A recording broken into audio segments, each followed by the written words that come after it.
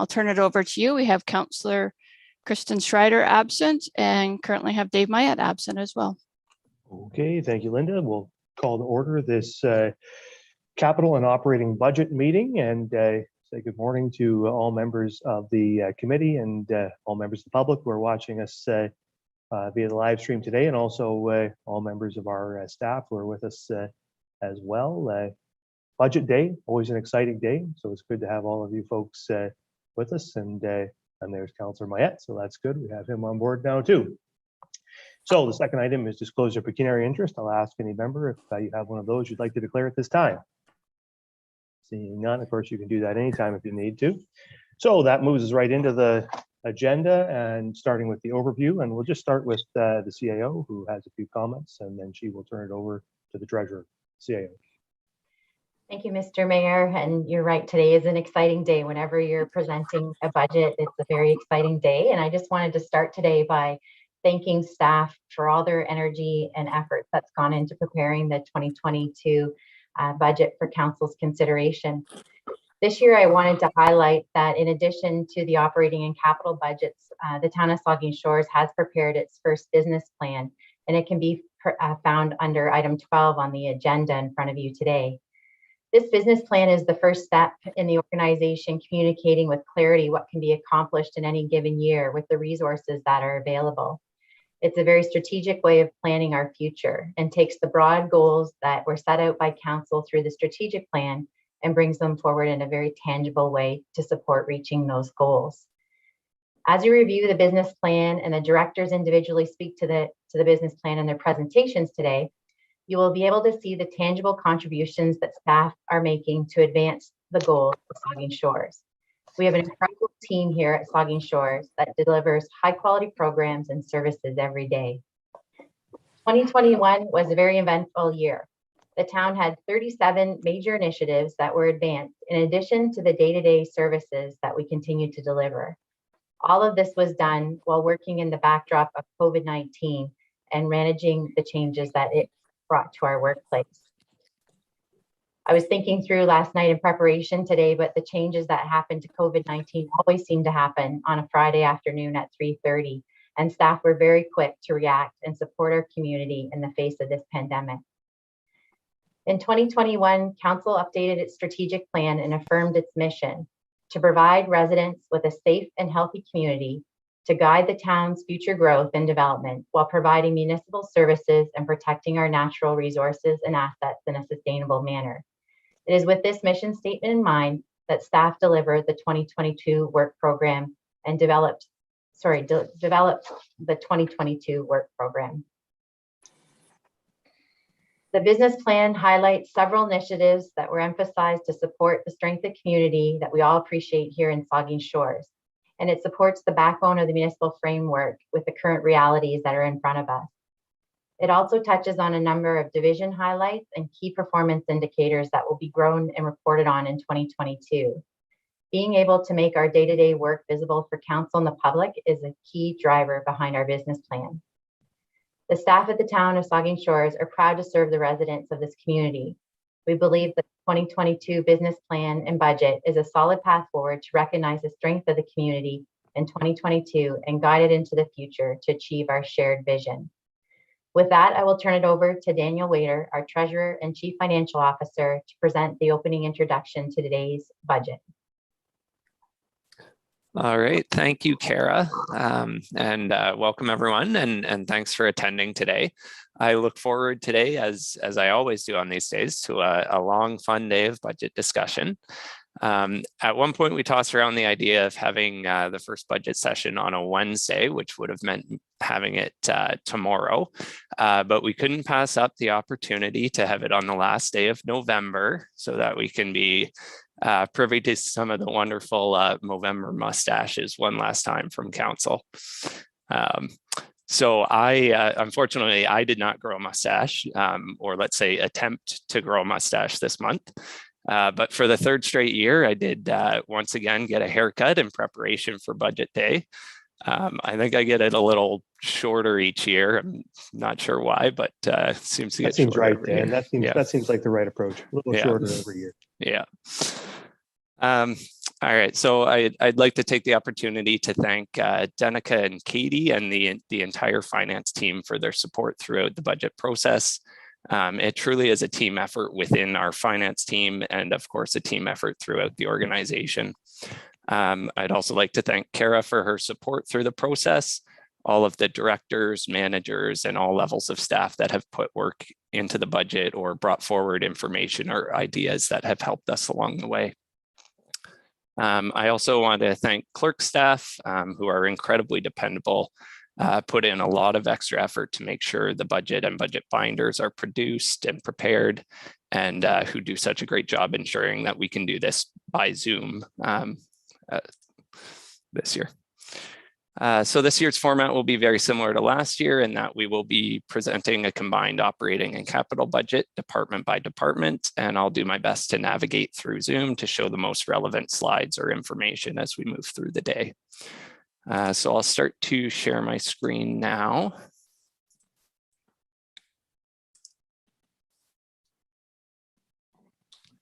And can everyone see that?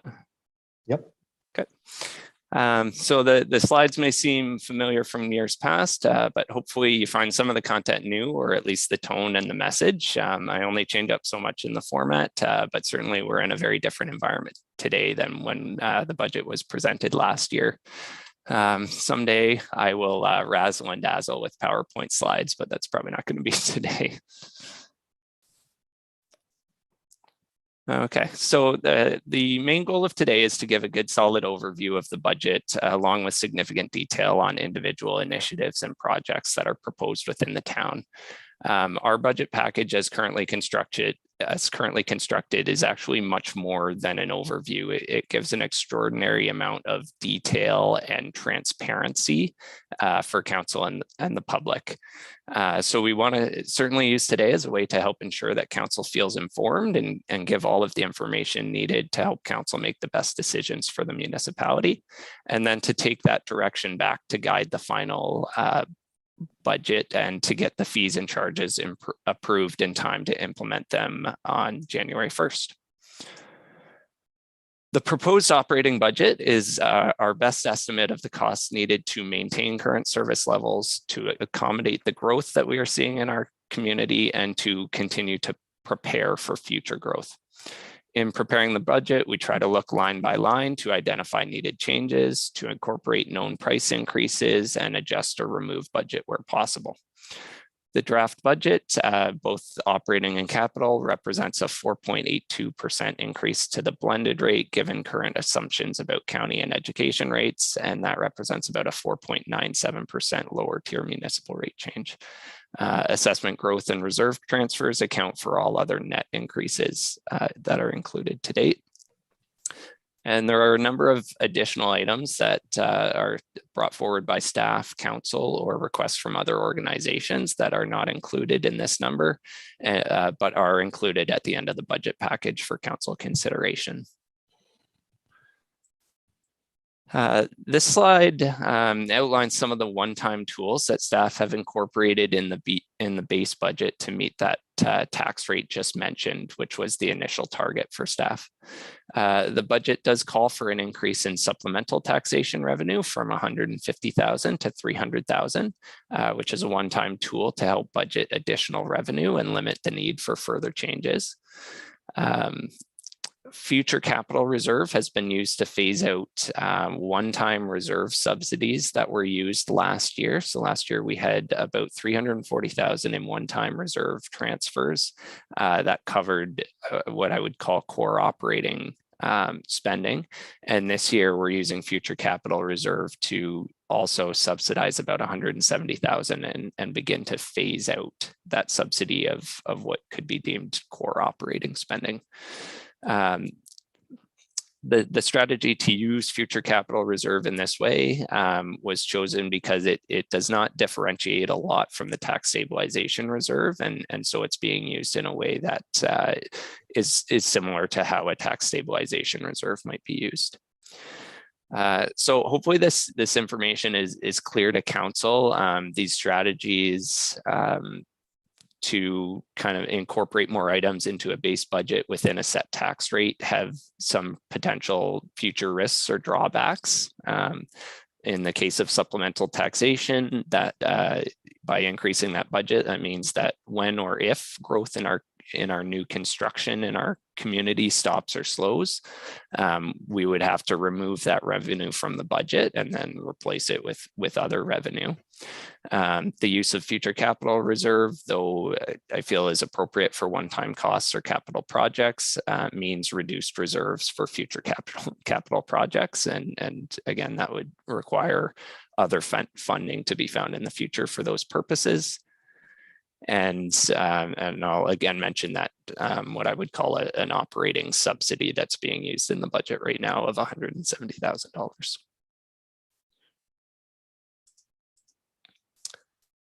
So I mentioned that the content and tone of the budget discussion or of the slides may be different, and this slide is really where we've changed a lot from a year ago. So we're seeing a continued economic recovery and real economic growth happening. Governments are continuing to phase out economic support measures. Last year, there were support measures from all levels of government, and the town followed suit with a very low tax rate increase. Combined with the changes that the province made to education rates, commercial properties actually saw a reduction in their property taxes. And it was all done with the understanding that that may change as the economy recovered. The fourth bullet point, this one around municipal revenues, is really what I want to highlight in this slide. When economies go through ebbs and flows, provincial and federal revenues adjust with them. Their sales taxes and income taxes are percentage based, and they increase with inflation and with economic growth without them having to change their tax rates. Municipal revenues do not. Tax rate increases are needed to have our revenues match the effect of inflation on town costs. Municipal tax rates don't deal in percentages of income or sales. They're a fixed amount that need to be adjusted as all prices do. Adding to this point is that the province recently announced that the assessment that we apply our tax rates to is going to be frozen for another 2 years. So everyone's individual assessment on their properties has been will be frozen for 2022 and 2023. In the past, as assessment values, as the increase to assessment values were phased in, municipalities could raise more taxation within the same tax rate, but that's not possible while assessment on properties is frozen. And so we have a situation where we have a bit of assessment growth, but only from new construction, and consumer price index, as you can see on the slide there, sitting coming in at close to 5%. It's within the province of Ontario, it's sitting at 4.9%. Municipal costs, so the goods that municipalities purchase don't always match the consumer price index. But if anything, if there were a basket of municipal goods that incorporated large amounts of insurance, labor, materials, those types of items, if we had a basket of municipal goods, we'd probably see an inflation rate even higher than what's shown in the consumer price index. So we're going to move on to kind of show, as we do each year, where the town of Saugeen Shore sits in terms of its relative taxes. The BMA management study for this year just released their draft study. It's comprised of around 108 Ontario municipalities, many of which are within our local region. As our tax rate increase in 2021 was relatively low, Saugeen Shores continues to show in the study as a low tax municipality as it has in the past. For anyone that's seeing this information for the first time, I'll remind that the figures do not just take into account the tax rate, but also the average assessment, so that they come up with a full picture of relative taxes in each community. So you can see us sitting there within Bruce Grey, and each of these next slides are going to show where we sit within Bruce Grey and where the town sits amongst similarly sized municipalities. So this slide shows detached bungalows, The next slide shows multi-residential, where Saugeen Shores comes in even lower comparatively to other municipalities, the second lowest among municipalities in our size range. And just to show that we're not cherry picking data or anything like that, within the two-story home category, Saugeen Shores actually does show in the mid category. And I would explain that just by saying that data and methodologies all have their differences.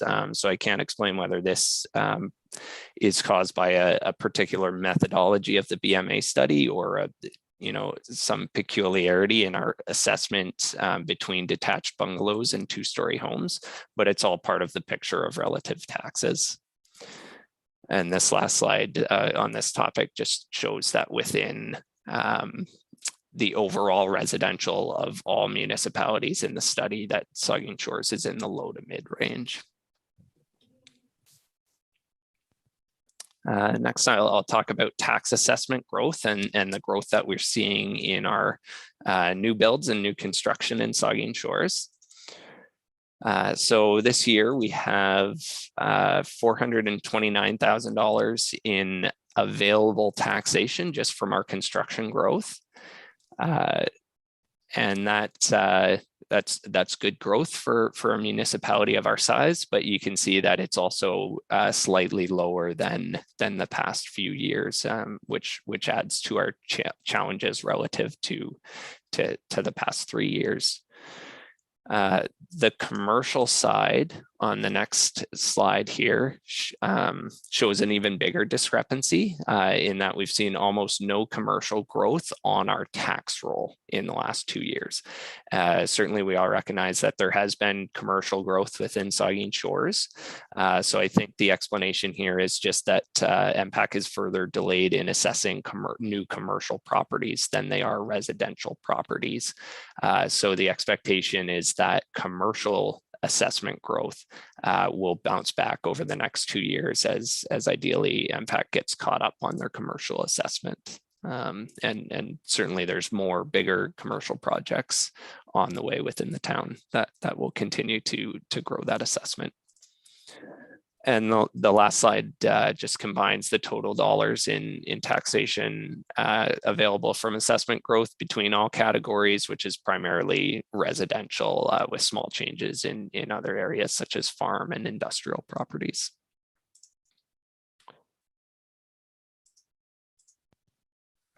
So just to, again, kind of further on the theme here of the budget pressures that the town is facing, the growth that we're seeing provides some additional funding and opportunities, but also drives costs and strains each of our departments when trying to deliver consistent service levels.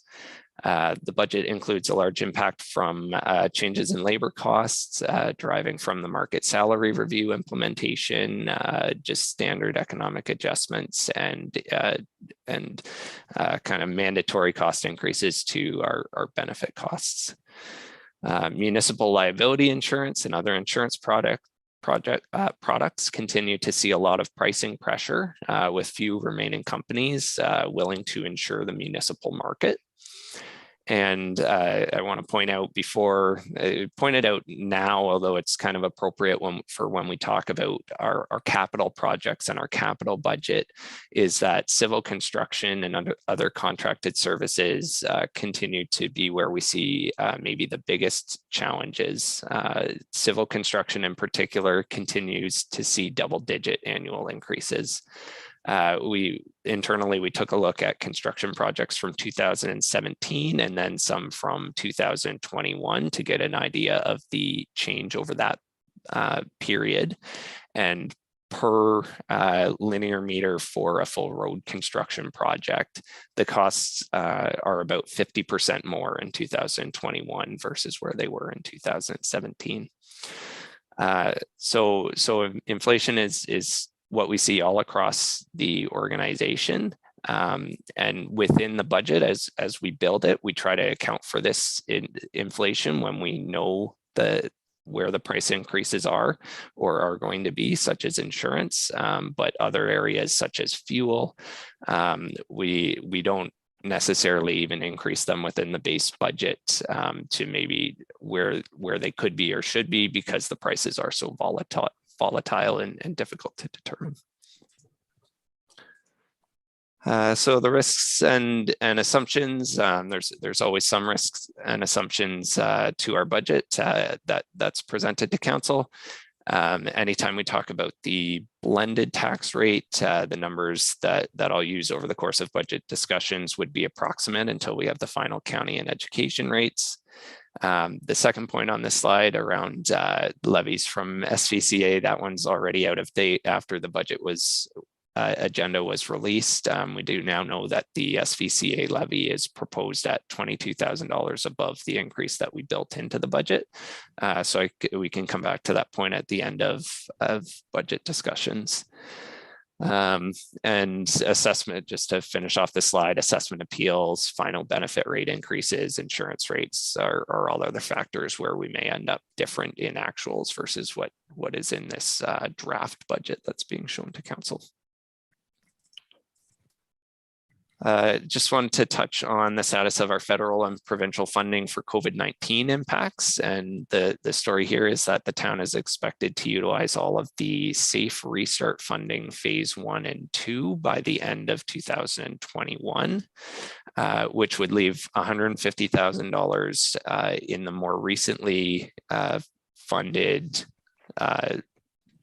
grants that or funding that was named COVID-19 recovery funding that is allowed to be put into reserve for use in 2022.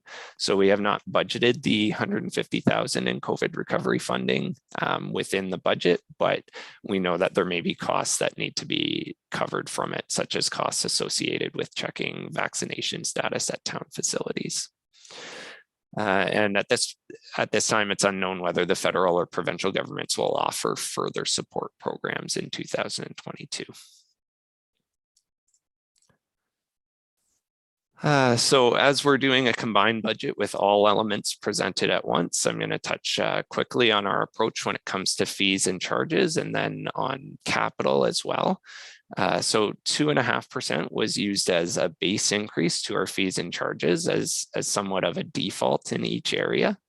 The amount was determined very early in our budget process months ago when inflation was measuring a little bit lower.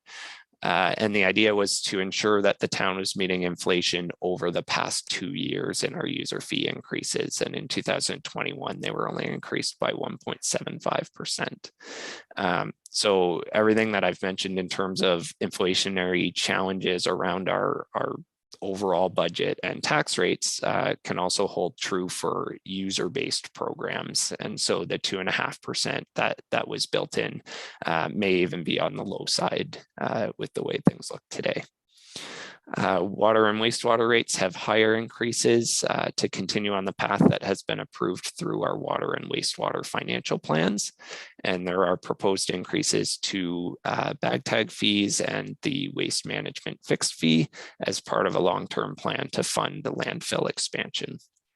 There are a few other areas where fees are changing by more or less than the standard 2.5%, but new fees and major changes appear in red in the schedules.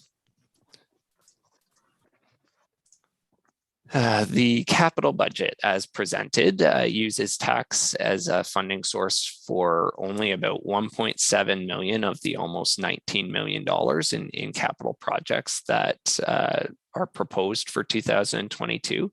That 1.7 million in tax funding for those projects has been kept at a 2% increase each year to allow for the vast majority of additional tax levy to go to the operating budget and reserve transfers.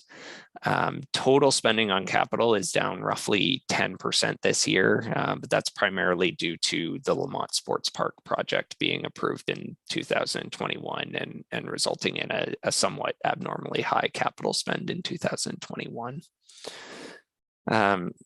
Overall, the approach on capital is that the budget as presented is management's best advice on the highest priority projects. with input from council, and it attempts to best maintain infrastructure given funding realities. Council is only today being asked to approve the 2022 amounts, and the forecasts that are provided for 2023 through 2026 are for information purposes and discussion purposes to help council and staff align on future projects. As I mentioned earlier, there are a number of projects that are not in the base budget, but are presented at the end of the session.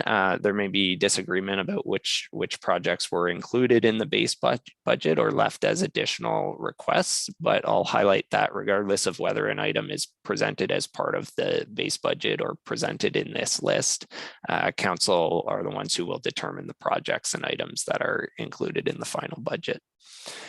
The list has a number of items, some very big, some very small, some that may be just deemed discretionary and some that may maybe not be discretionary. And I will inform council as we go along, or at least at the end of day 2, on the impact of their potential decisions in terms of tax rates or reserve balances. And the next slide just continues to list those additional requests that have been brought forward by either staff or council or outside organizations. So in terms of process and next steps, so the structure of the day will have each department head make some opening comments as we reach their section, and then all staff will be available to answer questions as we move through the agenda, through the different topics and departments. Staff are expecting to get through the majority of departments today, but council can determine when the session ends and when to pick up again on December 7th, and staff will be again prepared on December 7th to move through the rest of the material and answer questions. The intent of the 2-day format is to ensure that there's enough time for fulsome discussion.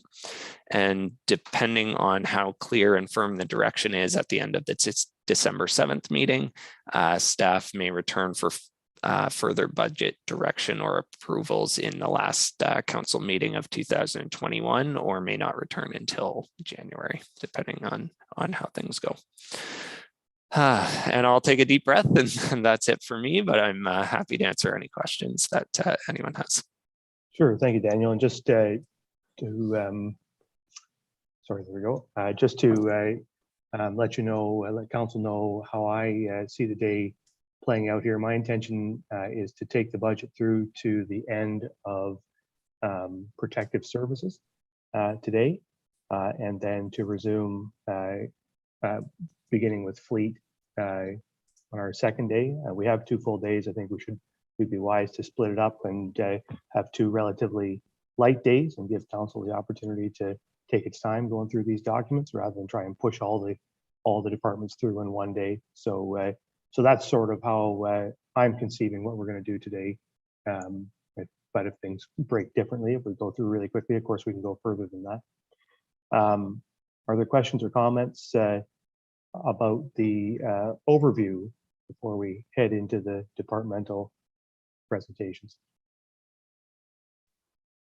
Yeah, the Vice Deputy Mayor. Thank you, Mr. Mayor. And Daniel, through you to Daniel. So just so we're clear, Daniel, as we're starting out, we're looking at a 4.82% blended tax rate increase. And just to refresh my memory, I think from an email you sent a few days ago, every 1% increase to our blended tax rate equates to about $350,000. So if we go to for it to increase to 5.82, we'd have to add 350. But to get down to 3.82, same thing, reduce by 350. Would that be correct? That's correct. Okay.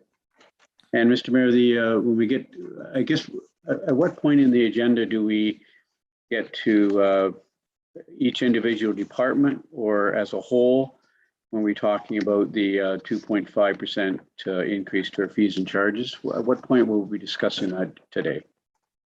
We can discuss it department by department, or we can discuss it, at the end of day 2, depending on how you want do it, or you can, I mean, it doesn't really matter. You can raise Okay. it. You can raise it when we're discussing any.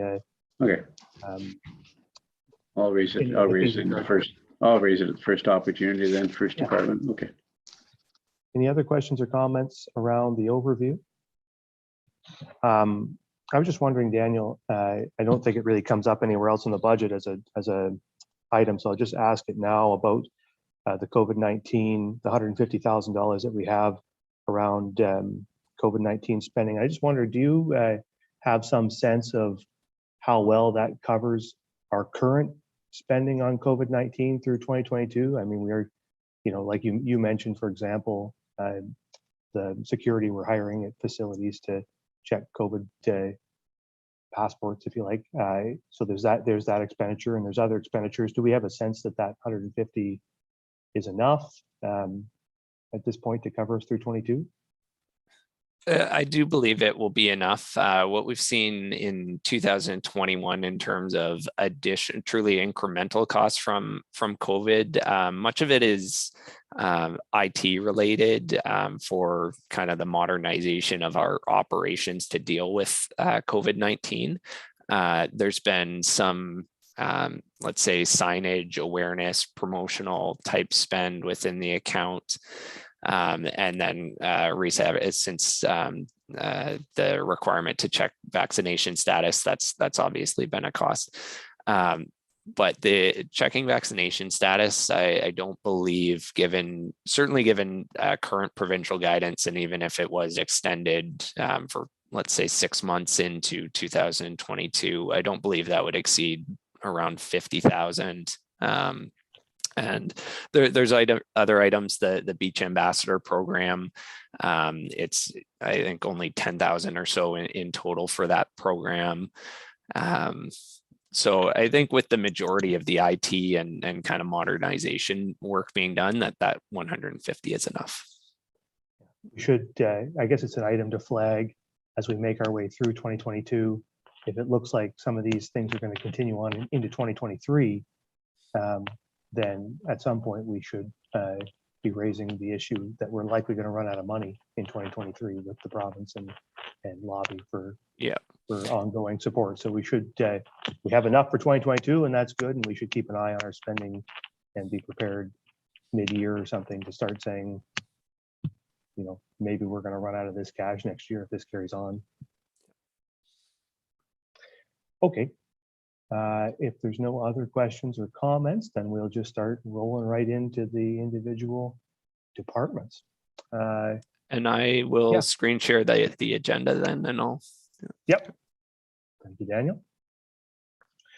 So just wait for Dan to bring that up so we're all on the same page.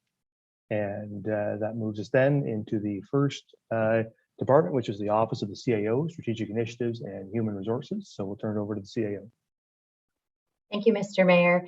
As I noted in my introduction, each department head is going to take the opportunity at the start of their section to highlight for council and the public a few of the major initiatives and the emerging trends that are provided in the 2022 business plan.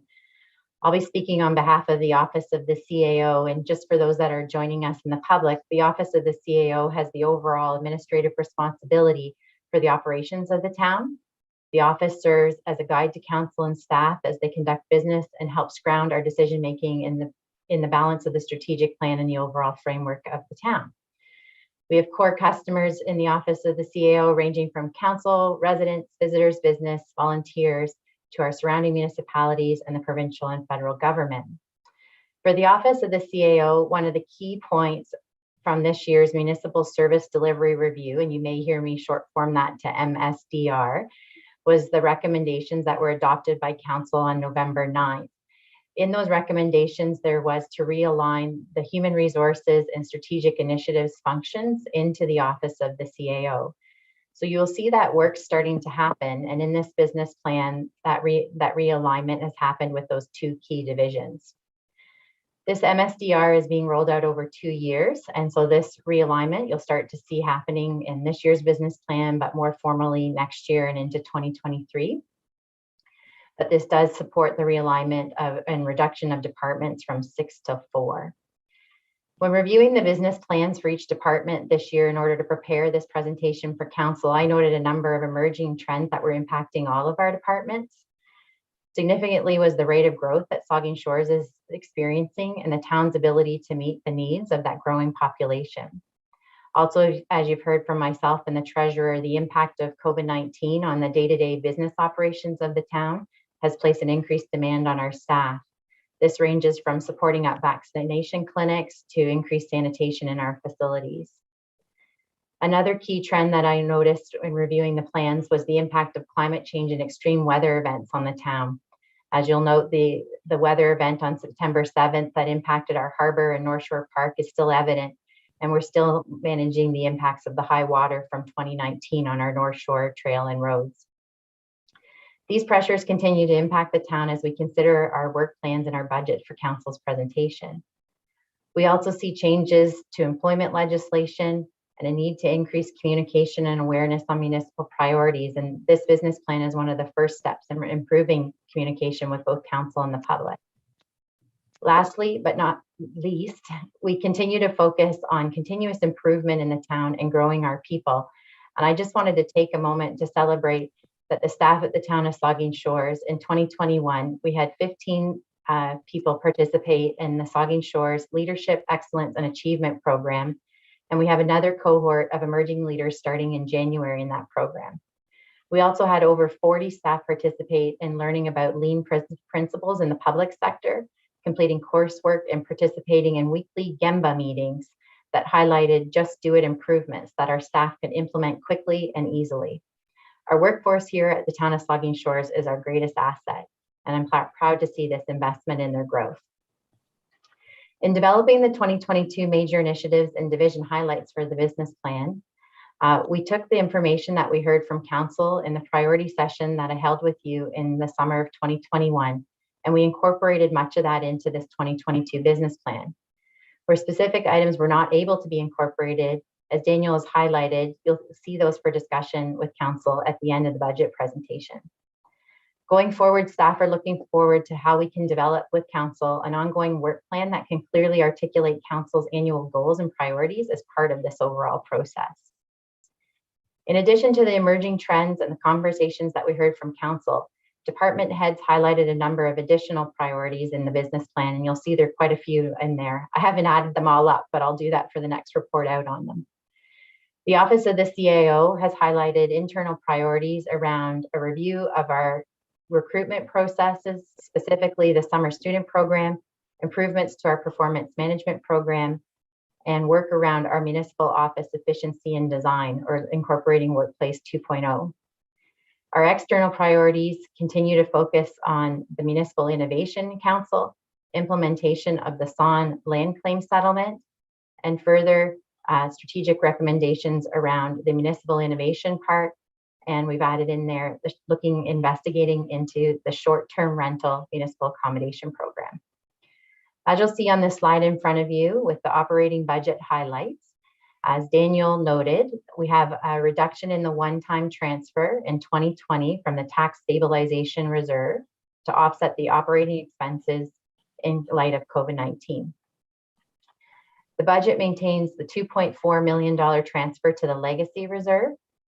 It funds projects like the Mont Sports Park and Future Aquatic Center. The budget also maintains the town's commitment to the Municipal Innovation Council funding, and which has recently been updated in a formal partnership with the Nuclear Innovation Institute. And it continues to provide funding for our small business community through a $30,000 allocation to support the Spruce to Bruce program. As I noted, the Municipal Service Delivery Review was approved by council, and the implementation rollout was to be brought forward through these budget deliberations. The MSDR recommends the creation of 7 new positions over 2 years, where there are gaps in our organization related to growth. There are 2 positions recommended in fire services, 3 in development services, 1 in corporate services, and 1 in community services and operation. In 2022, the priority is around creating 4 full-time equivalents and 1 contract extension. That's the number that has been included in the budget, which is the $329,000.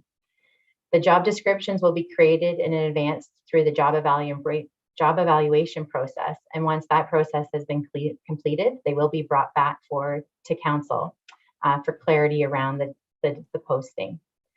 The remaining 3 full-time equivalents are proposed to be brought forward in the 2023 budget process. Thank you, Mayor, for the opportunity to present this overview, and I'd be happy to answer any questions on the overview or the budgets presented under corporate, strategic initiatives, or tourism. Sure. So what we'll do, and we'll do this in every department, and thank you, Kara, is we'll take questions on the overview, and then I'll just go through each of the individual departments and ask for any questions. So in this case, we'll go through corporate, strategic initiatives, and tourism, each on their own. So I'll start with what Kara has just presented. Questions or comments with regard to the departmental overview?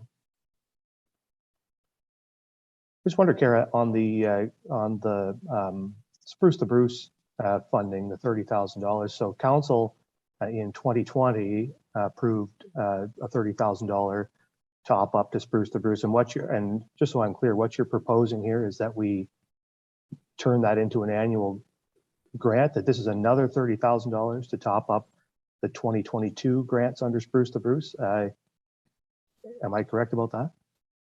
Thank you, Mr. Mayor. I guess I would offer that I'm not sure at this point we recommend that it's an annual grant, but we do recognize that there's still some support that's needed for our small business community. And so we're recommending in 2022 that we continue with a $30,000 supplement to the Spruce to Bruce program. Thank you. I'm a little concerned, not necessarily about that concept, but about the funding through the NWMO reserve. In 2020, it was sort of an existential situation, and for the broader community good. But you know, that reserve would be my preference to. I'm just not certain that targeting it specifically at the business community for another year is the right way to use NWMO reserve funds. And seeing the continued depletion of that reserve now getting it close to $315,000, you know, I'm just not sure council's had a discussion about what our intention for that NWMO funding is. And I hate to see us just sort of start whittling it. Last year, we spent a little bit of it just on a park, Sharman Park, I think I'm right, in Southampton, which I quite frankly think was a mistake. I'm not sure how council let that slip past us. But I think we need to have a broader discussion about the NWMO reserve funding, what we want to do with it before we start just sort of accidentally, if you like, depleting it. So anyway, those are my thoughts on that for the moment. Yeah, Carrie, you have a comment? Yeah, thank you, Mr. Mayor. And I think we'd be happy to have a conversation on the NWMO fund and how we use those funds. The funds, the $30,000 that have been allocated here are coming out of the Community Improvement Plan reserve. So that reserve fund is specific and applicable to this type of work related to our downtown development.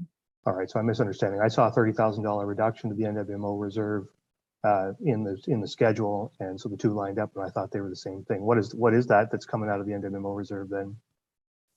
I'll forward the question, if I may, Mr. Mayor, to Daniel. Yeah, if you can just give me a couple minutes, Mr. Mayor, I don't have it.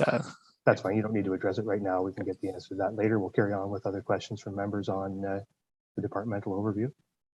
If there aren't any, then we'll go into corporate. You see 4.2, the corporate operating budget. Are there any questions from members on the corporate operating budget? I don't see any. So we will move on then to 4.3, strategic initiatives. Any questions for members on the strategic initiatives operating budget? Sit there. Don't see any. It would be interesting to look at our CIP funding. The approved funding, council approved the CIP funding targeted at affordable housing primarily, or at least that was the subject of our discussion. I don't know, where does that, when you take that 30,000 out of the CIP reserve, where does that leave the reserve?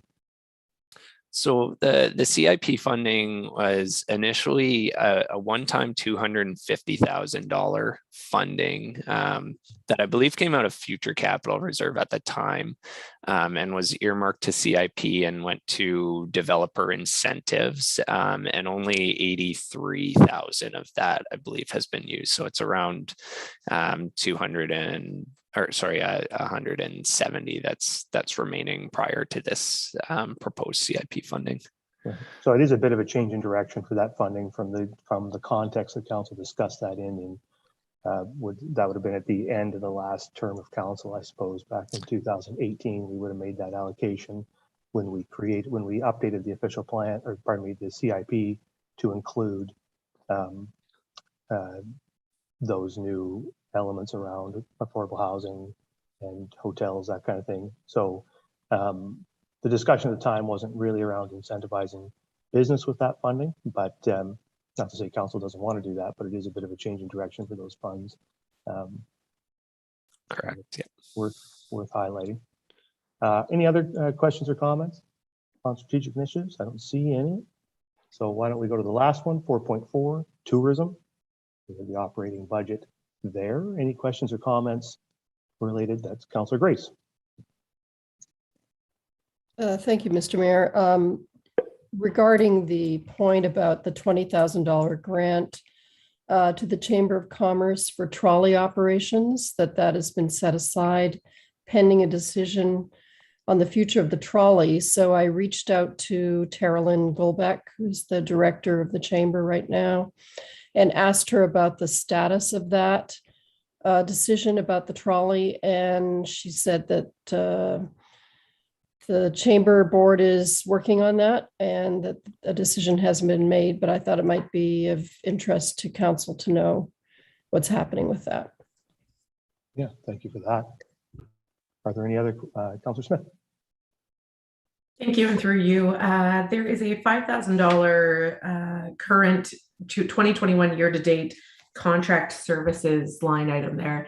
I believe that pertains to a partnership with the Southampton Art School and Marine Heritage to staff the Southampton Tourism Office. I don't see any funds allocated for a similar contract services in 2022. Do we have budget set aside for staffing the tourism offices?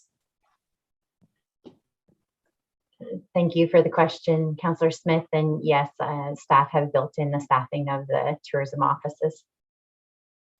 Great, thank you. Further questions or comments on the tourism operating budget? Don't see any. One other note, sorry to keep harping on this, but I should just advise council on the CIP. Business in Spruce to Bruce. The county is in the process of revising significantly the Spruce to Bruce program.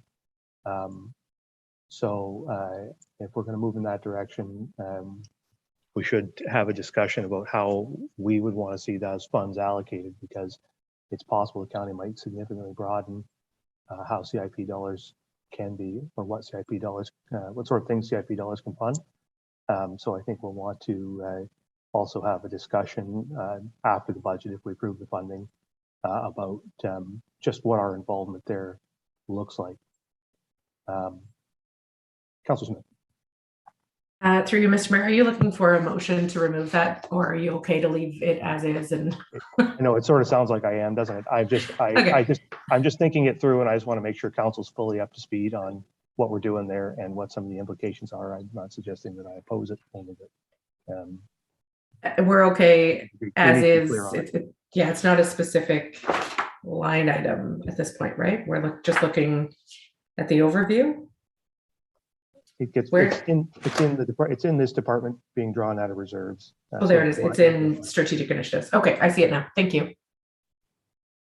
Okay, so if there's nothing further on anything in the Office of CAO, Strategic Initiatives and Human Resources, and I don't see anything, then we're going to move on. Thank you to the CAO. We'll move on then to corporate services. That's pages 47 to 71 in your agenda, and we'll begin with the departmental overview. And we have the acting director with us. Yes, thank you. Thank you. So just to recap, corporate services is the central hub of the town's administrative structure, and it provides both professional services and advice to support governance functions and deliver service to the operational departments. The corporate services department supports the overall administration of the business of the organization, including finance, IT, and under the new reorg, the office of the clerk. Just looking at the changes in our budget this year, like to highlight the implementation of Questica budget software is there. It will improve our financial reporting to not only ensure the effective management, but sound internal controls that safeguard our financial position. And it will enable us to be providing better financial results to departments as they manage their budget through the year. Continuing with updating bylaws, policies, and procedures are aligned with the work that continues to meet the recommendations made by Leading Edge that were also reinforced through the Municipal Service Delivery Review. And IT is focusing on our migration to Microsoft 365. Not only is this going to improve our data security, but also improve the experience of our end users, with a particular advantage moving away from our current telephone system, which has some limitations, to enable us to move forward, providing a better level of phone messaging and ability to contact the right person to provide better levels of customer service. Another big project I want to highlight is the digitalization of our records.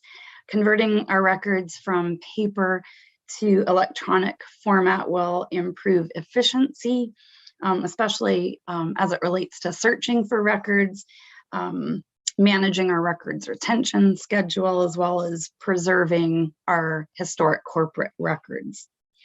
And with the upcoming election and orientation, that'll be another big trend or big project for this group as well in 2022.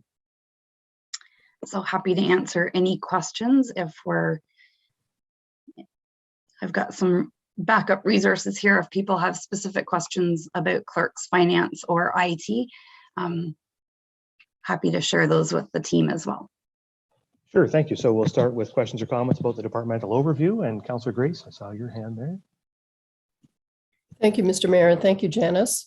I just have a question about the budget software.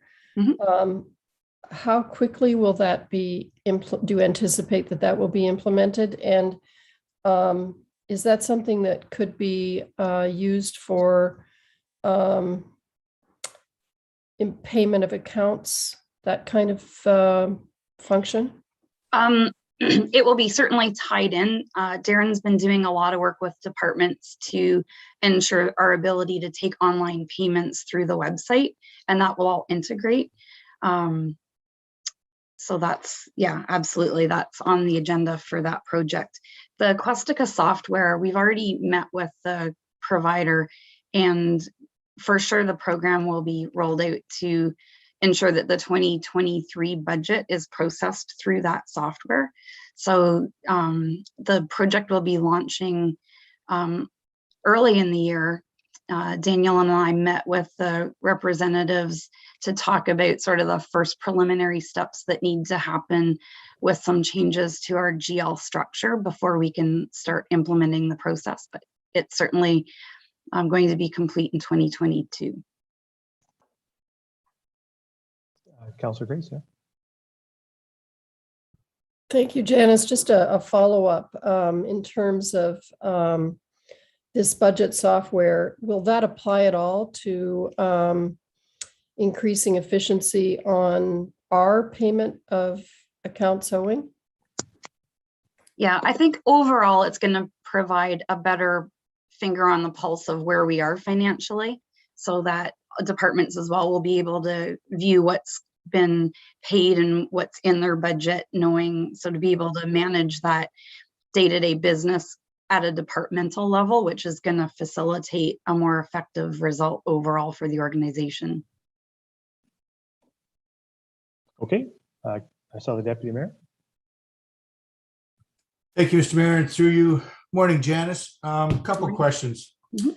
I do believe, and we've talked about this for many years, about the e-payments for people. Nobody really carries money anymore, and to be able to have that, to be able to pay everything in the town is definitely a big bonus for everybody. Going in, you know, you can use debit, but debit's only up to so much. We don't allow credit cards, so getting that up and running will be good. Question about IT at our campsites. Have we looked at partnering with local cable services to bring cable into the parks? That way, because everybody's streaming now. It's not a matter of just having TV, but it's streaming. Everybody streams stuff, and streaming is internet. So if we partnered to look with one of the local service providers and have them install the infrastructure in our campsites, that would give all the campers the ability to purchase internet capabilities from the service provider, which would take a bit of a strain off of us, because I know we have to provide, or we try to provide, hotspots throughout the camps for people. I think it's time we got away from that. And have we thought of that at all yet? Not to my knowledge, but if Daniel or Darren has something that they can jump in and add, I welcome them to do so.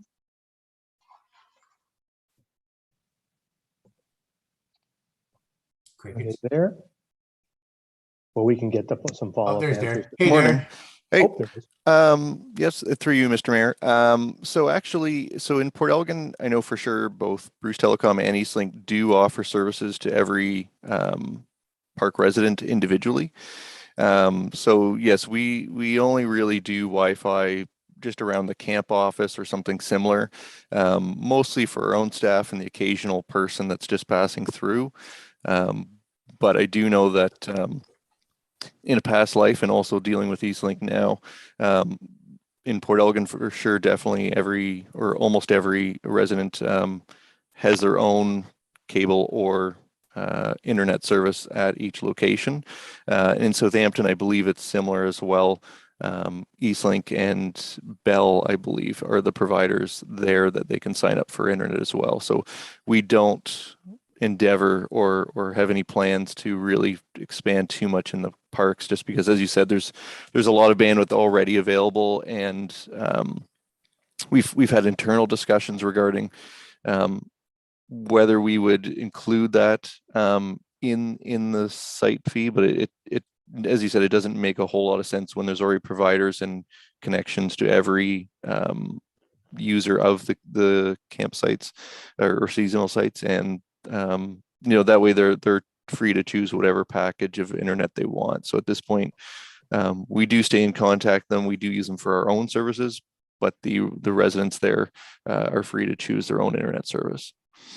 Thank you for that, but correct me, please. I thought we had up our internet bubble in the Port Elgin camp, specifically in the last year or two, for those people who don't wish to pay for it. It's like around town, you have the bubbles that, everybody knows there's a bubble in Southampton at the town hall. You can go to outside the post office because the Walker House has it, in Port Elgin at Coulter Parkette and at the police Parkette. Are we still doing that? Are we providing a bubble for people? Currently if not. we are, what's that costing us? We're not? We are not. So there's Wi-Fi included for camp staff in Port Elgin, and we have not turned on any guest Wi-Fi there currently since we updated the hardware. Southampton, I believe there's a very legacy setup that's only providing service for there's 2 or 3 more of a daily or weekly site where they don't have the option to sign up as a regular person there. So there's a small bubble hotspot there, yes, in Southampton. That's about $30 a month.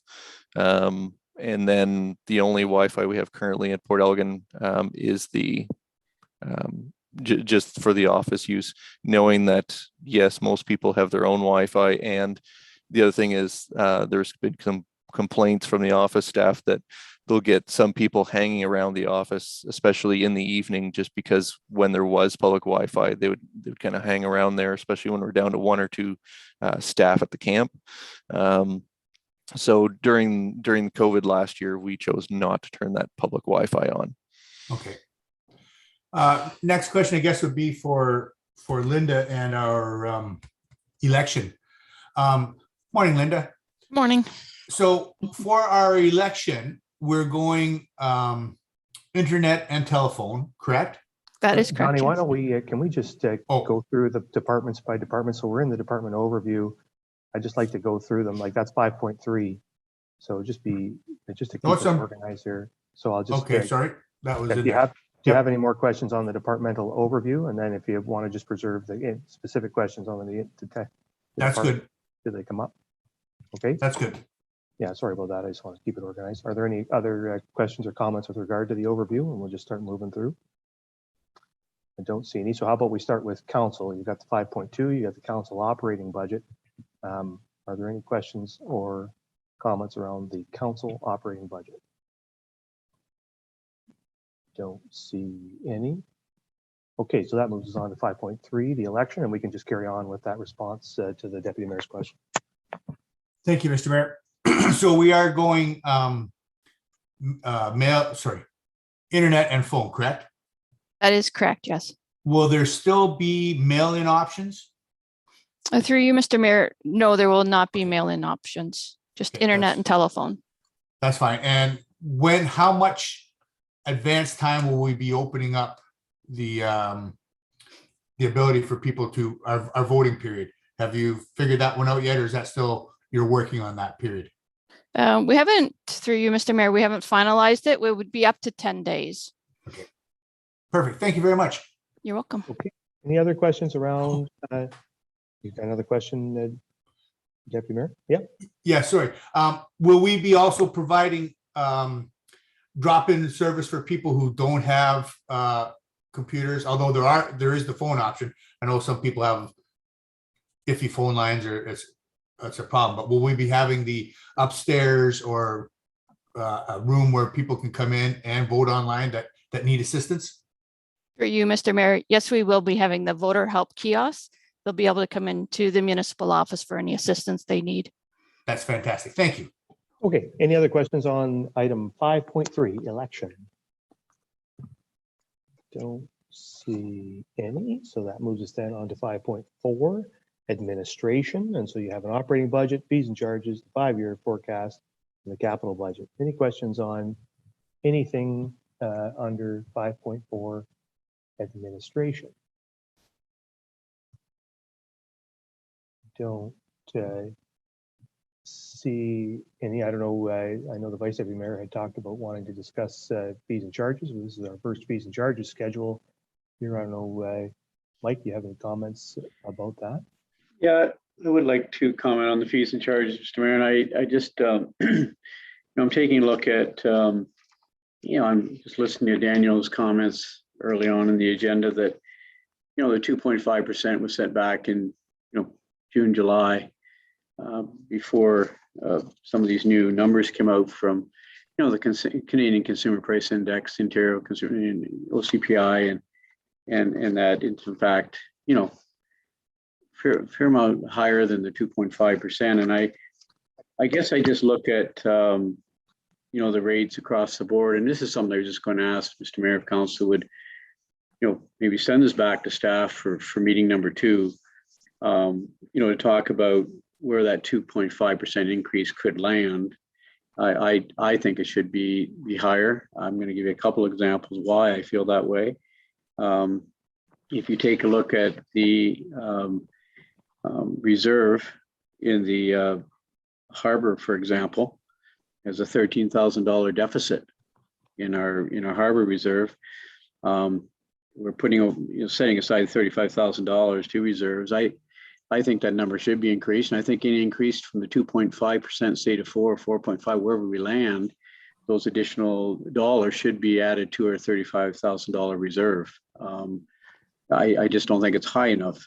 You take a look at 2022, for example, we're looking at $200,000 worth of dock repairs, and the following year, $800,000 in dock repairs. So it's $1 million in dock repairs at the Port Elgin Harbor. And in 2022, 2023, we're raising our rates 2.5%. Reserves are not being maintained properly, in my view. Another area is the tourist camp, where we've got a $176,000 deficit in our reserve. We're setting aside $37,000 a year.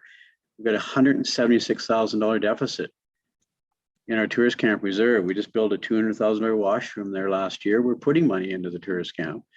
So I just think that those are just two areas. There are other areas. I'm not going to go into them all, but I just wonder if we could send this back to staff, Mr. Mayor, to take a look at, at that 2.5% and come back with a number, that's more in line perhaps with close to inflation, or at least a number that we can increase to help boost those reserves, particularly in those two areas. And there are others. So I don't know whether it's a 3.5, 4.5, but I just like to see a new number there. Just to be clear, your suggestion is to send back all the fees and charges schedules across the budget to reconsider that 2.5% rate increase to something higher. Am I understanding you correctly? Exactly true, and correct. And I just think I gave two examples, but there are other examples I wrote down. I'm not going to go into all today, but I just think we need to take a look at them right across the board. So are there other thoughts on that? I think generally what the Vice Mayor is suggesting, and he can tell me if I'm off base, is we refer all these back and that we come up with a rate increase that's somewhere closer to the current rate of inflation. Is there any discussion about that? If I'm prepared just to give that direction to staff by consensus, unless there's some objection. Don't hear anybody piping up with any objection. So Daniel, you can take that as direction. All the fees and charges schedules should be reviewed, and the increases should come back to us with some recommendations to more closely approximate the rate of inflation. Okay, can I clarify a couple of points? So we do have some that are above, so some increases that are 6%, some minor fees that maybe increase 10%. So the direction would be any fee that's below, let's say, whatever the staff recommended new level is. So if data or internal decision making supported 4%, it would be to adjust any fee that's currently proposed at less than 4% up to 4% or 4.5% or whatever that number is. Yeah, I think that's right. If you have an increase that's over 4% at this point, then I don't think we're talking about adjusting that. I think we're primarily looking at the general 2.5% increase that you've recommended, and to revisit that. Okay. Okay, and one more point of clarification: is it council's desire to have staff recommend where the increased revenue goes? So staff may recommend that it go to the tourist camp reserve, or to the harbor reserve, or to an appropriate reserve within that department, or staff may recommend that it be put against the needed tax levy. I think unless there's some objection, I think we're prepared to hear your recommendations. Council may make its own decisions, but we're certainly interested in your recommendations. I see Councillor Mayette's virtual hand up, so we'll go to him. Councillor Mayette. Thank you, Mr. Chairman. With regards to this discussion on the fees and charges, what is the magnitude we're talking about? How much revenue is generated through fees and charges on an annual basis, and what would be the impact of what is being suggested, which is perhaps a 2% additional increase? So I did some work on this yesterday. In general, the biggest area where we see a monetary impact is within community services. So within our tourist camp, within our harbor, to some degree within the complex and Coliseum. So within those areas, it depends how much of a percentage point we're talking about. So Tourist Camp, as an example, has 1.2 million in revenue, in annual revenue, or approximately that. Each 0.5% represents about $6,000. So if the current fee built in for Tourist Camp is 3%, if that moves to 4%, that would only be $12,000 extra in revenue. The combined total between Harbor Complex and Coliseum is about the same, where you'd see about a $6,000 increase per 0.5 percentage point. So it's certainly not big dollars, but the advantage of certainly we want to make sure that our fees are competitive, but also are keeping up with our costs, are keeping up with inflation, and that allows us to properly adjust our revenues for our costs and have those build year over year, so that if we increase by 3 or 4 or 5% this year, it makes the future increases even greater in terms of the absolute dollars involved. So it's not so much about the revenue generation, it's about keeping up with our costs. But overall, if a couple of percentage points across the board could have, a $25,000 or $50,000 impact to the organization. Okay. Any other questions about any of that? Is the direction clear, Daniel? You have all you need to come back with something on that? Okay. All right. If there's nothing further, then we're still on Corporate Services Administration. Are there any other questions on other items under Corporate Services Administration? If not, we will go on to 5.5.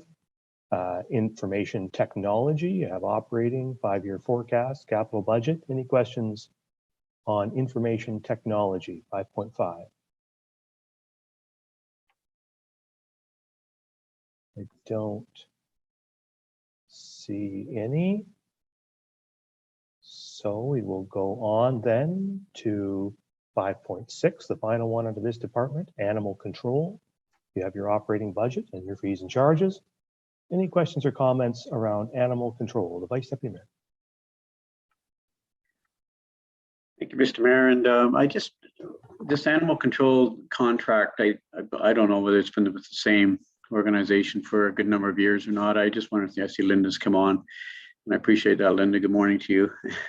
I know it's not a huge amount, $17,000, but I guess I just wonder if we should be taking a look at, we're getting good value, full value for the, rate of return for that 17,000. How many visits were made to Saugeen Shores in 2020, for example? I don't know whether you got the 2021 numbers or not, but is it a service that could be provided locally? And do they come from Owen Sound, Linda? Who are we contracting? Just could you give a bit of an overview in terms of that $17,000 number? Yes, through you, Mr. Mayor. So the contracting service has been with the same company for a number of years now, and the price has been about the same. So there has been no major increases. We can certainly get you the information on the level of service that they provide and how often they're in the community.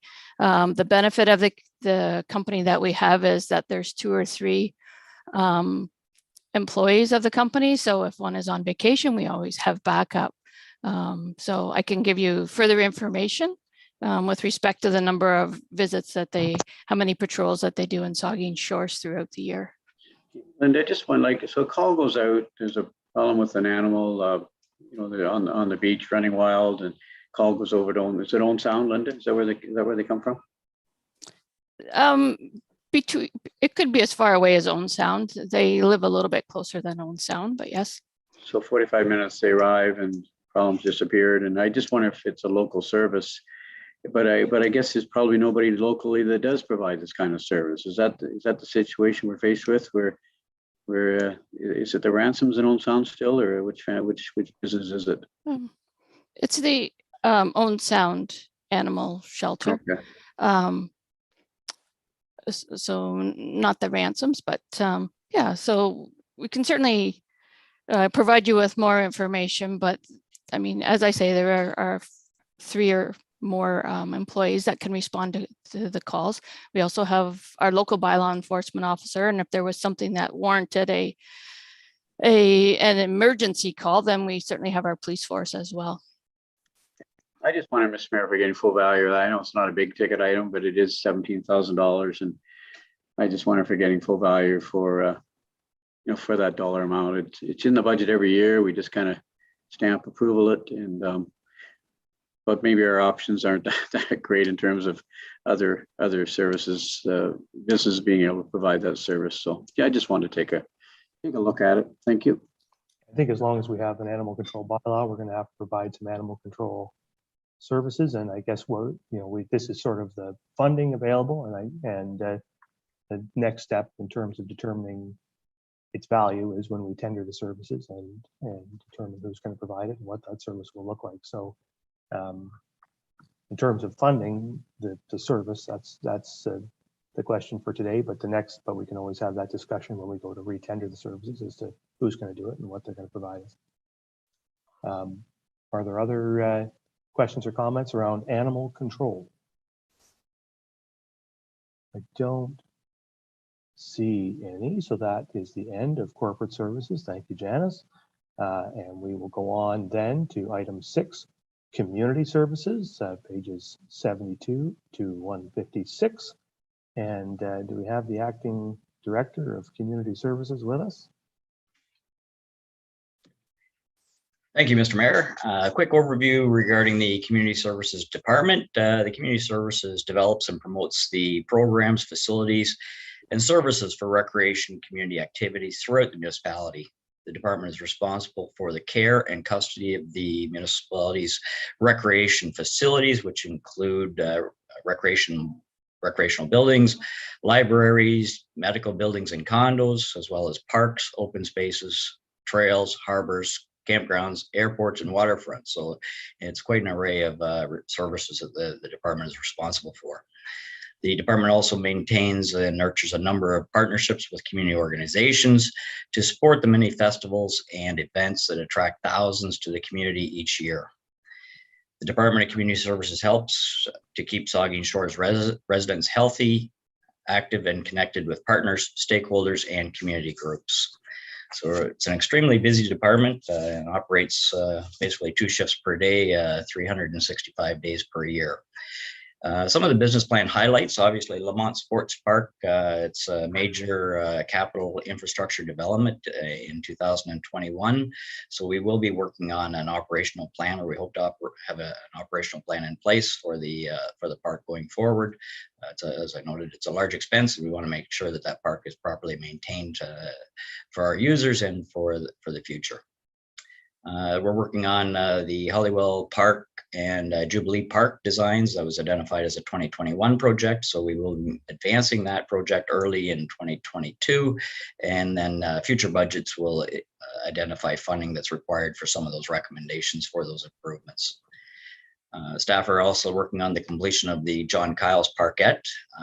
We hope to have that park, our goal, and we're working towards the goal of having that park ready and having a grand opening in early next summer. So that we're working to make sure that that's ready and good to go early next year. Some of the emerging trends within the Community Services Department, so it's true for many departments within the municipality, is the COVID-19. Obviously, we did see an increase in some of our outdoor and related facilities and activities as people were working from home, and some of our indoor recreational activities were put on hold or paused for a certain duration.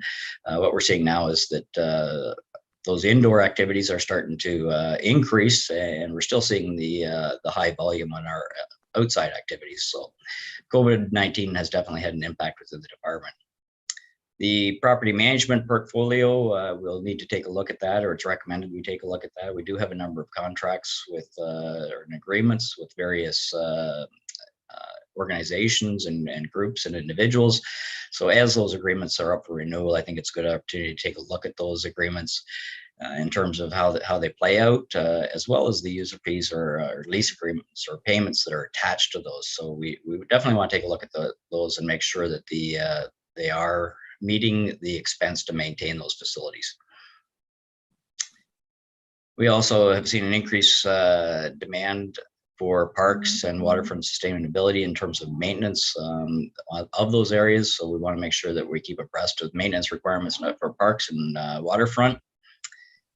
The large seasonal workforce that is employed within community services, typically every summer there's a large hiring spree that goes on early in the year for those seasonal employees, whether they're working on the parks or the waterfront or various areas within the municipality. But there is obviously a high turnover as we are dealing with a large component of seasonal staff to help maintain and work with the community services department. In terms of some of the operating budget highlights, the Lamont Sports Park will be working in 2022 to make sure that that park is ready and operational for full use in 2023. As council is likely aware, the intent of the construction of phase 1 was to allow the grow-in season to take place in 2022. We did have a good catch on the turf that was established this year, so we're hoping that that can continue on in 2022 and be ready for 2023 operations. We are returning to full programming at recreation facilities, resulting in obviously increased revenues. So the offsets will hopefully not be required. And I just will make note that obviously with increased revenues, we do have the increased expenses as the utilities and staffing and those type of things that will be required for increased use.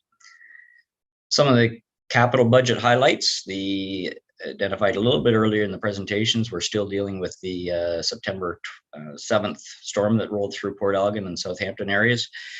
So we are working to ensure that we have those areas, the park, North Shore Park, as well as the harbor cleaned up and ready for 2022 operating season. So we are working through those details and trying to get those activities happening as quickly as possible.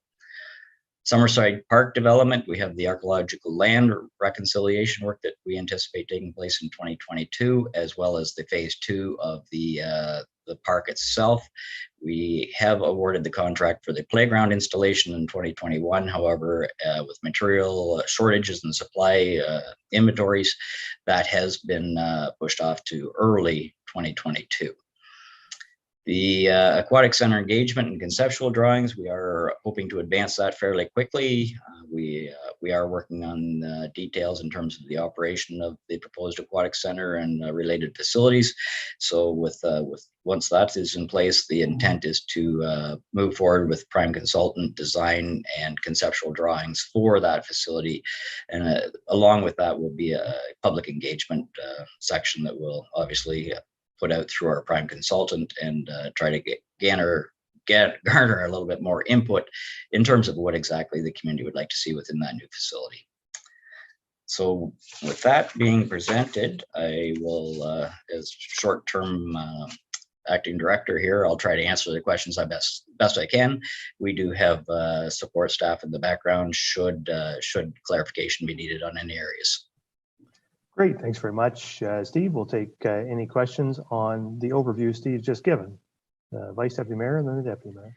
That is just a few questions, Mr. Mayor, and thanks, Steve, and again, for stepping forward too into the acting director position. So it's great to have you on board full time after your retirement. You're back into full time work again. So thanks for stepping up to the plate. Steve, the partnership, the business plan discussions with the Family Y, I know we're expecting to see something back in January, February for the Saugeen Shores Y partnership business plan arrangement. Are we on schedule? Are things progressing? Through you, Mr. Mayor, yes, we are working on that.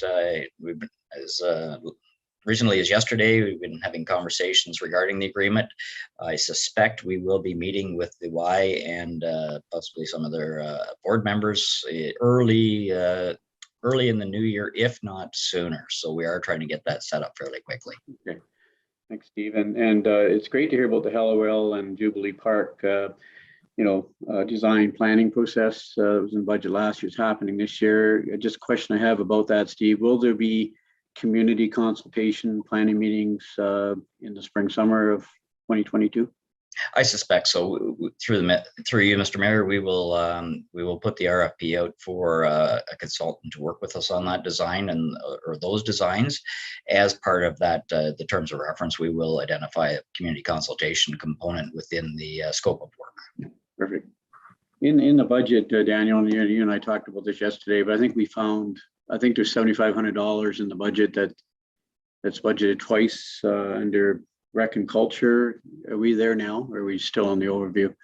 Do you want to deal with that? I can comment on that now. We did identify an error within the recreation and culture budget where there was a $7,500 for bike friendly initiatives that was in there twice. So that's $7,500 that will be corrected in certainly the final proposal to council. Just while we're on it, I'll mention there's also tree sale revenue that was under budgeted by 15,000. And so those two items perfectly offset the SVCA levy as proposed. So those are three changes since we released the budget agenda that staff will correct for the final proposal. Thanks for that, Daniel. My last point, Mr. Mayor, if I could, Steve, it's really good to hear that you're going to be addressing Lamont Sports Park in terms of equipment requirements and there's going to be lines in there for hydro bills, et cetera, et cetera. One of the questions I had was top dressing, overseeding, aerating, and I know the seed has come in nicely with the hydro seeding. Have you addressed a line item in your budget this year with any increases to your maintenance in terms? We'll get to that, I know, a little bit later, but while we're on this topic, for top dressing, overseeding, aerating, is that going to be contracted out? Would it be something that you've added some dollars into your budget as soon as 2022 to ensure that we've got the maintenance dollars in there? Through you, Mr. Mayor, the additional items have been identified a little bit later in the budget, and part of that is Lamont Sports Park. And I agree there's, in terms of the operational plan, funding will be required to not only for staff, but for equipment or hired equipment, but building that plan out. Obviously, we need to incorporate good practices in terms of aeration, fertilization, top dressing. All of those things come into play because we do have a high caliber facility that's been developed, and we obviously want to maintain that to that level. So having that operational plan in place and that staff can review annually and ensure that those best practices are being implemented, I think is very important. Good, thanks for that. I know I jumped ahead a little bit there, Mr. Mayor. I think we're on that topic, Lamont, so appreciate it. Thanks for hearing me. I had the deputy mayor next for comments about the overview. Thank you, Mr. Mayor. Through you, Steve and staff, this is a big year, lots of stuff coming. As the mayor has said in the past, we were putting the largest amount of money into recreation that this town has ever seen. And as you just said, this is a world-class facility. Just a couple of quick little questions. Is the irrigation system set up there now? Currently, the irrigation system is up and running. It's been tested and verified by the engineer responsible for the irrigation system. Currently, it is connected to municipal water. Our intent is to switch that over to the well system early in 2022. So have we, we're waiting for this before, but so we have dug the wells, or the wells will be ready to go, and we'll be able to properly irrigate the fields with those wells? That is our intent. We have one well currently drilled. The contractor is scheduled to come back and drill the second well, but initial indications on the first well that they drilled, we received a report indicating that the water availability in that first well was 35 to 40 gallons per minute. And our system is designed for minimum or in the range of 60 gallons per minute. So with the two wells combined, we're fairly confident that we will easily achieve that minimum requirement for the system design. That's fantastic. I look forward to that. And as the vice deputy mayor said, you'll probably do an overseed at the beginning of the spring just to build up the root systems. Yes, we have already had we had our walkthrough for substantial completion 2 weeks ago, and that was one of the things that we indicated through our consultant was the requirement for the contractor to come back and do additional seeding in the spring. Well, once the weather cooperates and things dry up a little bit, so we can get a better establishment of turf. But from what we've seen so far, the establishment is coming in quite well. The one thing I haven't seen in anywhere in here is the access route for the bikes and walkers coming off of the Saugeen Rail Trail. Did I just miss that, or are we looking at having that also ready for the end of 22 into the 23 season? Our intent is to work on that near the end of 2022, and we are working with sponsorship for connections from the trail. So that's something that we are working towards. We don't want to have those walkways and pathways established until the park or close to park opening. Otherwise, it will entice people to start making their way down into the park with little supervision or controls in place. So obviously, we want to make sure that the paths are in place prior to opening. So our intent is to work on that late 2022. That's good. And one suggestion I might add as we're looking at that, I see this be the rail trail becoming the pedestrian highway, and majority of people going to use Lamont Sports Park will be using the rail trail to get there. Something also look at for some funding sources wherever is the possibility of putting solar lights along there so that we can light it up so that people have a safe avenue to go from all the way, at least from the high school out to Lamont Sports Park. We see the amount of people that are cycling now, and that'd be big with the bicycle friendly community group that we could say that we've done this to make it a safe passageway, but it'd also be great for the town so that people have access to it. So thank you for that. My next question is more probably to the mayor, but when we're talking about the pool, Mr. Mayor, will we be looking at creating a new committee to incorporate what we're going to be doing with the pool? Because there are a lot of questions, location, style, all that stuff, in order to bring in public comment, public input. I think the director is proposing public consultation as part of that $1.5 million spend. I think that's probably essential. I guess what I would say is that, and I can speak for my colleagues on the striking committee, of whom you are one, Deputy Mayor.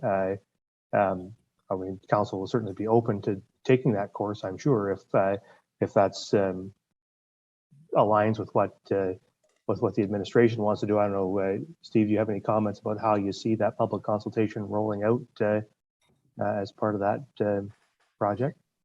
Yeah, I think it's important, obviously, when we, as I indicated, when we do the RFP for the prime consultant for that project, obviously we will build in part of the scope of work is that they would be responsible for spearheading the public consultation. So at that point, we can address the needs and requirements of the municipality in terms of what we would like to see in terms of the public consultation of that project.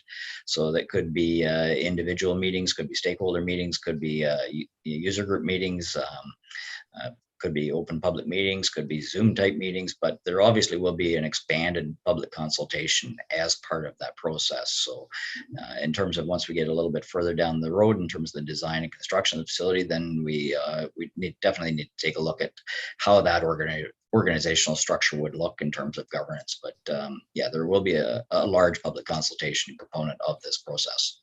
That's good. I agree with that, Mr. Mayor. I just do believe that we probably should have a committee that will bring back some recommendations rather than having a consultant telling us what to do. We'll come back with the recommendations of the municipality. I think we can expect a report from staff as they go to implement this once after the budget process and the funding's approved, and we'll have a chance, council have a chance to give some direction to staff on how we want to roll that out. Thank you. Anything else on the, so we've gotten a little down the list here, but that's all right. Are there any other questions just focused on this departmental overview, recognizing that you're going to get to go department by department here in a sec? Councillor Carr. Thank you, and to you, Mr. Mayor. To Steve, I guess, just a quick question on the overview specifically here for the storm damage cleanup at North Shore Park and the Port Elgin Harbor. Was there any other kind of funding streams that we could have looked at? I mean, I can hit on that more when we get down to where we're spending the money on the cleanups. But was there any kind of funding because of the storm damage that would have been available for that cleanup, or is that something that we'd normally be on our own for the cleanup afterwards and all the damage? Through you, Mr. Mayor, I am not aware of any additional funding, but I know we will be providing a report to council here very shortly in terms of where that project stands or where the cleanup stands. What we have run into is the disaster relief funding will not cover anything that is potentially covered through the municipality's insurance carrier. So the storm damage to the trees could potentially be covered under that. However, there is a threshold that we have to meet in terms of dollar values, which I don't think we will be able to meet. The harbor cleanup is potentially covered through our insurance carrier for the damage to the docks and the repairs that are required. So obviously the harbor cleanup being covered under insurance, that's a requirement of the disaster relief, that anything that could be covered under insurance is covered under insurance before it is a disaster relief. So we will be working on that. And that leaves us with just the North Shore Park cleanup, which is well below the threshold required for application for disaster relief. In terms of other funding sources, I am not aware, but I'd be happy to hear if there potentially are other sources that we could look at. Okay, that's good for now. Thank you. Thank you, Councilor Mayette.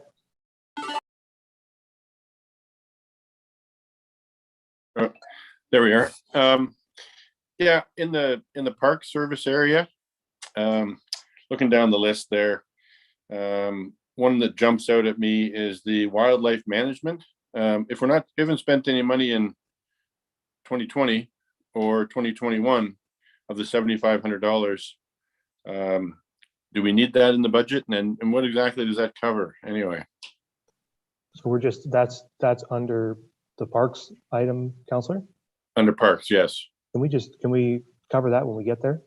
Oh, we're not quite there yet, sorry. I want to start with the overview. I'm on 6.1 right now. That's 6.7. When we're there, we'll come back to that one, okay? Very good, thank you. You guys are all super eager, so that's good. So why don't we just start making our way down the list and we'll get to all these questions. So we'll go to 6.2, Community Services Administration. Any questions on that specific operating budget, 6.2?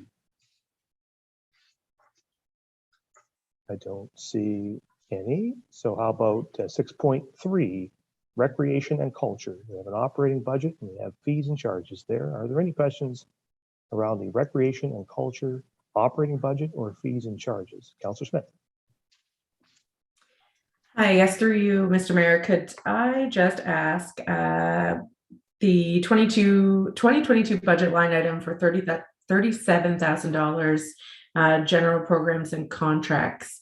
It's up significantly from the actuals of 2020 and the year to date. Can I just get a sense of what that's for? Sure, through you, Mr. Mayor, that is one of those areas that I'm not being, as I indicated earlier, not very familiar with this area. If I could defer that off to our manager of recreation, Lisa. Yes, through you, Mr. Mayor. Can you see me on the screen now?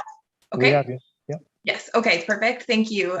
Through you, Mr. Mayor. That number reflects the contract percentage that we have. So a number of our recreation programs are delivered through a contract partnership with different providers for services, whether they're day camps, different types of specialty camps. So in 2020, we budgeted low and we have had lower registration for those programs because we were limited in what we could offer. In 2022, we are budgeting for an increase in terms of that general program revenue, which leads to an increase in the contract payment as well. Okay. Yeah, Councilor Mayette. Thank you, Mr. Chair. In the Recreation and Culture fees and charges schedule, I would suggest that while we're looking at fees and charges for the other fees that the Vice Deputy Mayor brought up, that maybe we should take the fees and charges for Recreation and Culture back and look at an increase that is more commensurate with the rate of inflation. Yeah, so just to be clear, we've given direction to staff to review all fees and charges across the budget for that purpose. So all the fees and charges schedules that you're going to see for the rest of the day and the next day are going to be reviewed. Okay. Are there any other questions around Recreation and Culture, 6.3?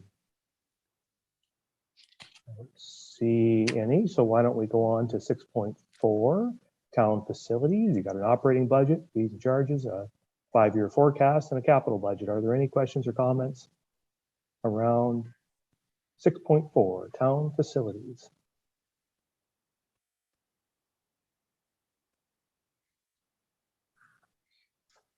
Don't see any hands going up. The deputy mayor. Thank you, Mr. Mayor. With the Southampton Curling Club, there's a little debate dispute going on about name and title that goes back to the creation of it.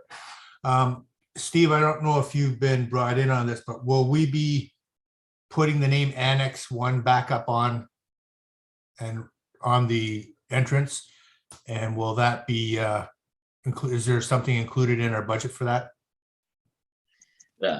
Through you, Mr. Mayor, yes, I have been brought into the mix on that one. So I have had conversations with some of the parties involved with that. And my next step is to actually go back to the curling club and try to get a bit of background history as to when it was changed, why it was changed, and how it was changed. In terms of going back to the Annex 1 name is something that we could consider.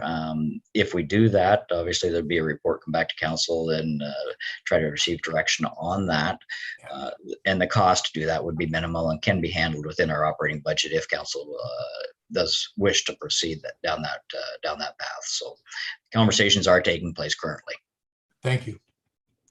Okay, further questions around town facilities, 6.4. I don't see any, so we will then go on to 6.5, library operating budget. Questions or comments around 6.5? We'll get Councillor Grace and then the Vice Deputy Mayor. Thank you, Mr. Mayor. Steve, this is something that I asked you already about, but I wonder, one of the comments or the comment is about the library, that it operates at a deficit because the lease revenue is inefficient in capturing the true costs of the facility. And that in your answer to me, you indicated that this agreement went, I think, from 2018 to 2033. Is this one of the leases that we can open up again? And could you say a little more about that arrangement, please? Yes, definitely. I can take a look at that lease agreement in its entirety to see if there is a provision contained within there that allows us to open up that lease. But you are correct. The term of the lease does expire, and it was recently renewed, I believe, in 2017, and it does go through into 2033. So it is a fairly long lease agreement. There is a mechanism within there for annual increases, but obviously with what we talked about earlier, has been discussed earlier regarding the cost of consumer price index, the increase that's been identified within that nowhere near reflects those changes. So it's something I'll take a look at in terms of the lease agreement as a whole and see if there is that opportunity to open up and discuss those shortfalls. Okay, I guess the Vice Deputy Mayor. Thank you, Mr. Mayor. Just a question to you, Mayor Luke, is are you on the Bruce County Library Board? I'm the chairman of the Bruce County Library Board, yeah. You are the chairman. I thought you were on the board. I wasn't aware you're the chairman. My apologies. No, that's fine.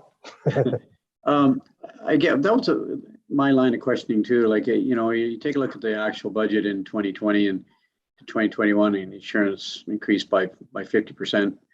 Our operating deficit from $2,000 in 2020 is now $15,000. We're obviously not maintaining rate of inflation. And does discussion come up periodically around your board as you're the chair of around contributions from the Bruce County to the various libraries throughout Bruce County, and I mean, there's only so many dollars at the county level too to share with all the libraries. There's a good number of them in Bruce County, obviously, but it appears to me, and Councilor Grace has brought it up too, and I'd circled for today, is that I just, I wonder if the county could take a look at that number. When you take a look at that 4.6% Canadian, the consumer price index, we're not maintaining the rate of inflation. And, can we take a look? I know Steve's going to take a look at the agreement. Can we open it up? But I'm just wondering if you could take back, as chair to the board to say, hey, look, we're not keeping pace here. I think so. Of course, the only time the library board would discuss these rates is when we're renegotiating contracts. So I think the best way to initiate it really would, if council's concerned about the rate, is for us as a council to express that, send a request either formally as a council or through Steve to the library board to say we would like to renegotiate these rates and have the board ask the board to look at that. So I think that's the best way to initiate that discussion. I think it's important to remember that the municipal property taxpayer is paying this one way or the other. So you're either paying it, we're either subsidizing it on our end, or we're sending tax dollars to the county to subsidize it. So I think, but again, it affects Saugeen Shores' budget obviously, and if we want to reopen that discussion with the county, I think we as a municipality ought to ask. Yeah. Mr. Mayor, I'd like to see that happen. I don't know if it's a resolution, just a nod of the heads to send Steve back to approach the county about raising the annual contribution for the leased revenues. I think it's something I would like to see happen. Sure. Well, is there any objection to asking Steve to raise this with the Bruce County Library Board? I don't see any objection to that. So Steve, I think you can take that as direction to engage the Bruce County Library Board to see if we can have a rate of increase that better reflects our costs, or a lease rate that better reflects the costs to the municipality. Okay. All right. Are there any other questions around 6.5 library? I don't see any, so that moves us on to 6.6 airport. Any questions or comments around 6.6, the operating budget for the airport? I don't see any, so we can move on then to 6.7 parks. I know that Councillor Mayette had a question around the parks budget. So do you want to restate that question for us, Councillor Mayette? Yes, thank you, Mr. Mayor. And that was around the wildlife management 4775 line. Do we need $7,500 in wildlife management if we're not spending it in the past 2 years? If I could defer that to our parks manager, Frank. Yes, hello. Through you, Mr. Mayor.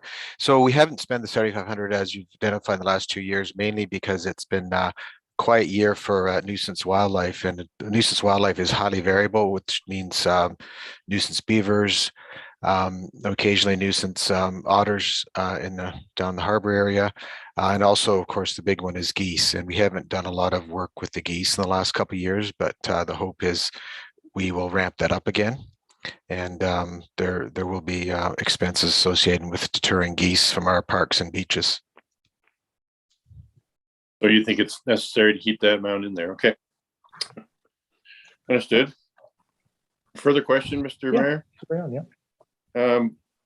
Saugeen Rail Trail grant, $20,000. We didn't get an update this year from the Saugeen Rail Trail as we traditionally do. I know we did from the airport committee last week or so.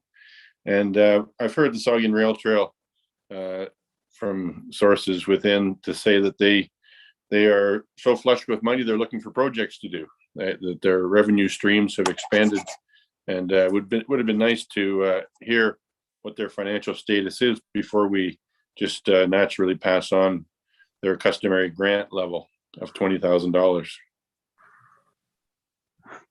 Okay. I don't know if that's a question or not, but it would have been nice to hear annually.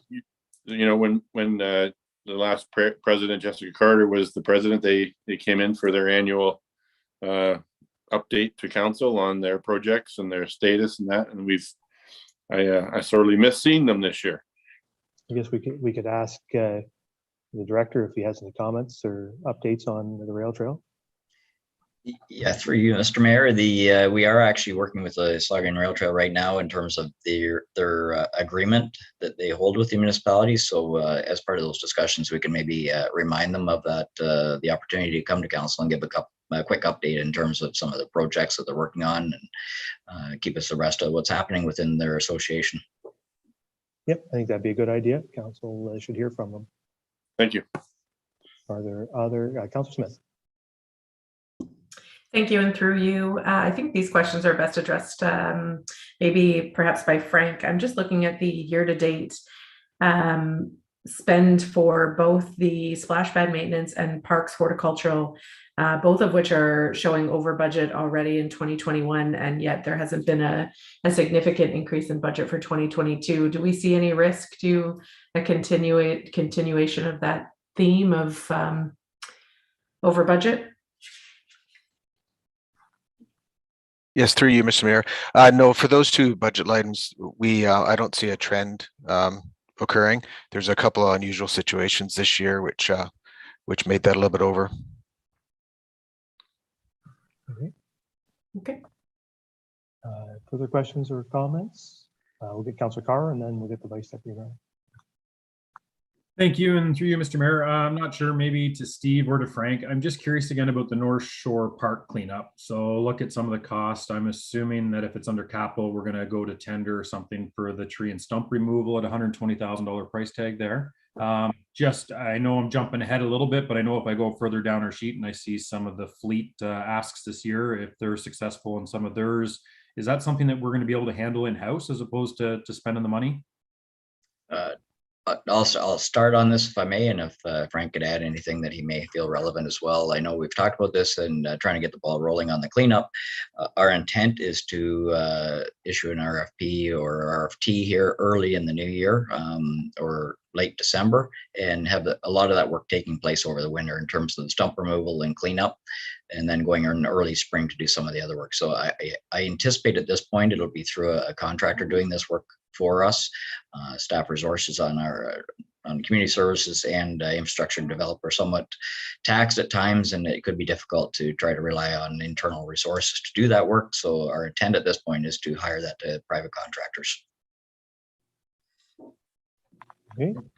Sorry, just more of a comment to follow up with that one there too. I realize our town staff is very busy with cleanups and everything else going on. If we're going to keep on buying the equipment to allow us to do this, I feel like we should be maybe making the attempt to keep it in-house. You know, we're asking for some pretty big spends down the road that I think would enable us to do this. I understand it takes staff and resources there to do it, but you know, it'd be nice to see hopefully keeping some of that in-house if we can, if we're going to buy all these big items.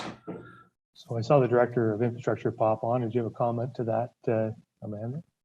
Yes, thank you. And through you, Mr. Mayor, Frank and Pete both met to talk about the park work.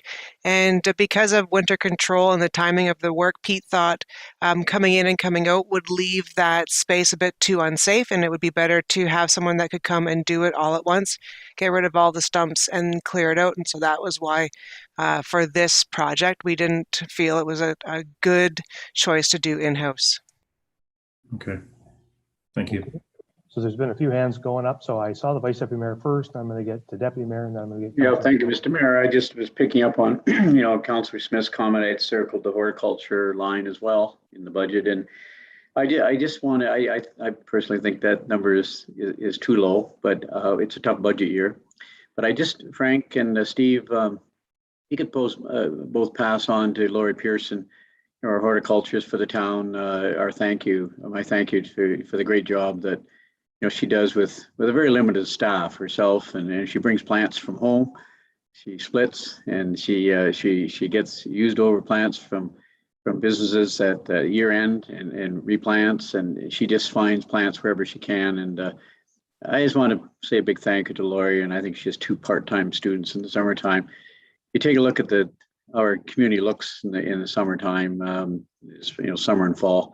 It looks pretty darn good, and that's a full credit to Lori. So, Mr. I just want to pass on big thanks to the horticultural staff, particularly Lori, for the job she does with landscaping for an $8,400 budget for a town our size.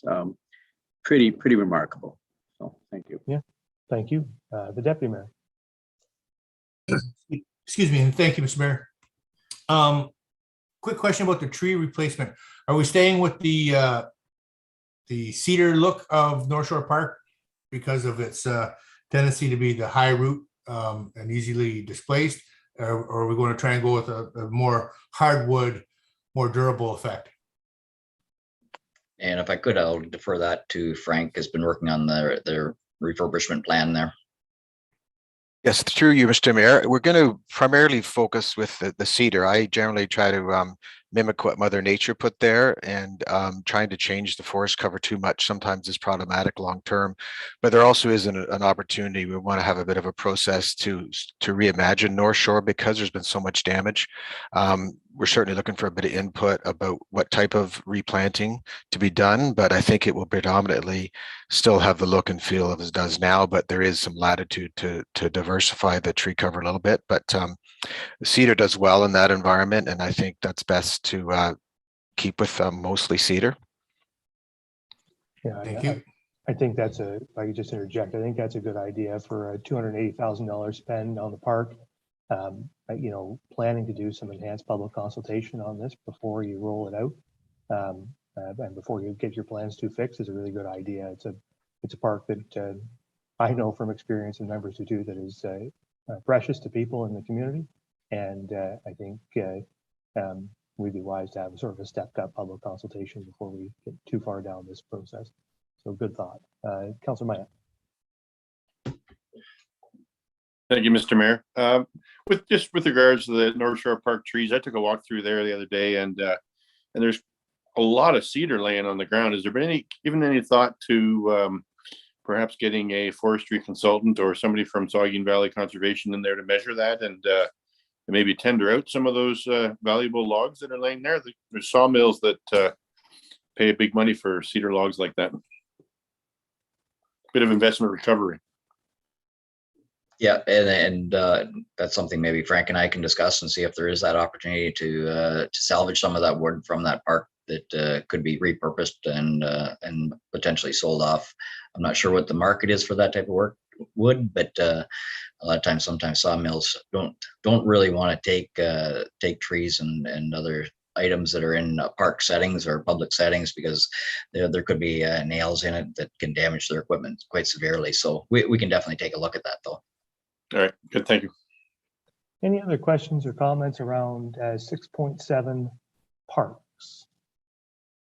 I just wanted to note that there's some really, in this particular item, there's some really good capital projects here that the public I know will be keen to see, particularly the rehabilitation of the flagpole at Dominion Lookout and the rehabilitation of Dominion Lookout itself. I think obviously that's a very high profile park area in the community, and it's going to be great to see the flag maintained so it can last for another 25 years, and also to see, and there's been a fair bit of damage at Dominion Lookout. So those are two really good projects to see us moving forward. And I know they'll be popular ones for the public. I did have a question. So we have the Summerside Archaeological Lands improvements there, which obviously stems out of our recent settlement with the Saugeen Ojibwe Nation, an important project. A couple of things, I guess, maybe the CAO could speak to it. So we're working with the SON to develop the plans for that investment. I'm certain that we don't have any details really at the moment about how that consultation will go or how it will look.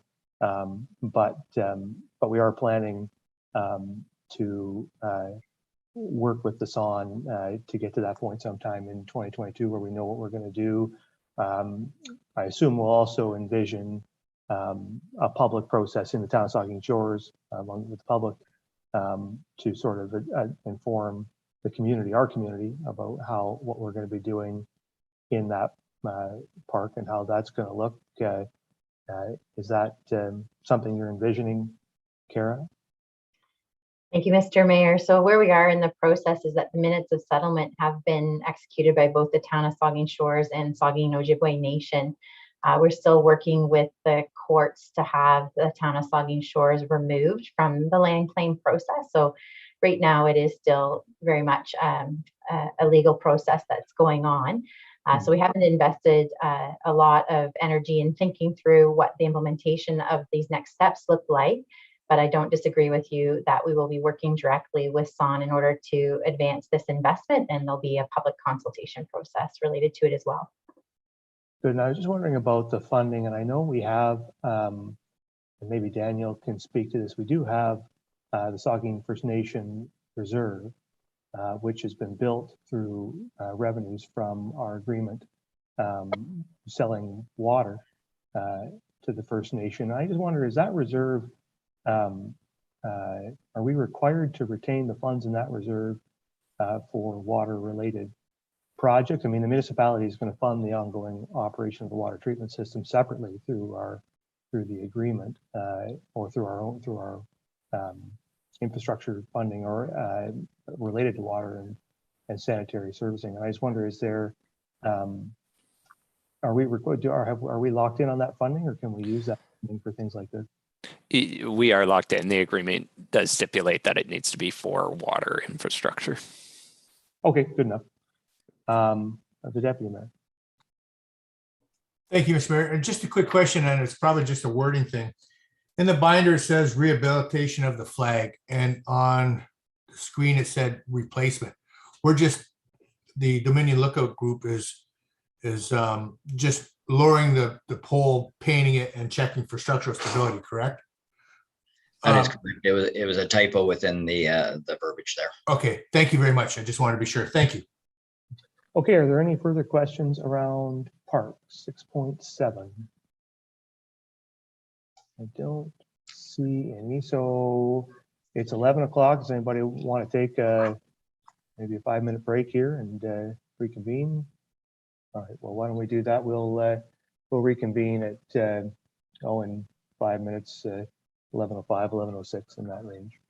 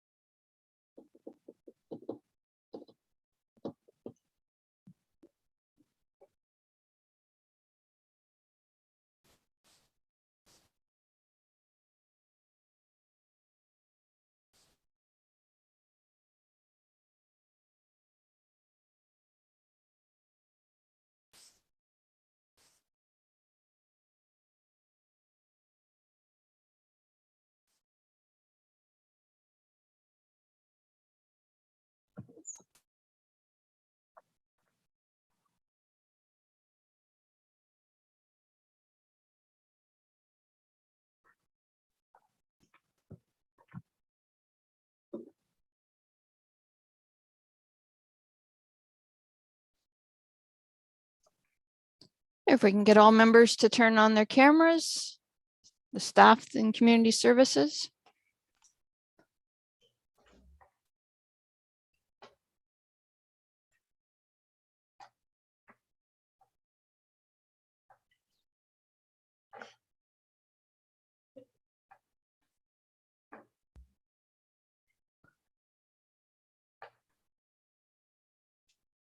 Okay. Mr. Mayor, I believe we're all set to begin.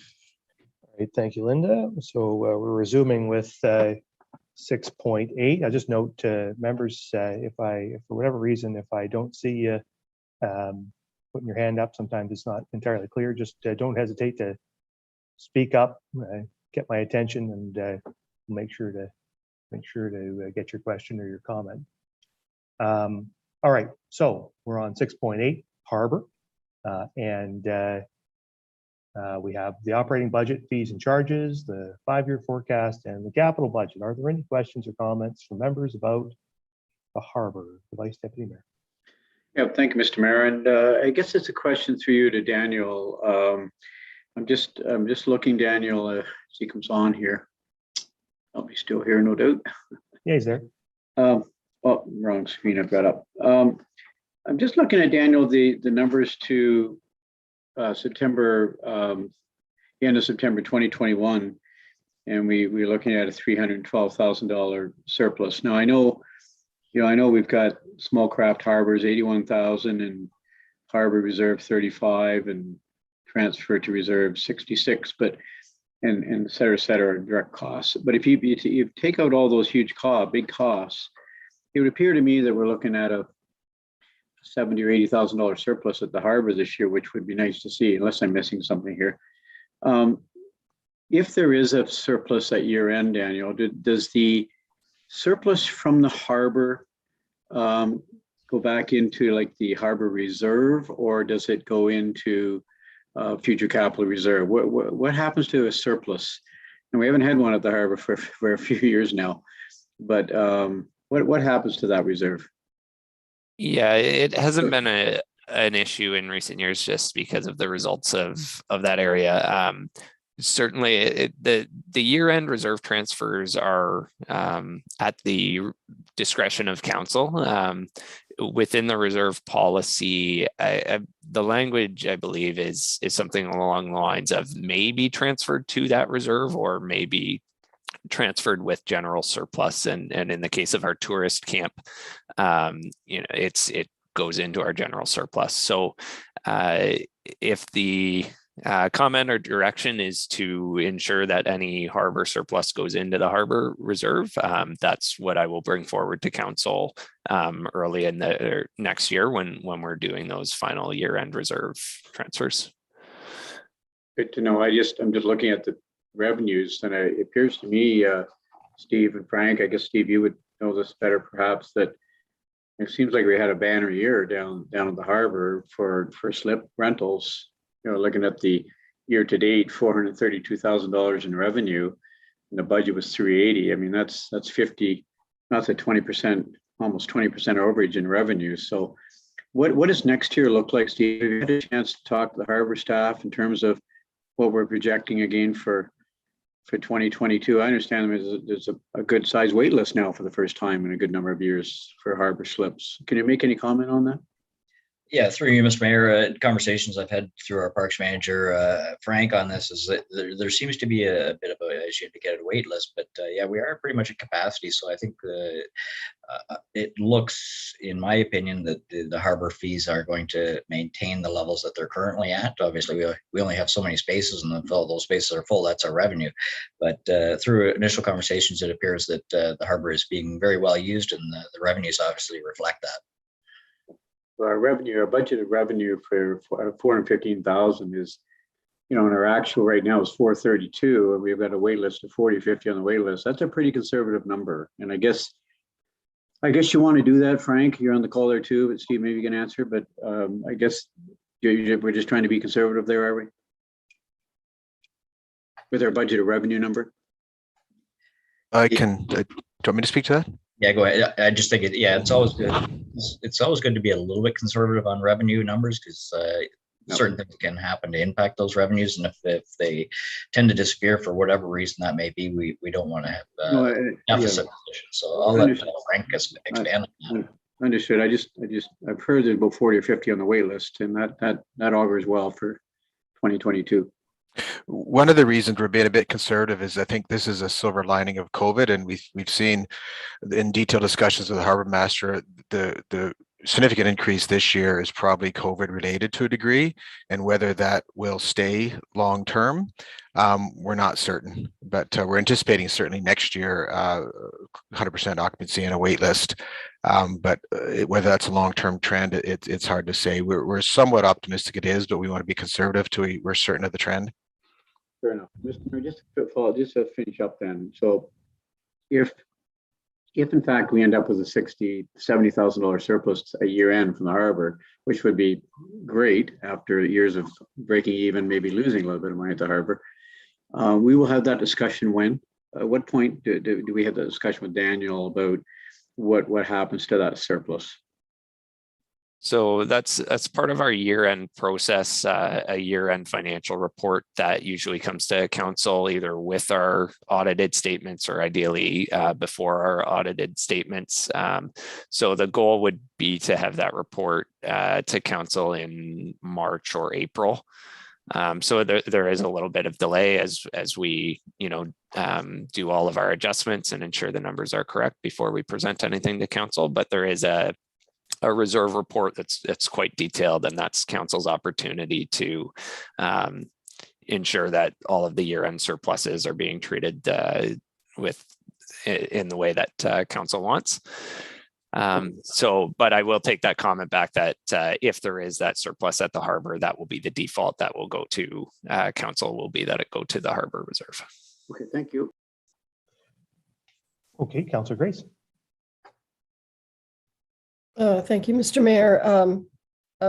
Steve, my question is about the storm repair work. I know that you addressed this earlier about the disaster relief funding. On the storm repair work sheet, it says that would be the funding source. So the first step would be to get insurance, as much insurance as we could. And then what is the threshold for being eligible for disaster relief funding? Yeah, through you, Mr. Mayor, my understanding is that we have to be within a certain percentage of our tax base. So I can give that. So the number is 502,000 as we're calculating it today. And by threshold, do you mean if you can't claim 502,000 in damages, you don't get the money? That's correct. Okay. And so it looks unlikely that we would be eligible for this money, especially if we're getting some money from insurance. That's correct. But we'll see how the insurance process continues to play out. And I believe as the CAO or Steve indicated, there'll be a report coming to council at the next session reviewing all of that. For the purpose of this specific budget item, the storm repair work, so it's not budgeted from reserve or taxation right now. It's budgeted from other or disaster relief funding. So regardless of whether that's insurance or disaster relief funding, that's the primary goal of what's in the budget. And certainly if there's uncovered portions through either of those programs, then staff would come back and report that to council. Okay, and so the backup plan would be like some other kind of reserve? If it comes to that, but the intent and hope right now is that it will be covered through insurance, and that if it's not, then we have the potential of meeting the disaster relief funding limit. Okay, thank you. Okay, further questions around 6.8 Harbor?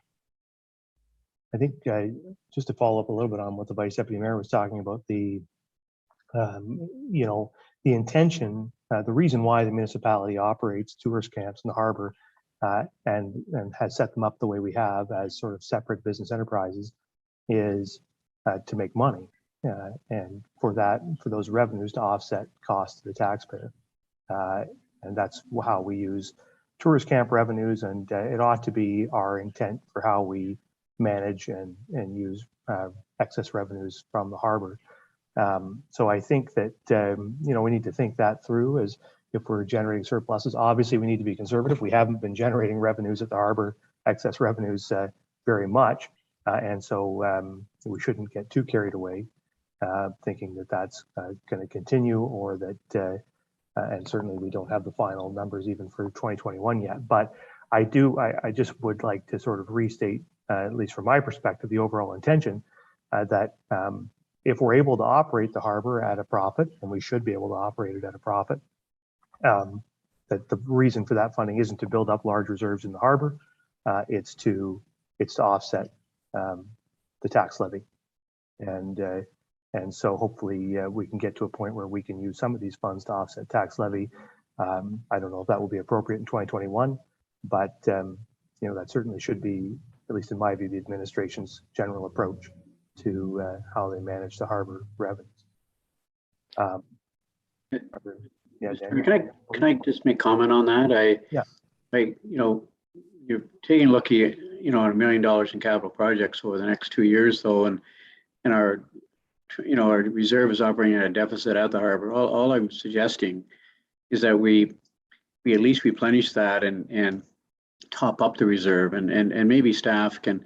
I mean, I understand what you're saying. We should be able to take those profits and offset our, you know, our tax rate increase. But you know, maybe there's a compromise where we build our reserves to a little bit higher number, and split that where we're building our reserve, and we help to reduce our, you know, our tax levy as well. So maybe there's a combination. So I look forward to hearing back from staff too. I just think that maybe we could do both. So that'd be my thought. The conservative approach is appropriate, and that may be the case. It's a pretty minor deficit. It's only a $13,000 deficit in the harbor reserve at the moment. So so anyway, I think having a prudent way to manage it is right. But overall, our philosophy ought to be one of generating revenues and offsetting tax levy. Daniel? Yeah, sorry, I'd like to comment. So certainly that would be the target, is to have it profit generating. I'll let Frank speak after if he has anything to add here, but at the very least, and to the vice deputy's mayor's point around ensuring that surplus is going into the reserve, is to try to get it to the point where it is self-sustaining at a minimum, and that's challenging in the face of the capital improvements that may be needed to the docks at the harbor. So this year there's a little bit of work that's being requested, but there's even more that's going to be requested in the 2023 and future budgets. And I think prior to the 2023 or during those discussions is a time to have that full discussion around the harbor and around the prices and around the debt payments that are going to be needed there. So there's certainly a lot of discussion to be had there, but it's supporting the debt payments. Today, we are supporting debt payments from work that happened 10 years ago, and it's the capital improvements that are really the difficulty in generating profit there. But the important thing to remember is you don't need to reserve all that money. You borrow money, and the harbor fees pay the debt, right? You can borrow, you can also draw the reserves into a negative position as well and pay them back over time. So, you know, we have to stop. We cannot think about this profit center the way we think about other municipal operations. We need to think about it like you would think of a business. You borrow the money, you use cash flow to cover the costs of the borrowing. It doesn't affect the taxpayer, and you keep it as a separate profit center. And you still draw profits out, and you use them to pay dividends to your shareholders. And in this case, the shareholder is the taxpayer of the town of Saugeen Shores. And you don't stop just because you have a large capital project in a business. You don't stop paying dividends, right? You cash flow it. So I think that you know, the taxpayer has suffered a long time with the harbor. It's the sole shareholder, and it's not getting paid. right? And so I think if we have the opportunity going forward to generate revenues, that we should be paying a dividend to the shareholder, and the taxpayer should benefit by its ownership. We have to think about these two things differently. That's why we set up these separate. That's why we look at the tourist camp and the harbor separately, because we should operate them the way that a business would operate, not the way a municipality would operate. Municipality would reserve a whole bunch of money and try to mitigate costs to the taxpayer and levy increases. But a business wouldn't necessarily operate that way. Borrowing isn't such a bad thing, particularly if it could be offset by cash flow. So I think we should be a little bit more aggressive on it and make sure we're returning those profits to the. Yeah. Mr. Mayor, can I make one last comment? I understand what you're saying. We're spending $2 million at the harbor and harbor improvements over the next 3 years. $2 million. Yeah. The reserve payment is $35,000 a year. $35,000 a year that we. All I'm saying is I think that we need to also take a look at. I think we need to take a look at both. We should be turning a profit. It should help to lower tax levy. I just think our $35,000 transfer reserve is too low. That's the point I was making. I was just asking staff to come back and maybe take a look at that. And if we're fortunate enough, and it's a good thing, we might be turning a profit this year for the first time in a lot of years. Can we do both? I guess that was my point. So I'll look forward to hearing back from staff. Sure. All right. Are there any further questions or comments? Daniel, do you have another comment? Yeah, I just have one last comment. So all those points are understood, and I think staff will continue to ensure or have a commitment to ensuring that regardless of whether there is a surplus or deficit, that we do allocate that to the harbor reserve as our method of tracking how the harbor is performing over time. So we've generally done that, but we have had small deficits that have come out of taxation. But we do ensure that every dollar of capital improvement that's spent at the harbor or the tourist camp is funded either from debt that gets paid out of the operations or out of the reserve itself. And so many other departments, we would have maybe a small loan from future capital, or we'd have projects funded from other general reserves. We don't do that for harbor and tourist camp. We ensure that we track the capital commitments of those business units. Yeah. Okay. Any other questions or comments around the harbor? Don't see any. So why don't we move on then to waterfront 6.9? You have an operating budget, capital forecast, and a couple of capital budget items. Any questions or comments around 6.9? Deputy Mayor. Thank you, Mr. Mayor. I'm glad to see more Moby mats being placed around the community. I brought this up to council about 6 years ago. The more we can make the beaches accessible to people, the best they are. So I like to see. The only question is, and problem is, how does it work with beach maintenance, with the grading and that stuff? Is it do we have the staff pull them up as we go to grade it every time? Or Frank, can you give me a little bit of information on that? I prefer the Moby mats to the solid wood boards, but. Yes, through you, Mr. Mayor. Yeah, the Moby mats can be rolled up relatively easily when we're doing other beach maintenance. They're very simple. It's a 5-minute job to roll them out of the way to do grooming, and then we can roll them back in. Follow-up question: how do they hold up in high winds? Do we have enough that stakes them down, or are they do they get knocked around a bit with the high winds? They seem to be stable. It's more the waves. So in some environments, they actually have the Moby mats going right into the water. Yeah. Because of Lake Huron, we can't really do that with the high waves. So we put them very close to the water, and it requires some maintenance when the waves crash up and they bury the mat. So on occasion, you have to go down there and clear them off. But overall, the maintenance is fairly minimal. And the one at Jerry's Fries and the one near the flag, I think have worked out really well. And the new mats we're going to be putting in Port Elgin and Gobles. Now, did I see that there's a request somewhere, or somebody is bringing forward a motion for the a wheelchair, a water accessible wheelchair? I know that's to be able to access off of the mats. I know that's been discussed. I'm not familiar with the detail, though. I don't think it's not in this particular capital project. And Okay, Councillor, thank you. As representative of the Accessibility Advisory Committee, may have a comment. Yes, thanks, Mr. Mayor, and thank you, Frank. This has been discussed for a number of years in the Accessibility Committee, providing a water wheelchair.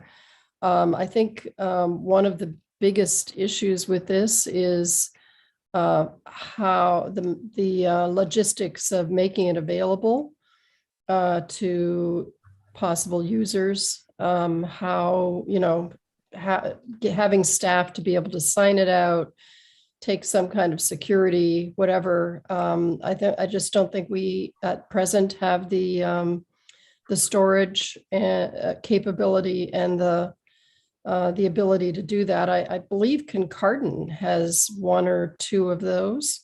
And it's certainly something that's on the Accessibility Committee's list every year, is something to kind of a wish list, I guess. Yeah. Okay, thank you. Are there further comments? Councillor Davinsky. There we go. Yes, a question on the budget and at the Cedar Crescent Village lease. I see in 2021 year to date, 26,000 and change. There was nothing in the budget, and there's nothing again in the budget for 2022. And I suspect some people would be a little uncomfortable with that. And I don't know who to ask through you, Mr. Mayor. Will there be the leases going forward in 2022? To the CAO. Yeah, thank you for the question, and through you, Councillor, or to you, Councillor. We began the lease arrangement with Cedar Crescent Village in June of 2021.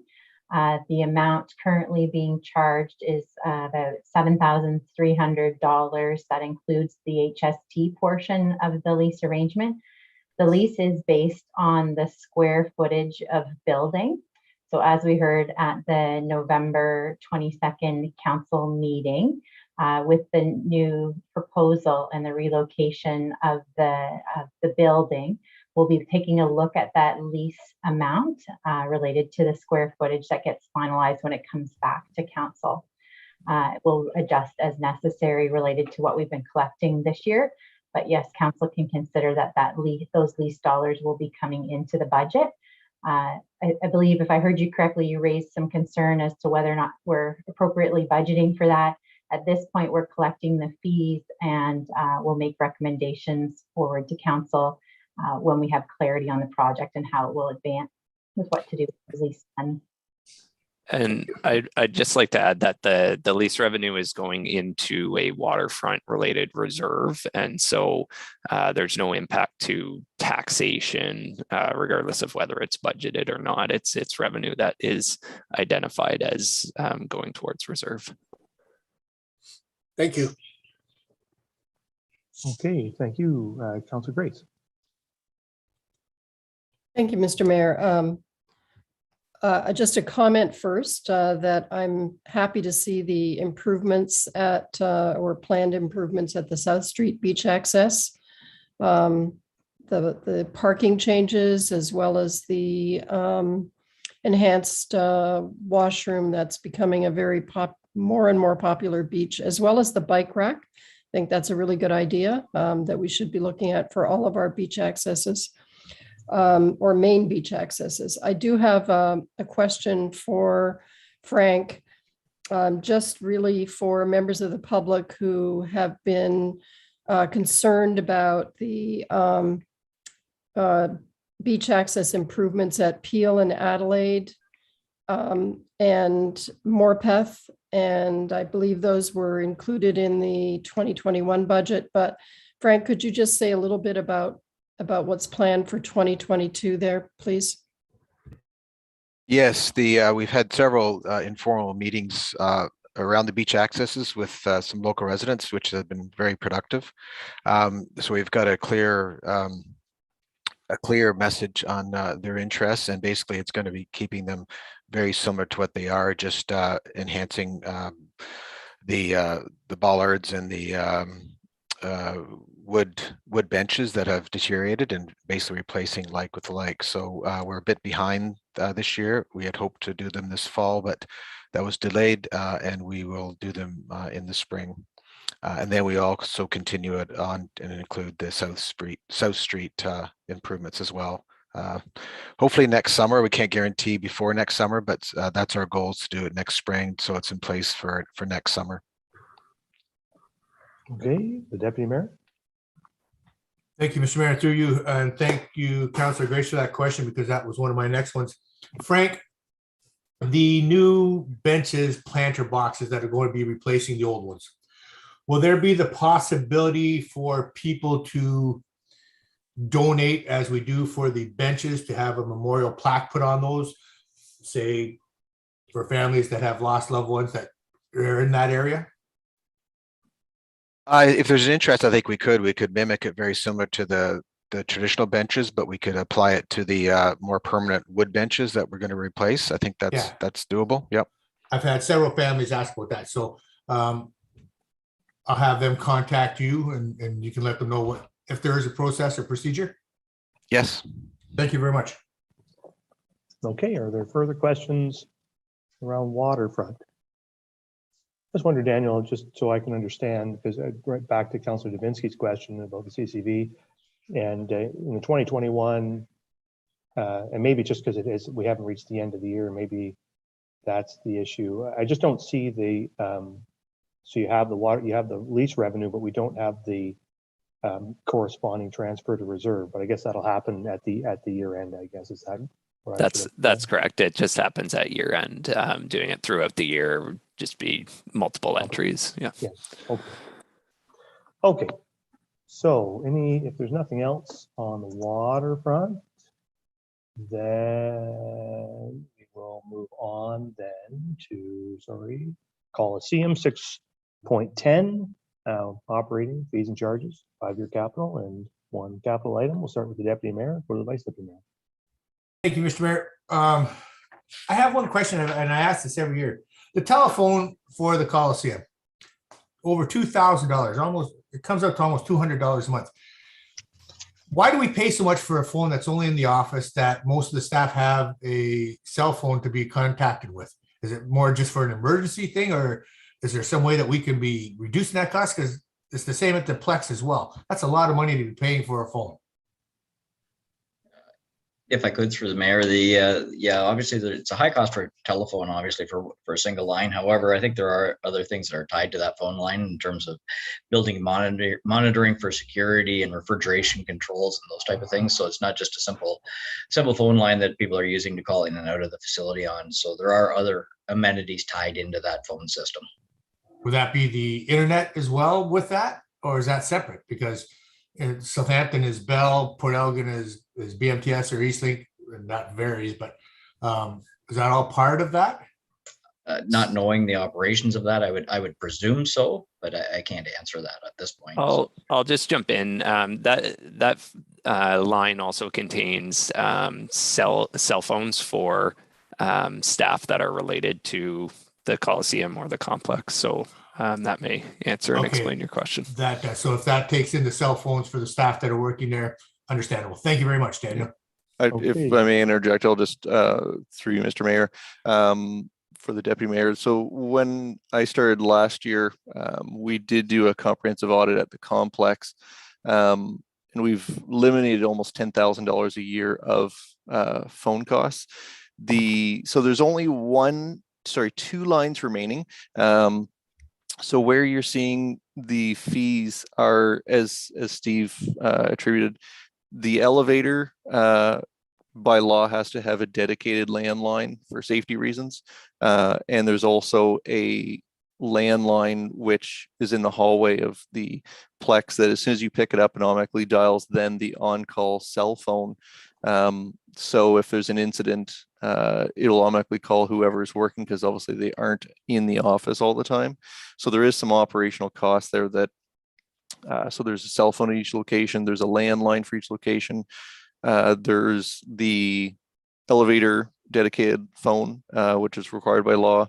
And there's, I believe, the alarm system at both locations is also probably on the same thing. So that's, I think it's kind of been generalized to telephone, but it's actually including cell phones and alarm systems and some other stuff as well.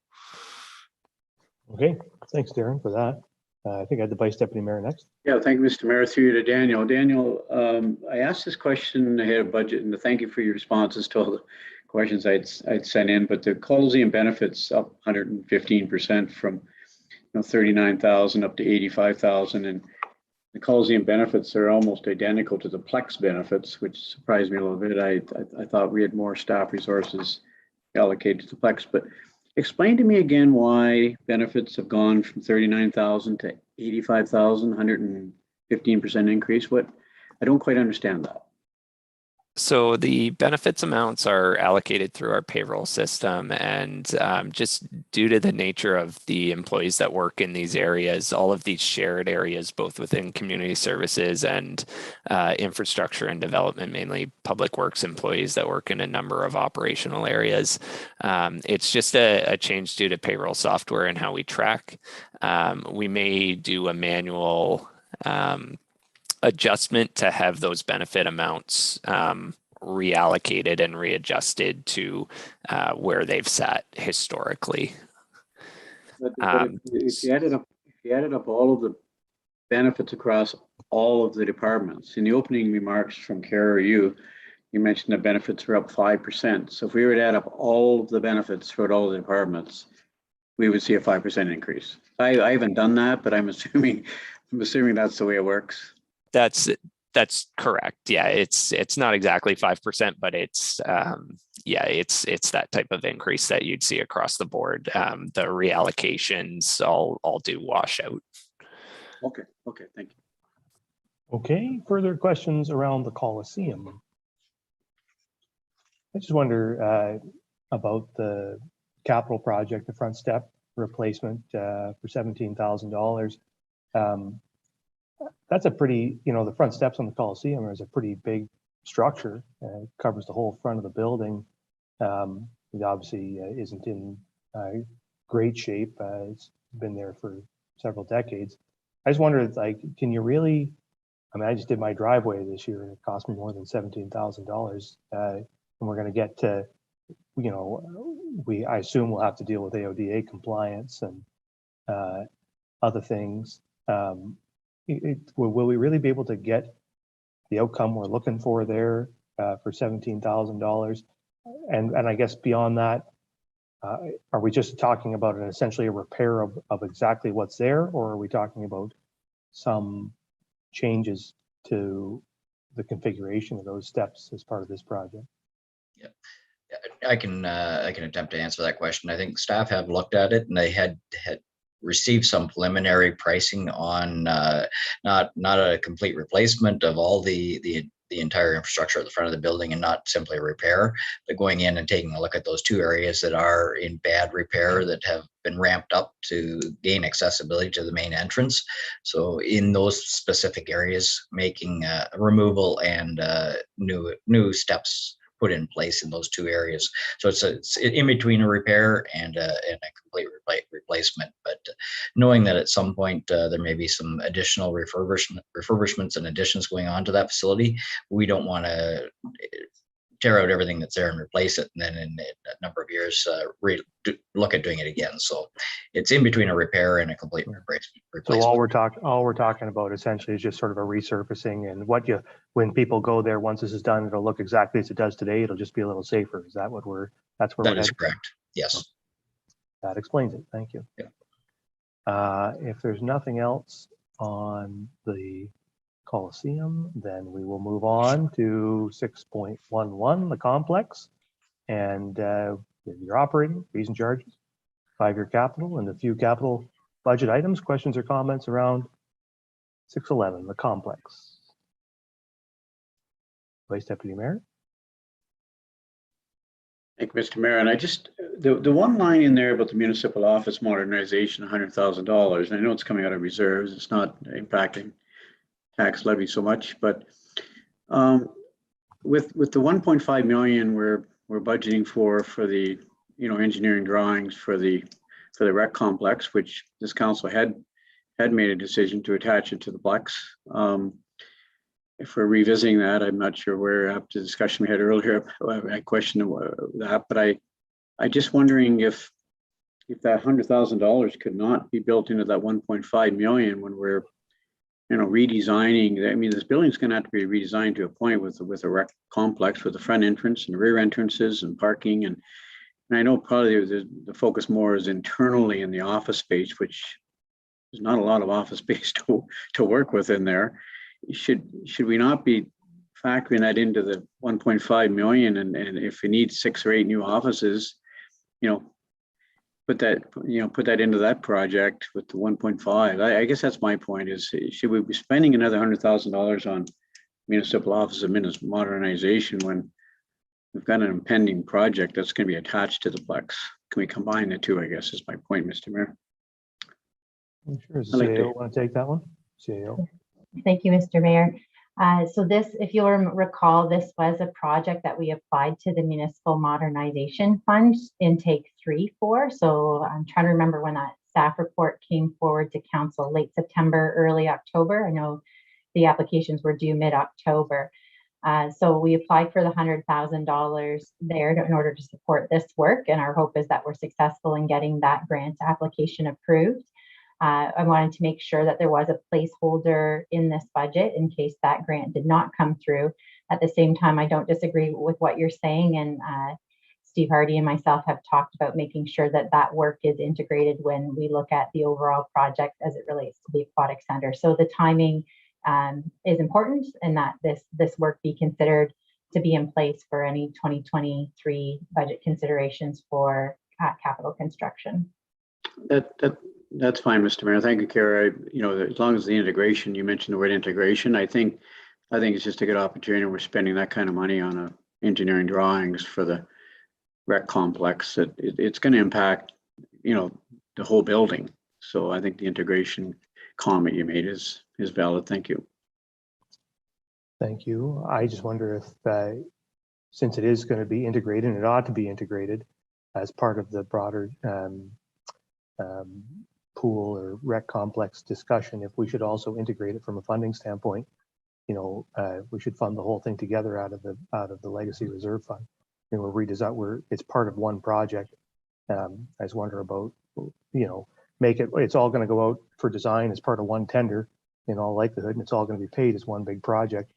I just wonder if it should be funded. If we should just lump it together. I think I guess I won't speak for council because I don't know, but I certainly support the concept of what we're talking about doing here. I just wonder if we should just get rid of this particular item, roll it into the other project, get the dollar figure where you need it to be, and fund it from the legacy reserve. My thoughts. Any other comments on the complex, the Deputy Mayor? Thank you, Mr. Mayor, and both yours and the Vice Deputy Mayor's comments are well received. However, we still haven't decided where we're doing the pool complex. That was a 7-year ago decision for a grant. The grant's gone. And I think that's we made that decision earlier this year. Council made that decision. No. Yeah. I'm pretty sure we did. We'll have to. I think we made it several times, but I think we made it recently. Well, I guess we'll have to come back and discuss that one, but I didn't think we did. So I'll hold off and defer that until we come back to it. Yeah, well, there's going to be the complex discussion. I think it's important to note the rec facility discussion is going to come back to council several times this year. We're talking about the funding window at the moment with a funding pool, but then of course we have to have other discussions about execution once we have that funding in place. Councillor Davinsky. Thank you, Mr. Mayor, and through you, if you look at the operating budget, number 5760 7300, the complex pro shop and canteen rental, and its revenue, but I did not see a canteen revenue or rental in the Southampton Coliseum. And it was my understanding that both were being operated. That was part of the deal in having both operated at both arenas. Is this canteen rental inclusive of both, or did we give up on the Southampton one? And I'm sorry, I don't know who to direct that to. The director will take it. Yeah, and unfortunately, I don't have an answer for that. Maybe Lisa, could you? I know you were involved in the agreements with the canteen operator, so. Yes, I can address that for Councillor Davinsky through the mayor, and the budget line under the complex is all inclusive, so it's for the operation of both canteens. I do know that the canteen is operating in Southampton at the Coliseum during games under the current agreement. Well, that's great. Thank you. Okay. Do you have your hand up again there, Donnie, or is it just up from before? Okay, no. No, so, it hasn't gone down yet. Okay. Further comments? We'll get Councillor Carr and then Councillor Smith. Thank you, Mr. Mayor, and through you. Just another one that I noticed on the Zamboni propane and rental charges. I see we're down to 0. I'm assuming that's because we're expecting the delivery of our new electric Zamboni. So I guess the follow-up question with that, I mean, it's good to see that we're going to save $7,600 a year on fuel, but I see that we're including a maintenance line on a brand new Zamboni. Is that something that we really need to do on something brand new? I'm assuming we would have some kind of warranty with that. And also, too, were we ever given any kind of indication on power consumption, what we're going to be looking at an increase in utilities on that? Did they, through the tendering, do they give an indication of the yearly usages?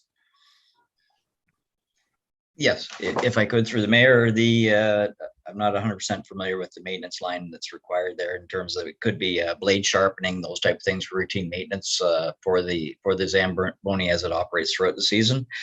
In terms of the utility use, it depends on how often it's used, the number of floods, but the amount of power consumption on the unit itself is very small. So it's not like we'll see $10,000 increases in our utility bills. I think we're talking a couple $1,000s, if that, on a very large utility budget within the complex, being in $270,000 or $207,000.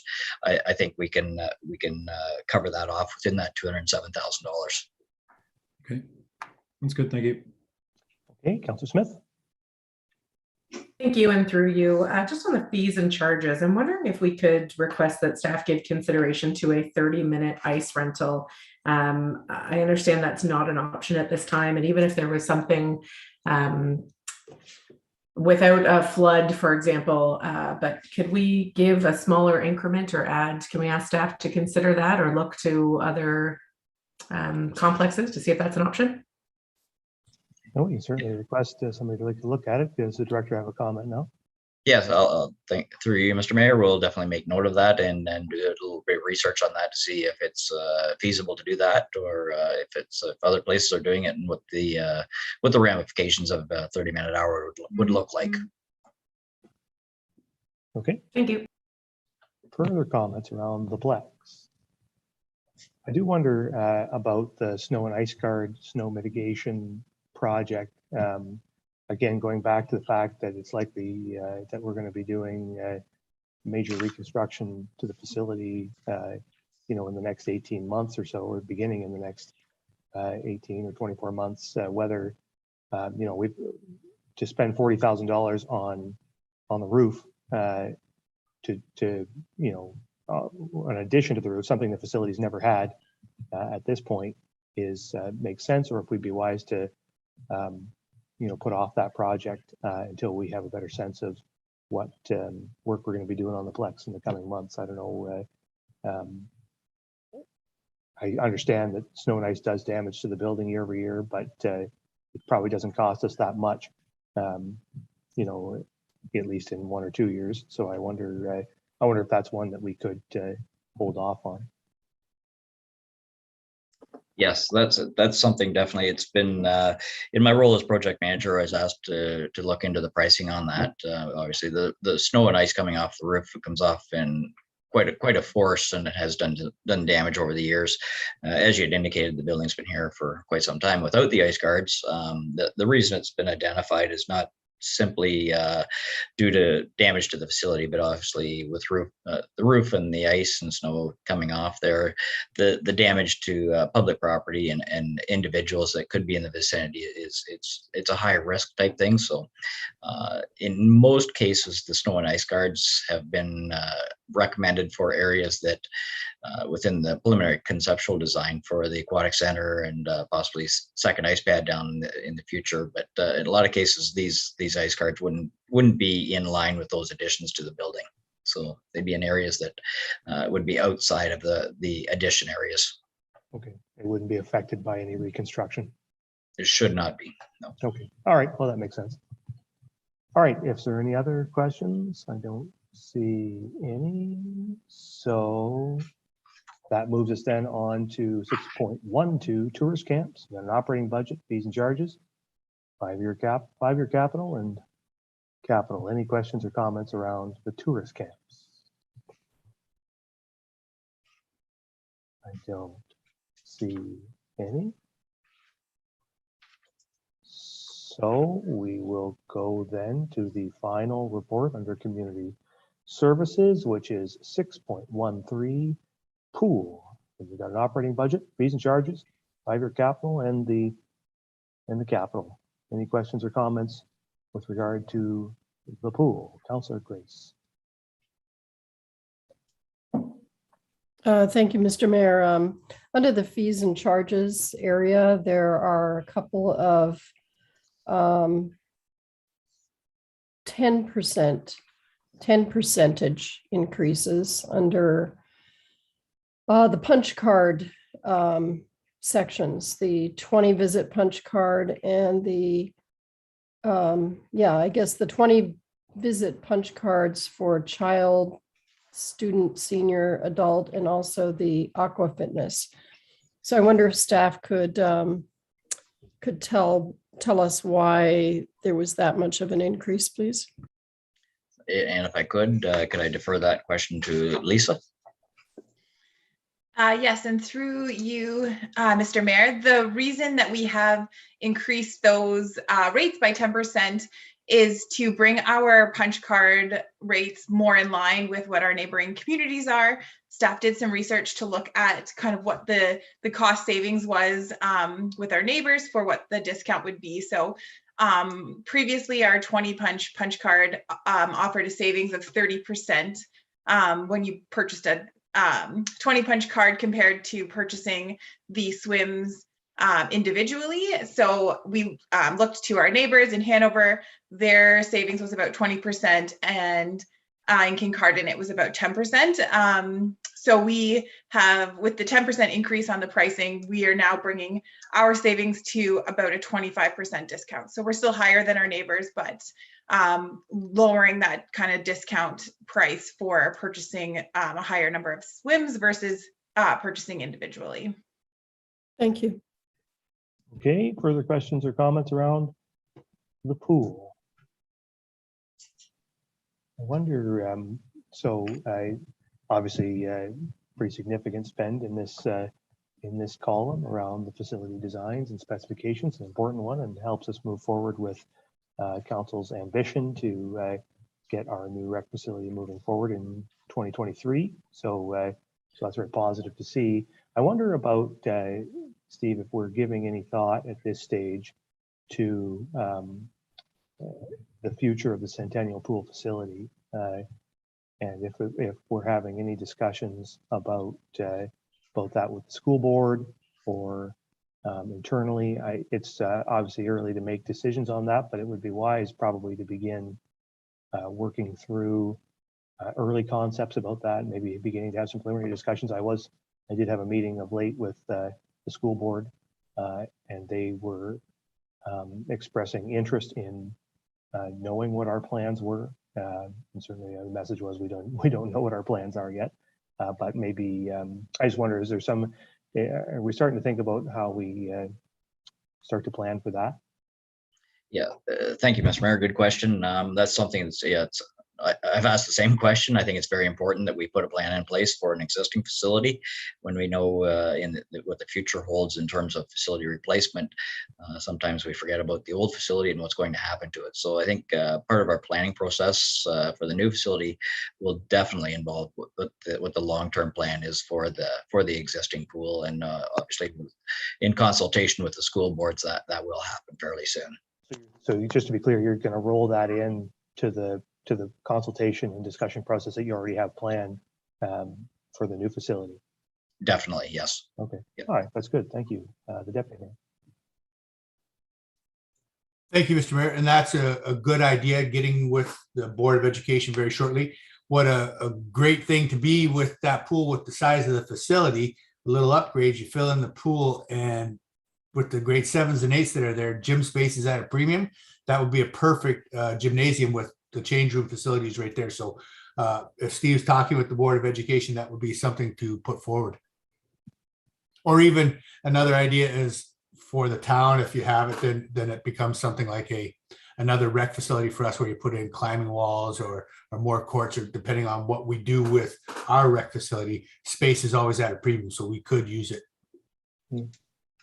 Yeah, well, it sounds like we're going to have a discussion opportunity with the public to discuss that. So there should be some good ideas, I'm sure. Are there any other questions or comments around the pool? I don't see any. So thank you very much, Steve. That brings us to the end of the community services item. It's now 11:58 a.m. Do we want to, or do you have a question, the Vice Deputy Mayor? I did have one request for community services before we left their department. I looked to the end here. I should have asked it earlier, but I'm just wondering, on the list of things to do for our CAO and community services, talk about decommissioning plan for Beaner and Cameron and Lakeview. We will be opening up Lamont Sports Park in 2023. There's plans for 2 additional fields if the fundraising committee can raise that $1 million over the next year. It could bring 6 fields online eventually. But I'm just wondering, at what point do we start talking about a decommissioning plan for some of the existing space? And it was just a request I want to put on the floor today, Mr. Mayor, to our CAO and staff, that we, start to put some preliminary thoughts into what the future holds for those 3 sites. So if I could place that in as a request, I would appreciate that. Any thoughts on that, Steve? Yeah, for sure. Yeah, as we indicated, Lamont Sports Park will be online with 4 diamonds in 2023. So with that, we have a few diamonds that could and should be decommissioned. So obviously, with those reduced maintenance costs on those facilities, we can transfer some of those costs to the new facility. So that'll all be part of our operational plan going forward as well. But yeah, in terms of the property and the land, I think, yeah, we'll definitely need to come up with a plan in early to mid 2022. So in 2023 that we can start actually implementing that plan. Great. So you have that built into your existing work plan then, Steve. That's a thing you're going to be able to bite off. Yep. Correct. Okay. Good enough. Anything else on community services? Don't see anything. So it's now about noon. We want to take a break for half an hour and have lunch, and we can come back, and we may actually get further into the budget than I had expected. So we'll see how we make out. We won't go on too long into the afternoon, but we can carry on a few more items after lunch. So why don't we reconvene at 12:30?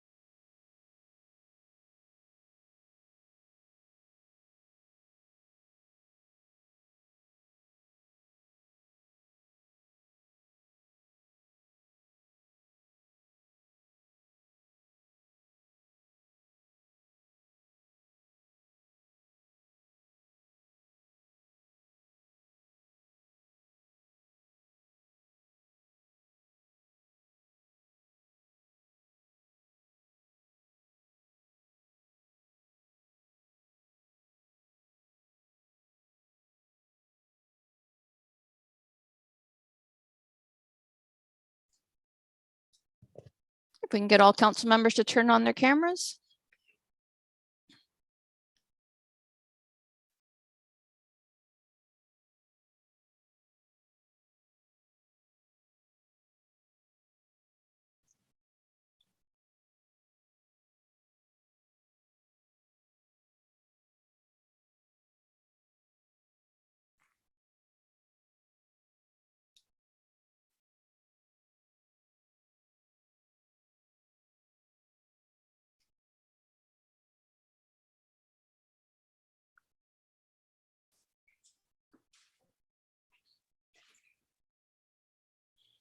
Okay, Mr. Mayor, we have all council members present, and you may begin. Thank you, Linda. Then we are reconvening, and we're on now to police and the Police Services Board, pages 157 to 170. I'm thinking we'll carry on this afternoon until about 2 or 2:30. So we'll see what we can get accomplished in that timeline, and come back in a couple of days to finish it. So let's start police and police services with the overview, and look for the chief of police. Okay, thank you, Mr. Mayor. Wait till that pops up there. As for a business plan, I prepare my business plan for the Police Services Board, and that business plan is currently in place from 2020 until 2022. So just to try to give you some more information, my overview was included at the end with the business plan that the town provided with the other directors of the town. So it's in there for if anybody has any questions or concerns about that, just to bring that forward, please. As far as the emerging trends then for Saugeen Shores Police Service, is the increased need for internet security and protection of information. We obviously deal with very highly sensitive information, and having the proper protections through our servers and through our cell phones and all of our virtual networks is very important, and that seems to be kind of one of the costly measures that we're looking at now and into the future. Like everyone else, we're dealing with a very rapidly growing community that requires an increased number of officers to address the increased calls for service. With those calls for service, it's also a greater complexity of calls, which requires a greater time commitment and resources. Just did some numbers before the meeting today, and we're on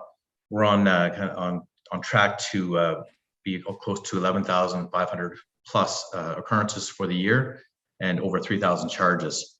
And say those cases are very time consuming and take quite a bit of hours to investigate quite a few of them. So otherwise, we have the fees for contracted services are increasing as our population increases. So a lot of our fees are based on per capita charges, such as dispatch, and that's one of the highlights I think we have on the upcoming slides, but it's going to be fairly costly as our population increases. So moving over to the operating budget highlights. A static population increase of over 3,000 since our last census in 2016, and the implementation of NG 911 has greatly increased the cost of dispatching.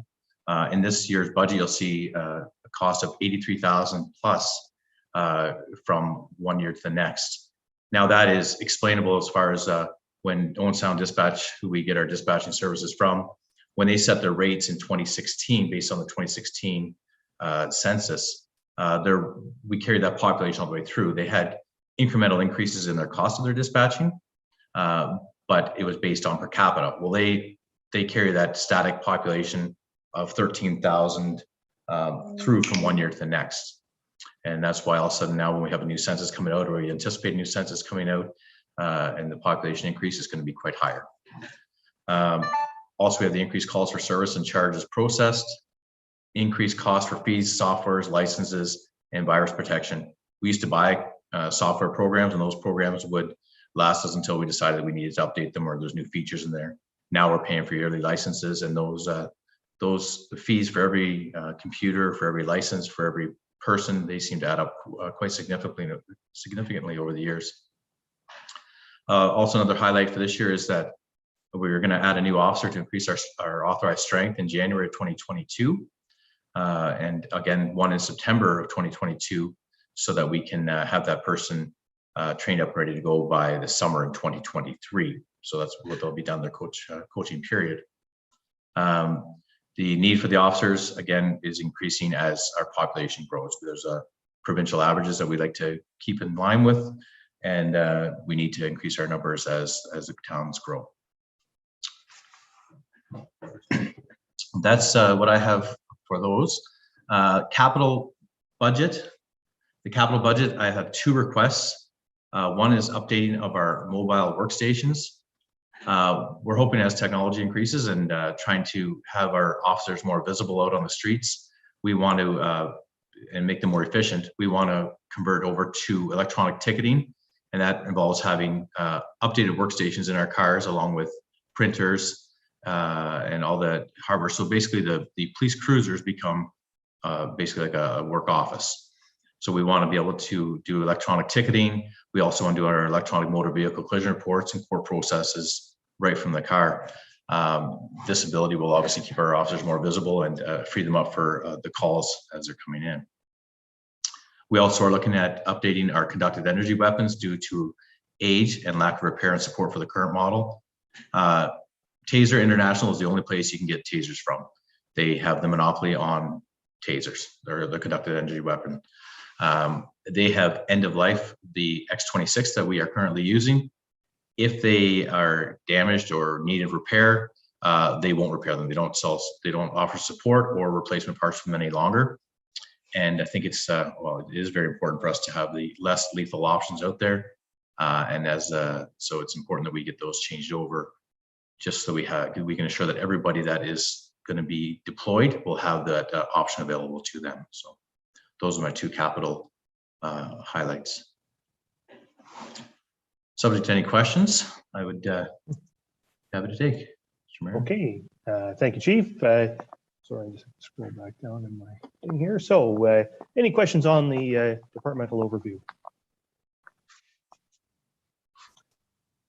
Don't see any. So how about the budget itself then? 7.2. We have the operating fees and charges, the capital forecast, and the capital budget. Any questions from members about any of those items in the police services budget?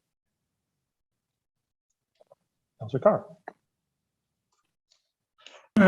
Thank you, and through you, Mr. Mayor. Just a quick question on the mobile workstation. So is that just following in line too with our upgrade throughout the municipality with electronics? So is that new computers and everything? And I guess I'm asking that as in, at that point, do they require internet in the vehicle? And is that going to be an already operating budget line, or is it something that will be added?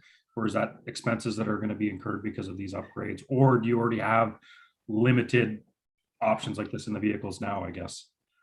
Yeah, thanks, Councillor Carr. We do have mobile workstations right now in our cars. So they were purchased through a grant in 2015.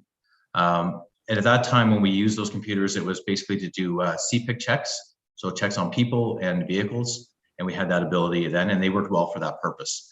But as we progressed to computer-aided dispatch, as we can progress to electronic ticketing and all those kind of different efficiencies, the computers aren't able to handle it. So we already have our cars set up right now that we have the workstations, and it's through it's almost like a cell phone hub in each car, and that's the how it transfers data. And actually, we just are going to be in the process of switching over carriers to that's around. It was costing us a couple $100 a month per car, and I think we've got a new carrier now that we're going to be switching over to. It's going to be down to $50 a month to allow for that unlimited exchange of data, to allow that to happen. So we're already set up for it. It's just the computers we have right now aren't able to keep up with the demand, being they're 6 years old. Yeah. Okay, thank you. Thank you. Further questions or comments? Vice Deputy Mayor.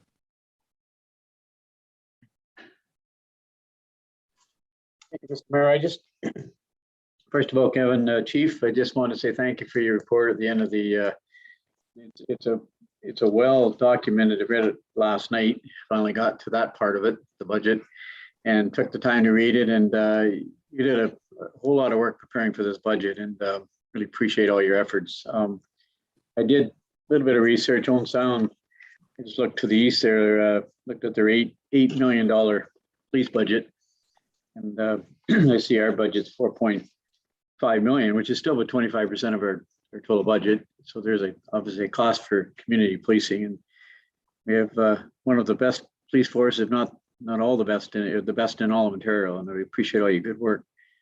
I'm just wondering, Kevin, with when you take a look at the one officer per, 750 population, I think I read in your report, it sounds one officer, 550.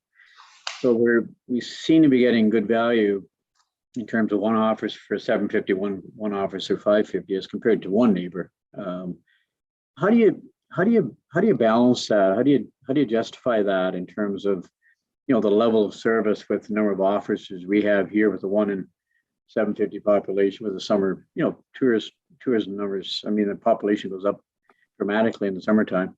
But how do you figure that with the 1 in 750, 1 in 550?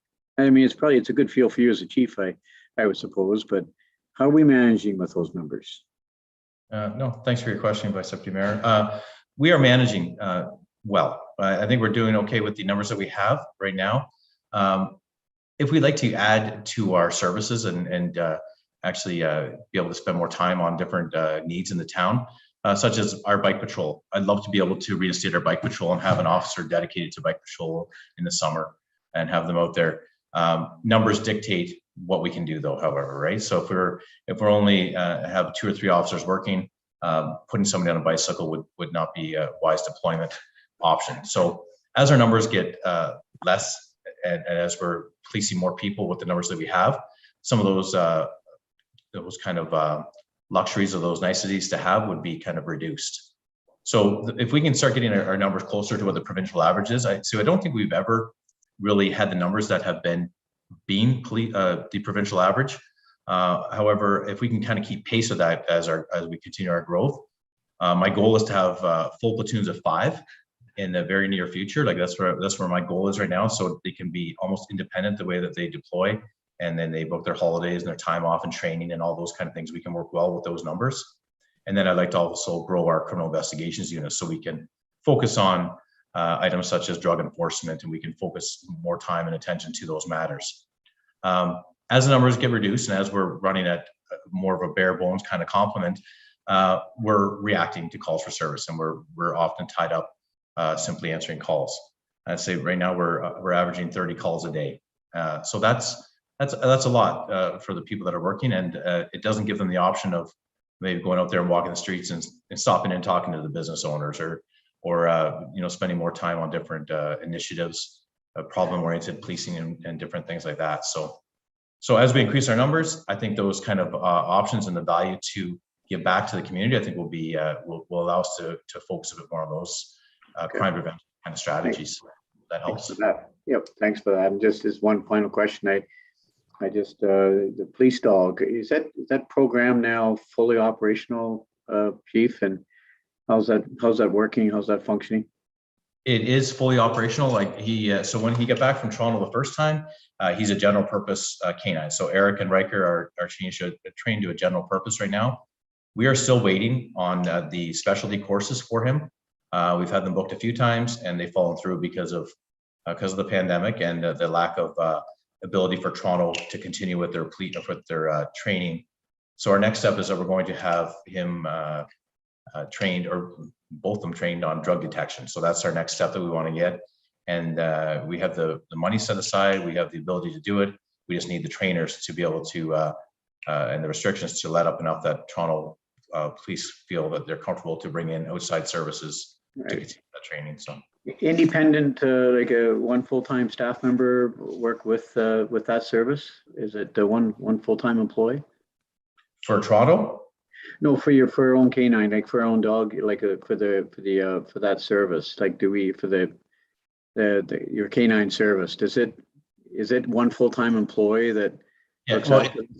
So Eric Luscombe is our canine officer. Now he's a general purpose officer as well. So he's a road constable as well, and he has that specialty that. So even when he's on patrol, he could be doing traffic initiatives while the dog's with him, and then he's still available for call out on his off-duty time. So. Gotcha. My last question, I think this happened when Chief Baylor was here, I think there was a vehicle brought in with a grant from Bruce Power. I think it was for the K9 unit, if I'm not mistaken. I could be wrong about this. Is that vehicle, because I asked the question a few years ago, who pays for the replacement? Bruce Power paid for the initial cost. Has that made its way into our fleet, in our fleet management program now? It has, yes. Probably back in August, September, I redid our entire fleet management program. And as far as working with the town to see about replacement of those vehicles. So we have our general patrol vehicles, which they're the ones that are running 24/7. They're out there every day. They really don't shut off that often. So we have those on a 3-year cycle to replace those. Our traffic vehicle, which is one of the last vehicles out, we have that on a 5-year cycle. Canine, I have now on a 6-year cycle. And then all of our 2 administrative court cars, criminal investigation cars, because they are limited in their use, we have those on a 7-year cycle. Sure. So those are all built into the fleet management plan with the proper change outs, and then our transfer to fleet reflects what kind of changeover we'd like. Right, and I understand all that part. And I do recall asking the question 4 or 5 years ago when Bruce Power paid for that vehicle. I did specifically ask who's going to pay for the vehicle when it has to be replaced. To my question, I just want to clarify today, that vehicle that was paid for by Bruce Power is now being paid for replacement wise, is now in our fleet management program. That's just to rephrase, that's correct, right? Okay. That's correct. Yes, thank you. Thank you. Okay, any further questions or comments on 7.2 police service? Yeah, Councilor Davinsky.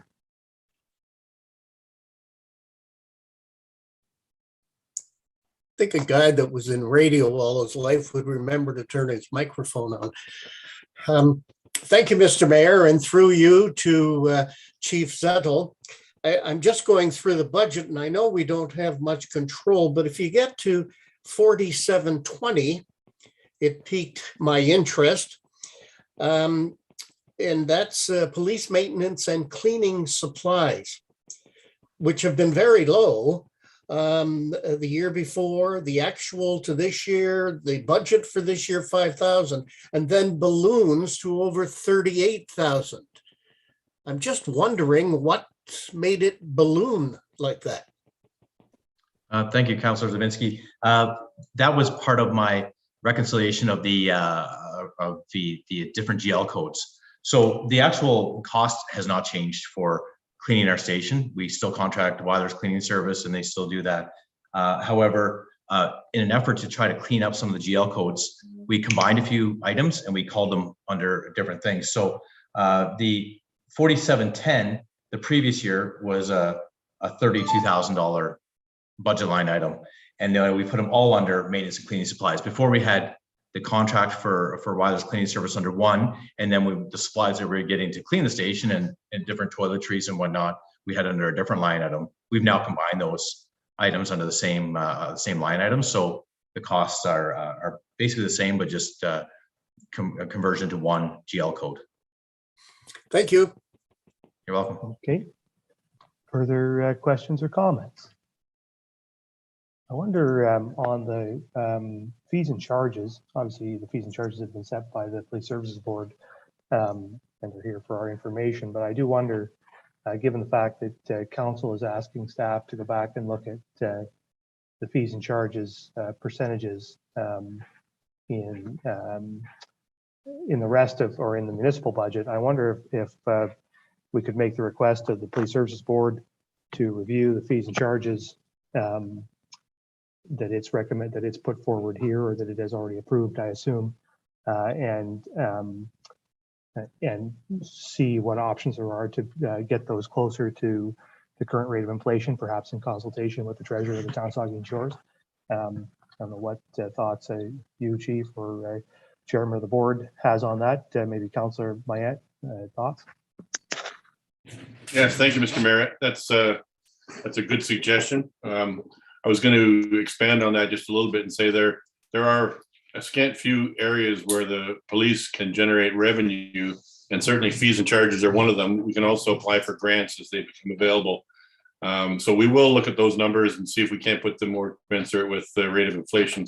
I'd just like to add too that there's another revenue stream that will be coming on shortly. Our Chief Zettel was astute enough to negotiate a service agreement with Bruce Power to do criminal record checks for their onboarding employees. And so that's MOU has just been signed, and the contract will soon be to follow, and hopefully that will become long-term revenue generating vehicle for us to keep the costs under control. And as you can see, if you've gone through this budget, there is not a lot of fat on this budget. The chief has done whatever he could to economize or keep the rates as they are, but there are those items that he extolled upon already that are out of our control that had to be in there, such as the 911 costs. So I'll leave it at that.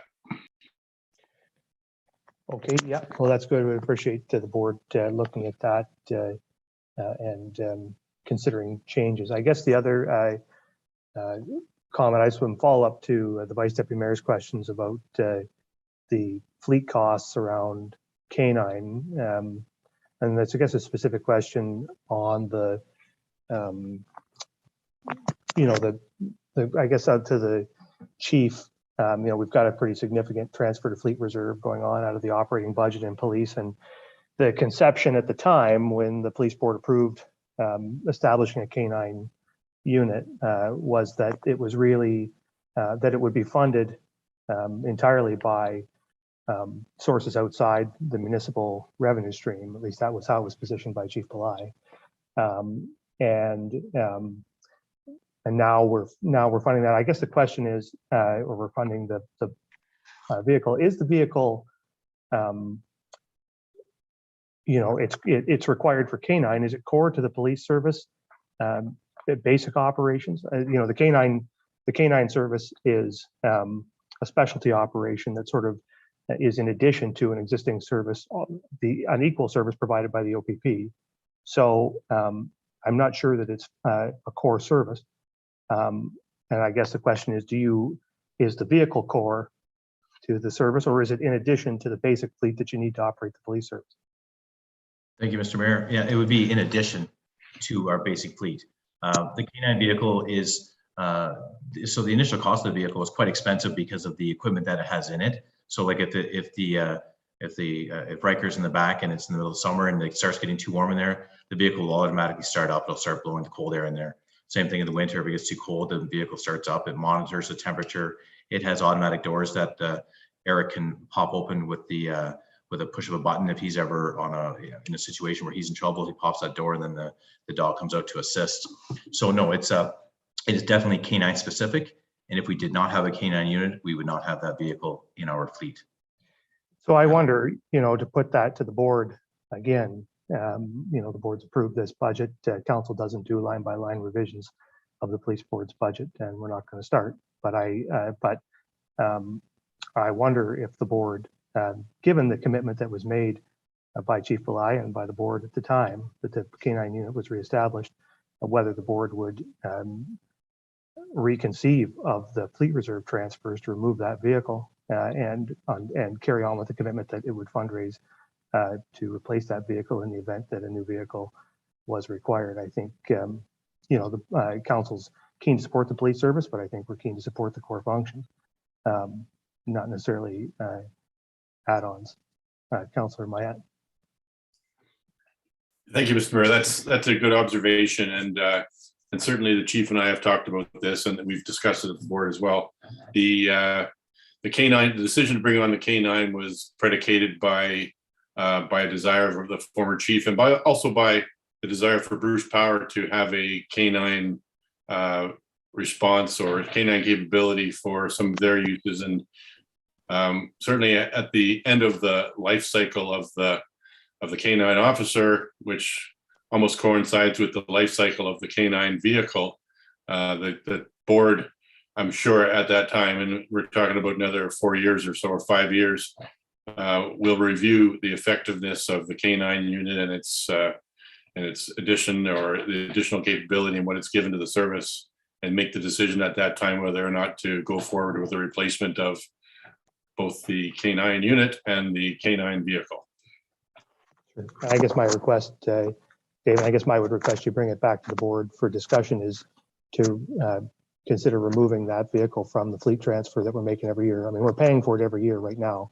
And so you'll end up with the money at the end of year 4 there, and you may not need the vehicle. So, Right. if it can be removed from the fleet transfer, then that's a savings to the taxpayer, and it's the board's intention to fundraise for that anyway. So So I guess that would, as I say, it's not a revision council could make, but it would be a request from me to review that with the board.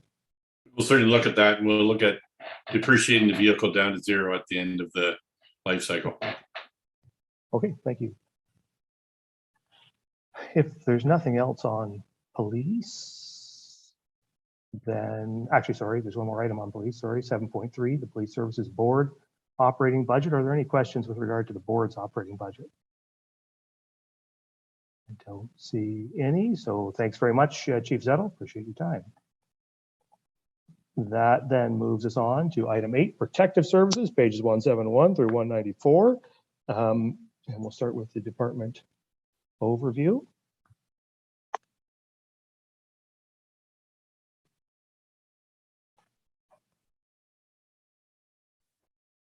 So I'll just speak on the slides first, and I believe that the chief is here, and he'll add some operational considerations and comments afterwards. So just give me 1 second. So just some quick comments on protective services. You can see a few items from the business plan that are listed, the updating of the master fire plan over the next 2 years, enhanced emergency preparedness planning, and updating of the municipal sign bylaw. And that's become a relevant issue. For emerging trends, they follow the pattern of a lot of areas of our municipality, where certainly the growth in population has a proportionate increase in the need for first response, and the department has been seeing higher call volumes of late. And as well that the COVID-19 pandemic continues to change and shift the priorities and the demand for services.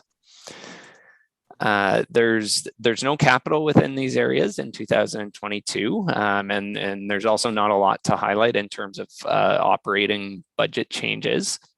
The primary thing to note in these sections of the budget is that within the building division, building activity has rebounded in 2021, and so revenue for 2022 has been adjusted upwards. But of course, the building department is self-funded through its fees, and the projected surplus there just goes to the building reserve. So that's it for those comments, and I'll hand it over to the fire chief if he wants to add anything operational. Chief, we see your keyboard. Where are you? There you are. Yeah, as you all know, I just started. I'm in my 3rd week on the job, so didn't have a whole lot of input on this this budget. I have reviewed it, and I just wanted to talk about going forward, some directives, initiatives I want to start, and talk about things that will impact the budget in the future. Our call volume is one of those. 9 years ago, from 9 years ago to today, our calls have doubled. The last 3 years, they've gone up 35%. So that will impact on our part-time volunteer wages. Although this year, I still don't have the final number in, but I think we have enough money in the budget there. The other thing I wanted to talk about is moving forward. With my background, I have firefighting and fire prevention background. Up until now, our fire prevention department has been dealing with complaints and requests, and I'd like to move that forward where we're being more proactive. And I'd like to start out by having annual inspections of all multi-unit dwellings. I believe for us to prevent fires is just as important as fighting the fires. In order to do that, we can do most of it with the staff we have in place now. We do have some volunteer firefighters who have been taking fire prevention courses, and I'd like to use them as well so that they would be working on an hourly basis. So that's the direction I want to move forward in. Okay, thank you, Chief. Questions or comments with regard to the department overview? We'll make our way down. Why don't we've got the overview. Why don't we take the overview and the fire department together? We've got the chief in front of us. So you've got the operating budget and fees and charges and 5-year capital for the fire department So let's get some questions or comments on that. The Vice Deputy Mayor. Yeah, thank you, Mr. Mayor. And I just really want to say thank you, Brian, again, for Steve Hardy stepped up to the plate as Acting Director of Community Services. I want to thank you too for stepping up to the plate and helping us through this transition period. It's very good that you stepped up and very deserving too, by the way, the promotion. So thank you for that. I did a little work. I have a question and a comment. I'll go with my comment first. I again looked to our neighboring municipality in Old Sound and saw their police fire. There's the firefighting budget of 5.6 million, and I look at our operating budget of $1 million with the volunteer firefighting crew, and I just really want to say, Brian, and pass on to staff, and hopefully those messages go back. We're pretty fortunate here to have the volunteer corps that we do running our fire services, and pretty darn efficiently too. You take a look at $1 million budget and comparing it to $5, $6, $7 million budgets in other municipalities, and it sounds only 3,000 or 4,000, more population. We sure run an efficient operation here. So a big thank you to the volunteers, Brian, and to yourself, staff. Question I have is, and I had a good conversation with you about this last week about, we've changed our zoning bylaw to go to 6-story buildings, and I've heard some people say in our community, well, we can't reach 6 floors. And you and I had a really good chat about that you go down to the city and you see 15, 20 floors. How do they fight those? So you just comment on that, like our aerial ladder and what height we can reach. And we're going to 6 floors now with some buildings in our community. And you have any concerns about that, Brian? And you can just touch on how we're best equipped to fight those kinds of fires. Yes, well, thank you for your comments, Vice Deputy Mayor Myatt. Yeah, we did talk about our aerial ladder that we have in service now is 75 feet. So if it was positioned close to the building, it would reach 7 stories. But it depends on the fire routes that are put in place and the location of the fire. We can't reach all parts of that building. But as you said, other municipalities with 10, 15, 20-story buildings, they can't reach those either. This past year in our training, we have implemented high-rise firefighting protocols and have been doing extensive training on it. We've put high-rise packs on all our frontline trucks, and that training is ongoing. And once these buildings are in place, we will do some pre-planning on them. Thanks for that, Brian. I think it's good for the community to hear that. And I've had some calls. We've been talking about 6-story buildings recently and changing our zoning bylaw. And I've had a few pass on comments that are concerned about that. So I just want public to hear that.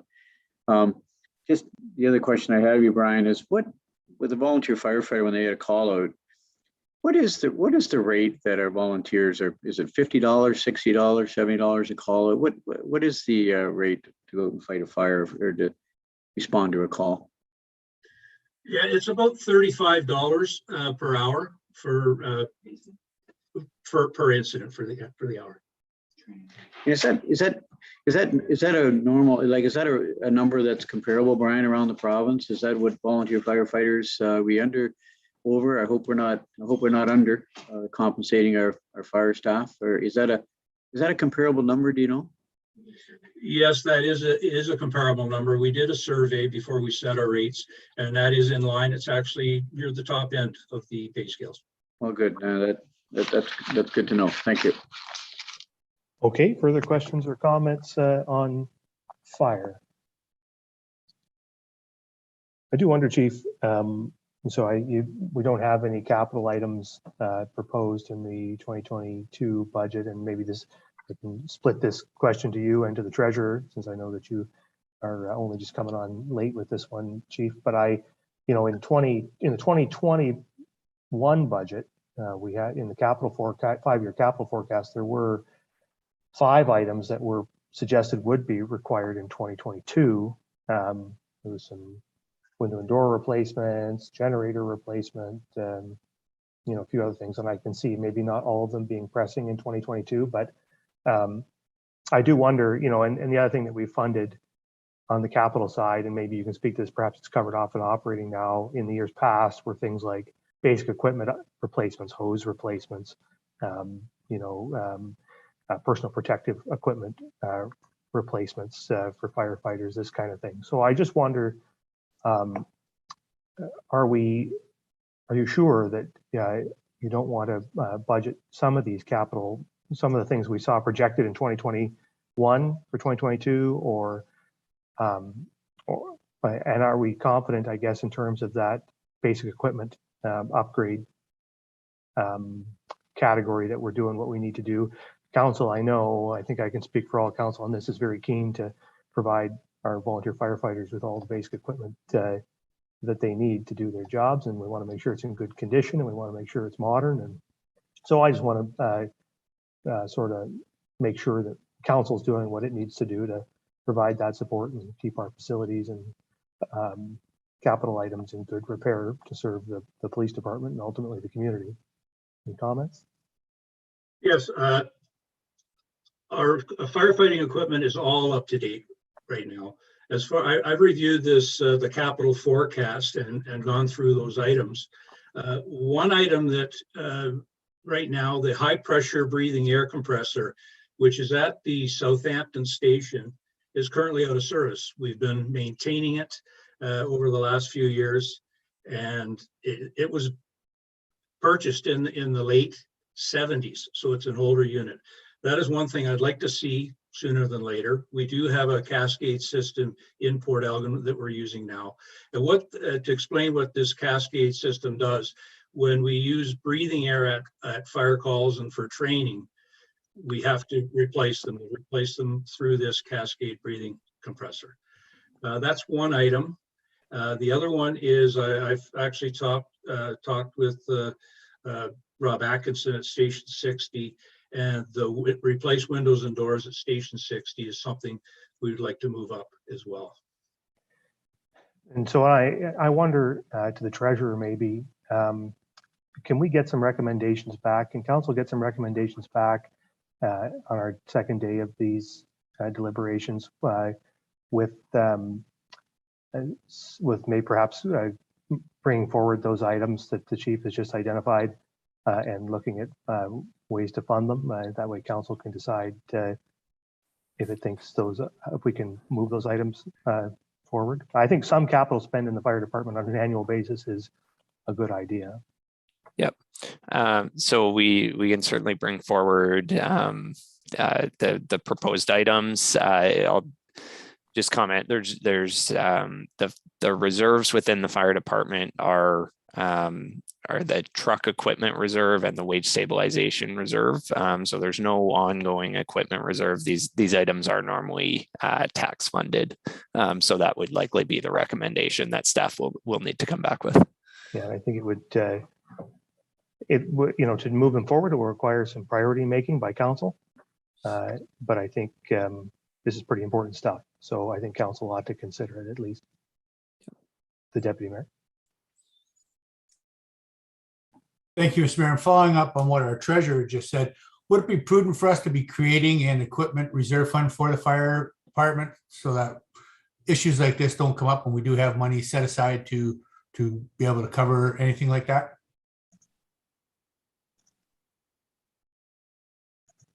Yeah, we can look at that. So I guess with what staff brings back, council will have options of funding these items immediately, and council always has the option of adding taxation to add reserve transfers into our operating budget. Usually we do allocate a portion of our capital budget, our tax dollars within the capital budget to fire. That didn't happen in the original draft budget this year, but it doesn't mean that it won't happen on an ongoing basis going forward. So when we allocate our capital tax dollars amongst our service areas, we typically look at the past few years and the needs within each department. So there's different options, but certainly if council is willing to fund the needed items in 2022, then staff can come back in 2023 with kind of this ongoing replacement model.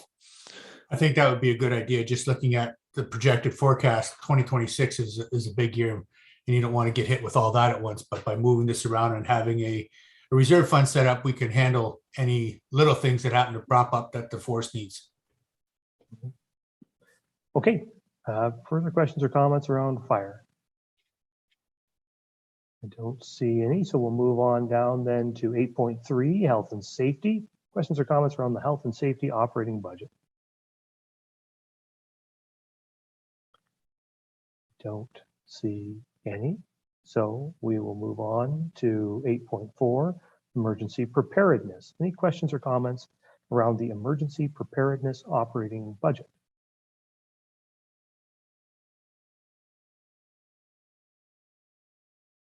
Not seeing any hands going up on that one. So we will move on to 8.5, building services. You have an operating and fees and charges schedule. Questions or comments around building services? I don't see any. 8.6 then, bylaw enforcement operating budget. Questions or comments around bylaw enforcement?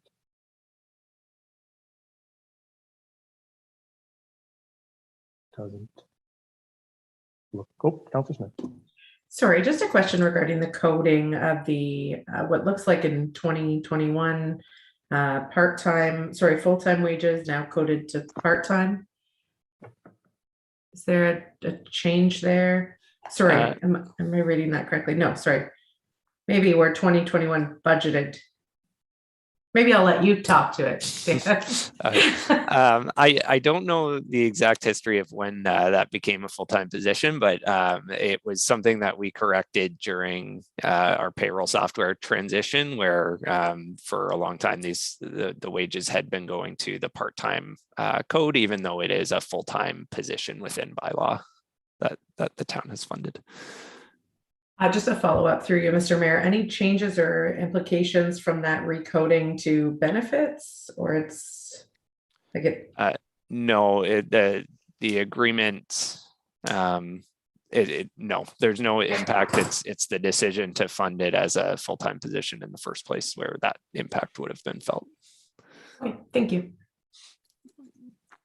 Okay, further questions or comments on bylaw enforcement? Don't see any. So that moves us on to the Saugeen Shores Medical Building. Any questions or comments to the Saugeen Shores Medical Building's operating budget?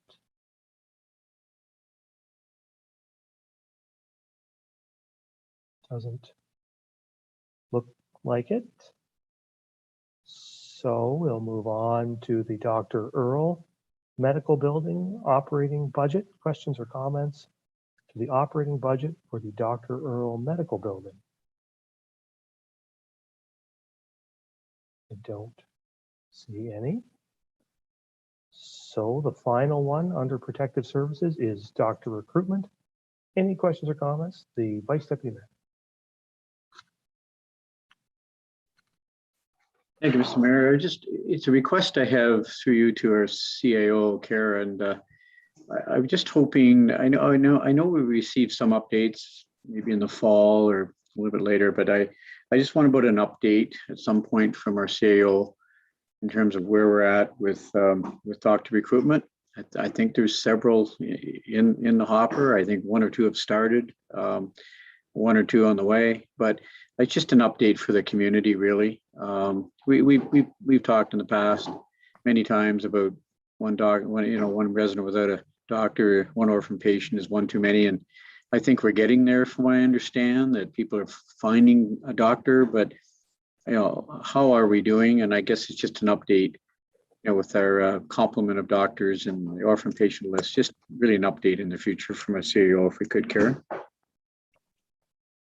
Yeah, thank you for the question through you, Mr. Mayor. I don't have the information on hand today, but I'm happy to provide that update either in December or January to council. That would be great. Thank you.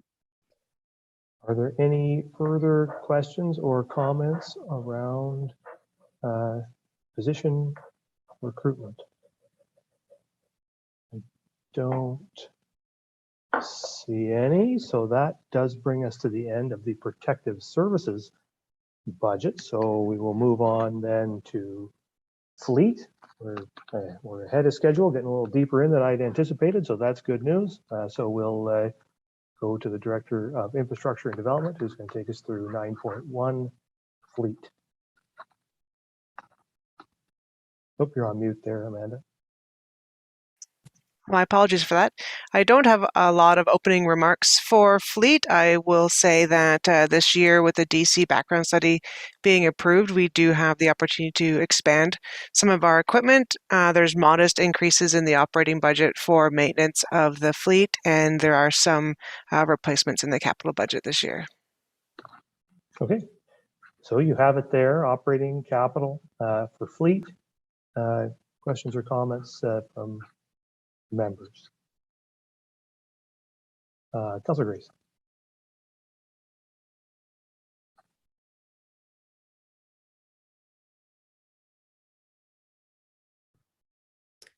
Sorry, thank you, Mr. Mayor. My question is, I guess, to Amanda and also to Chief Settle about the goals and outlook for the acquisition and use of electric vehicles into our fleet. I know we have a few, but I'm wondering about long-term plans for that. Thank you. And through you, the fleet efficiency plan that was done in 2019 does have goals for greening the fleet, bringing on electric vehicles, and always taking that as an option when we look at the next step. Through conversations with Chief Zettel, I do know that there's a delay on pickup trucks that are electric this year, so we're not looking at that for 2022 purchases, but it is a consideration in the future. And that fleet efficiency plan is going to be updated in the next couple of years to be a fleet management plan with financing and those pieces put into it. And at that time, we'll have more details on green initiatives. Okay, further questions, Councilor, or pardon me, the Vice Deputy Mayor. Thank you, Mr. Mayor.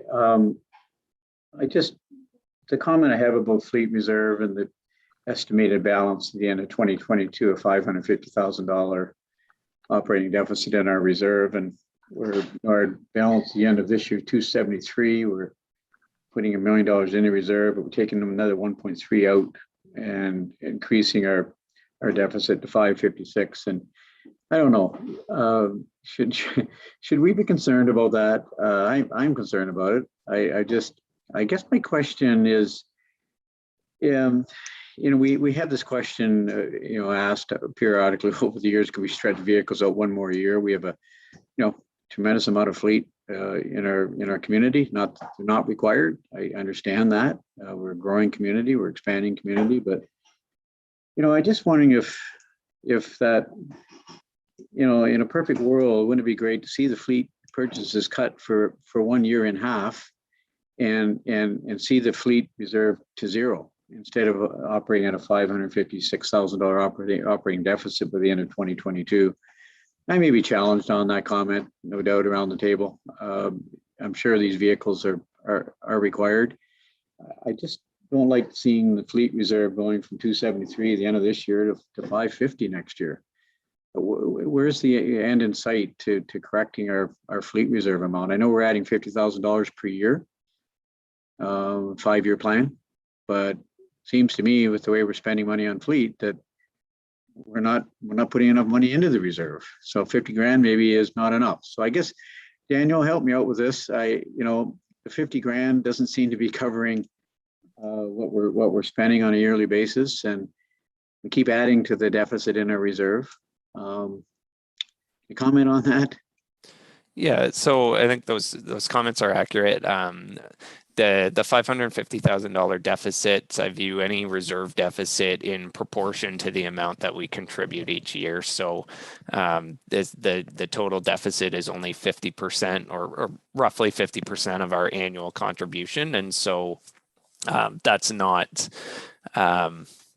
overcomable. You know, we can overcome that over time if we have a year with lower fleet spending. Not that that's likely. So certainly we've seen pressure on fleet. We've seen pressure on pricing. The 2019 plan of 5 years of $50,000 increases to the fleet reserve. Though well-intentioned, it's with the way vehicle pricing has gone, those increases are, you know, not necessarily real increases, or increases that are just keeping up with vehicle prices and with inflation. And so I'll maybe hand it over to the Director of Infrastructure at this point and have her comment on the operational planning around fleet. But the staff can certainly note those comments, and it may be advisable that council contribute more than the 50,000 this year, or certainly in upcoming years. Thank you. And again, through you, Mr. Mayor, Daniel's exactly right. We haven't been putting enough money in to replace the fleet. We're at a point this year where the equipment just isn't available. So when you need to order it, you're ordering a year in advance of when you're getting it. So things like those tandem snow plows, they won't be available until the winter of 2023, and we're ordering them now. So I think we've pushed a lot of that equipment out as far as we can. We do need an actual fleet management plan, one that shows the replacement cost and how we pass them down so their useful life, when and where it's going to go, so we can make those decisions on how much we need to be putting in. But as you can see, we're expanding our fleet as well to accommodate the growth and the more roads and infrastructure we're maintaining. So I agree with you, Vice Deputy Mayor, that a better financial plan is needed. And we are doing that with our asset management group this year on our work plan specific to facilities and fleets in preparation for that 2025 deadline, but having it in advance. And we do have new software that was approved by council a couple years ago. It's called Asset Optimizer that we get to use to help make some of these decisions. And we're going to use that and look forward this year to bringing a report back to you in the summer before we go forward with more fleet purchases, just so you have it for your information and understanding. Yeah, thanks for that. We seem to be spending more in fleet than we're, budgeting each year. At 987,000 is $300,000 more than what we're, placing into reserve and falling further behind. And it would be it'd be welcome to see that financial plan around fleet, and see if we can, in my view, get to zero at some point and put enough funds into the reserve that we need to buy these vehicles. Or, my original comment is, can we extend these vehicles by 1 year? And what you're saying is, if we don't replace them, they're all going to fall apart and we won't have the vehicles in 2022. So my, perfect world, wouldn't it be nice to extend by 1 year to replenish this reserve? Anyway, those are my thoughts, Mr. Mayor. Thanks. Thank you. And I think, the key thing to remember is that we are,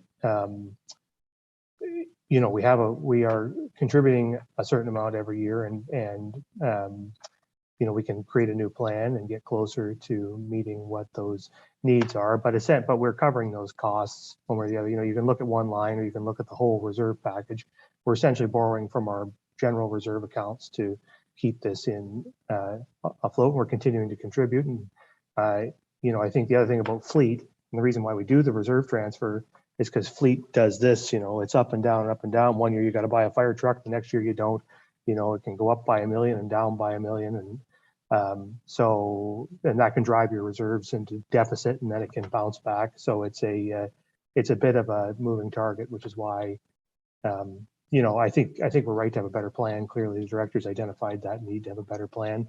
But I also don't think that council or the community should get too concerned about seeing the reserve in deficit, because I think when it comes to fleet, that kind of happens.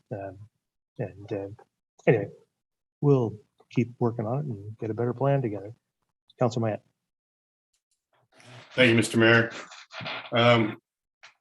First of all, the snow plows, are we buying tandem axle snow plows or single axle snow plows? I think the newest one we just got, it was in the parade the other night, was a single axle snow plow.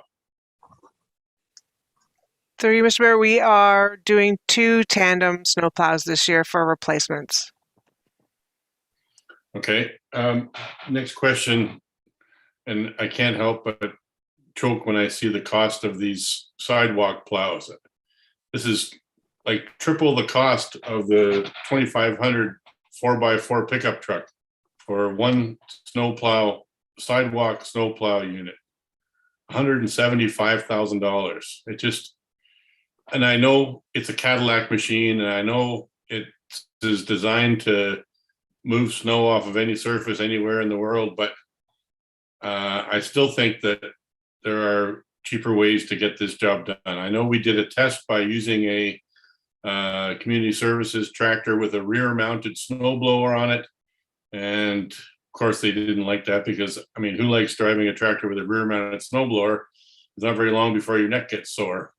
But there are other good quality units that can be used for this. And there are going to be times in the year when something more robust is needed, when we have those once or twice a year snowfalls. But for the normal snowfall that we get, I can't help thinking $175,000 for one piece of equipment that's only going to be used. And I know there's other attachments you can put on these things for cleaning gravel and things like that. But by and large, they're only used a short period of time during the year. And I just can't get over what they charge for these things. And I would really like to see us do what other municipalities have done and buy a $30,000 or $40,000 Kubota or John Deere compact tractor with a front mounted blower or a front mounted blade and a salt bucket on the back that could, in my mind, do as good or better a job than this thing does. That's all I got to say about that. Okay, any comments from the director? Yes, I just want to confirm that we do highlight on that slide and in the report we brought back in the summer that because of those comments, we're going to do it as an open tender where we'll specify the needs that we need. It won't say trackless. It'll just be out to anybody with any equipment that wants to come in that can meet the minimum horsepower clearing ability, and we'll make note of the sidewalk width so that they can meet those specifications. And when that comes in, that'll come back to council with a recommendation, most likely of the lowest bidder or the one that met most of or all of the required specifications. Well, I'm very happy to hear that. And I hope that some of our local dealers get tipped off Kubota or John Deere or whatever the make is that can come in and bid on this. Thank you. Yeah, okay, thank you. The deputy mayor. Thank you, Mr. Mayor. Through you to our director, Amanda. One of the things I'd like to see with our sidewalk clearing machinery is a larger salt bucket. For the amount of time that the guys are out plowing, they spend a lot of time driving back and forth because that little box at the back doesn't hold enough salt. So is there any way we can get a larger salt box for these vehicles?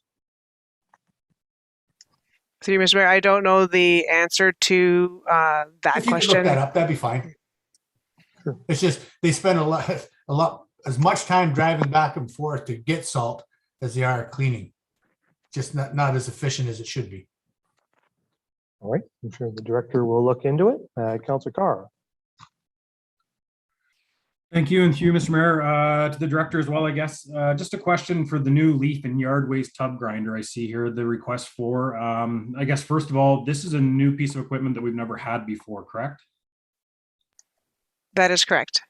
I guess I'm getting to the point that I thought we just did a whole bunch of work at the Boy Scout camp, the leaf disposal area there to accommodate for some of this. I guess what I'm getting at is if we're looking at trimming a bit off fleet this year, if we're hoping to get some numbers down, is this something that, is there a company out there that we can hire to come in? Is it something that's we would see heavy use in the fall. I'm guessing that, you know, you get somebody to come in and do it, you could get that contracted cheaper, I'm guessing, for how much use that we'd get it, or is that something that's not a service? Or can you give us maybe a bit more background as to why we need to go to something like this now? Sure. Thanks for the question. And through you, Mr. Mayor, first of all, this is funded through development charges, so not through fleet reserve. So it wouldn't help with that deficit. But the leaf and compost yard is used so much that we're finding our piles are very high, and the natural decomposition rate is slower than if we did it through this grinder. So we could get that material out of the compost site and into the landfill for cover faster. And then it reduces the need to expand that compost site. Also reduces staff time on doing the turning of the piles. Okay. All right. Further questions or comments around fleet? I do think it's that we had the discussion about the sidewalk clearing. It's a good news story.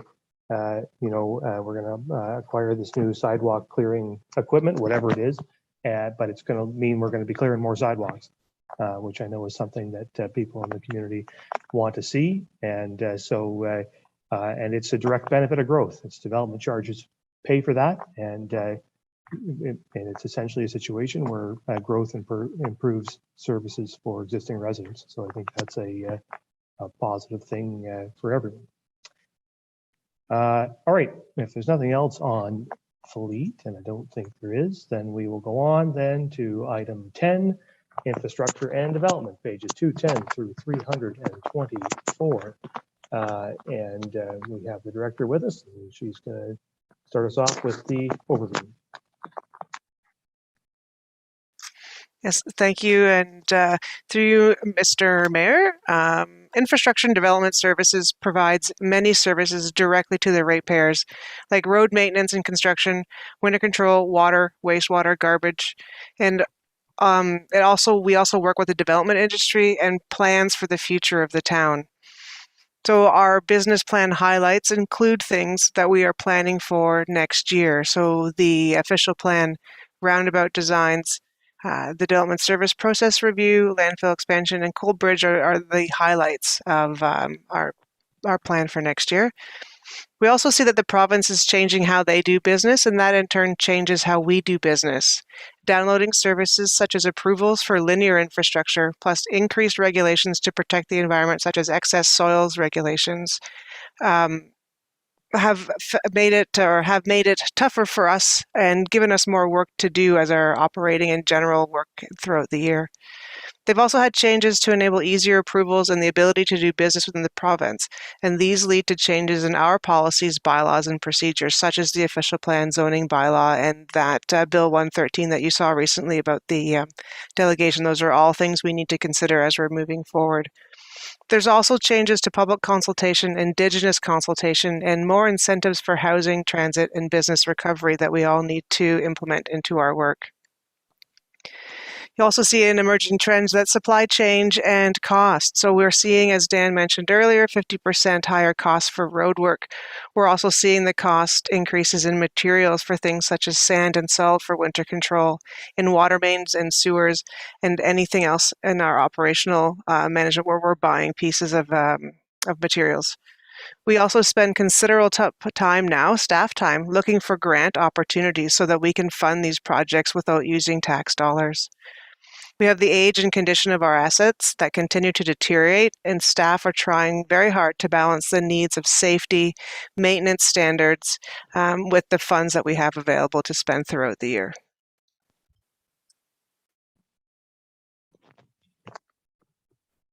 Okay, that's it.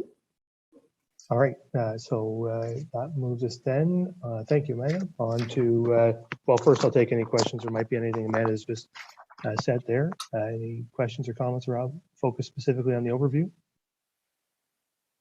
Don't see any, so we'll just move right then into the individual departments. And the first one is 10.2, engineering. You have an operating budget, 5-year capital forecast, and capital budget. Any questions or comments around 10.2, engineering? The Vice Deputy Mayor.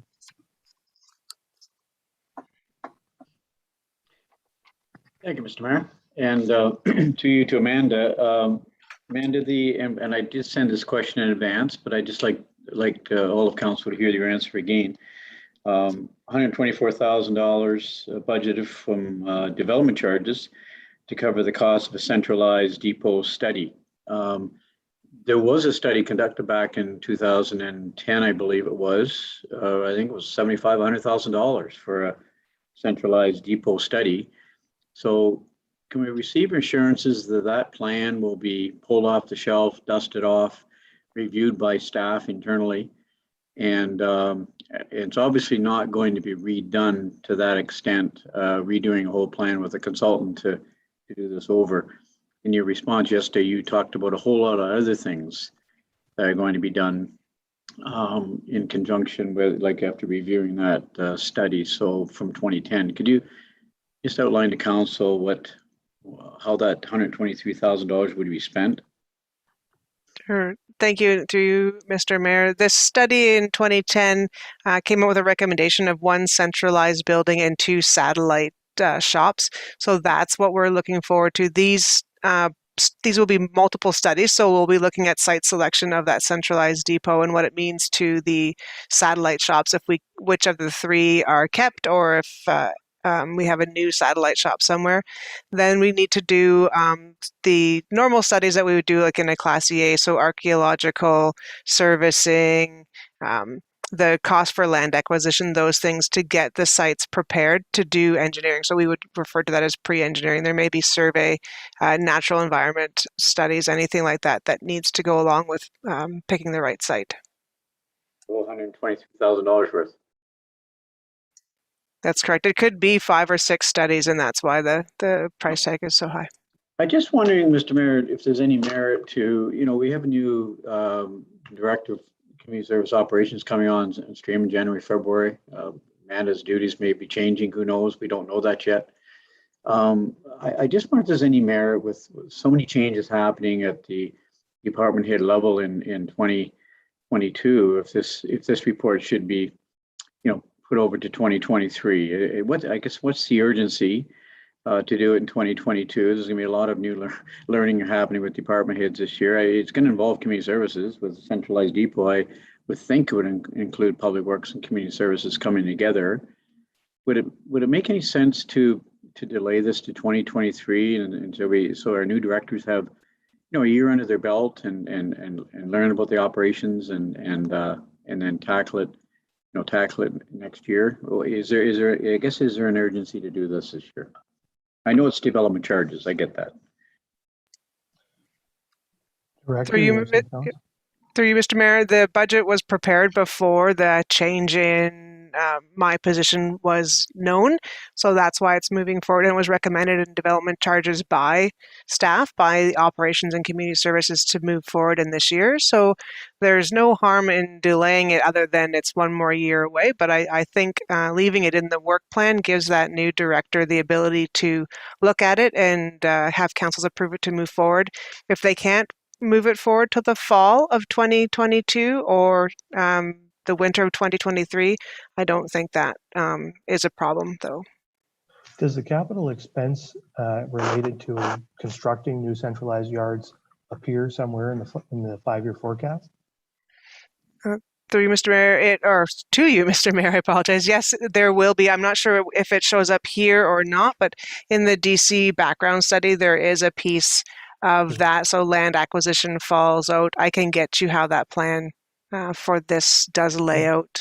It'll be in the DC study for sure. It's not in the engineering capital forecast. I just wonder if it's somewhere contained in a different department or something. I just want to I'm only just trying to get a sense of if you're planning the study in 22, when the administration envisions construction, because that kind of times out what, that working back from an eventual construction date times out when you need to start planning. So I just can't find it, and I just wonder if you know what it is. I will get that updated in the 5-year plan for when we bring it back to council. Okay. So yeah. Good enough. All right. Any other questions around engineering? Yeah, Councilor Grace.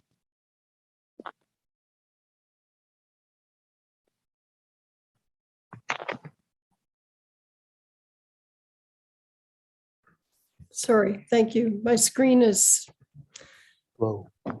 lengthened, widened. Yeah, I just wanted to make a comment about the traffic counter with display and express my appreciation for that. I know that I've received many positive comments from the public about the speed bollards that have been put up in last year. And I think that this will be helpful in helping to keep speeds down. And I'm glad to see that as one of our expenditures. Thanks. Thank you. Anything else on engineering? Don't see anything. So how about 10.3, development services, operating fees and charges, capital? Questions or comments? 10.3. I don't see anything there. Worth noting that we have our innovation park. I think it's $4 million proposed, if I recall correctly, although I don't have it open. Oh yeah, there it is. And so this budget advances that through debt, but the intention is to obviously make that money back and make the municipality whole again by selling the lots to new businesses or to existing businesses who want to expand. So, so a positive one to see moving forward. And yeah, anything else? Councillor Carr. Thank you. And through you, Mr. Mayor, just a question, seeing as though you brought up the Innovation Park anyways, I don't know if anybody wants to speak to this one or not. Do we still have companies that are kind of jumping at the bit here to get this built, or do we still have lots of active companies or people or businesses looking to acquire land right now, or could we get just a little bit of an update on that one? Does it look like we're still proceeding the way we were hoping to? Any comments? Perhaps the CAO? There's the CAO. Yeah, I'm sorry, I won't be able to answer that specifically, Councillor Carr, but I can touch base with our economic development staff and get back to council on that. Yeah, that'd be good if we get something back. It'd just be nice to see an update. I thought before there was some time sensitive stuff that was involved with this one. It'd just be nice to know where we're at with it when we're spending $4 million on it. Yep. Okay, we got an update on that. Any other comments with regard to development services? Don't see any. So how about 10.4, Public Works Administration? You have an operating budget there. Any questions about Public Works Administration? Don't see any questions on Public Works Administration. So how about, probably won't be any questions on this one. 10.5, roads and roadside maintenance. You have operating fees and charges, 5-year capital, and a fairly extensive capital budget on that one. Any questions or comments with regard to any of that? No? Okay, well, we'll move on. Oh, any questions? No? Really? The Deputy Mayor. Thank you, Mr. Mayor, and through you, Amanda, this is a big list. You compiled this, you've shown it to us for the last couple of years. I'm glad to see Snyder Street, Jay to George is on us. I'm pretty sure the Vice Deputy Mayor will be very happy with that as well. And I do like the two roundabouts that are being proposed. Traffic calming and movement will be a big part to that. So thank you for all that. And I look forward to seeing all the improvements. Yeah, good. Further questions for Councillor Grace?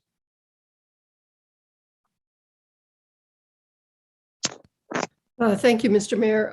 My question is about the Madwayash Street sidewalk in Southampton, page 247. I'm just wondering, this says that this is an extension of a public sidewalk to coincide with the sidewalk paid for by the developer. And I did not send this question ahead of time, but I'm wondering what is the length of this stretch of sidewalk, and how does that compare with the amount of sidewalk provided for by the developer? Thank you. Through you, Mr. Mayor. The sidewalk will be all the way from South Rankin to the limit of that subdivision that we refer to as the McMillan subdivision. So there were 5 lots that were done at the south end a while ago, and that's where the $5,000 from that one fund comes from, developer sidewalk. And then the other piece was for the across the frontage of the McMillan. I'm not sure the distance or the share, but I know that not enough of money was collected in the past because of the cost difference from when it was collected to today's value for construction of sidewalk. So that's why we're coming forward with a bigger price to have it come. The 25,000 from OCIF would be that benefit to the existing neighbors. That doesn't cover the piece that developers were responsible for. Just a follow-up question. Thank you, Mr. Mayor. Do the neighbors, have they been consulted about this? Through the ones to the south. So on the screen, you can see like the houses that would be at 2533. Those builders knew at the time. They're the ones that did the contribution to that smaller amount of sidewalk. And the ones to the north are the ones that are in that new development. So they were shown on the plan. So they haven't been consulted, but the sidewalk is going on that side of the road. So the existing ones to the other side have not, but it's not going across their specific frontage. And just to clarify, so the the folks on the east side, where this sidewalk is going, this sidewalk was shown to them on the plans when they built there or when they made their arrangements. Is that right? The original homeowners would have seen that for sure. I don't know if any have changed hands, and then there may be people that don't know because of that situation. Is there something that's going to be done to let the residents know when this work takes place? Will you be informing them, giving them letters or flyers or something? Through you, Ms. Mayor, sure. We always do for any kind of construction project. So they'll get that notice of construction letter like everybody does. It's normally about a month before the construction happens to tell them what disruptions can be expected and how long the construction will happen and what to do in the interim. Thank you. Okay, thank you. Further questions or comments on roadside maintenance? Vice Mayor. Thank you, Mr. Mayor. And Amanda, you and I did talk about this briefly, McNabb and Railway Street, and I had to step out for about 2 minutes. I hope I didn't miss this one, did I? When I had to step out. Oh, we discussed it yet. Sorry. I have received some concerns from residents in this area. We've got the new Southampton Landing coming on board with 100 homes right at that intersection, McNabb and Railway Street, to do with, we're looking at a study for a roundabout there.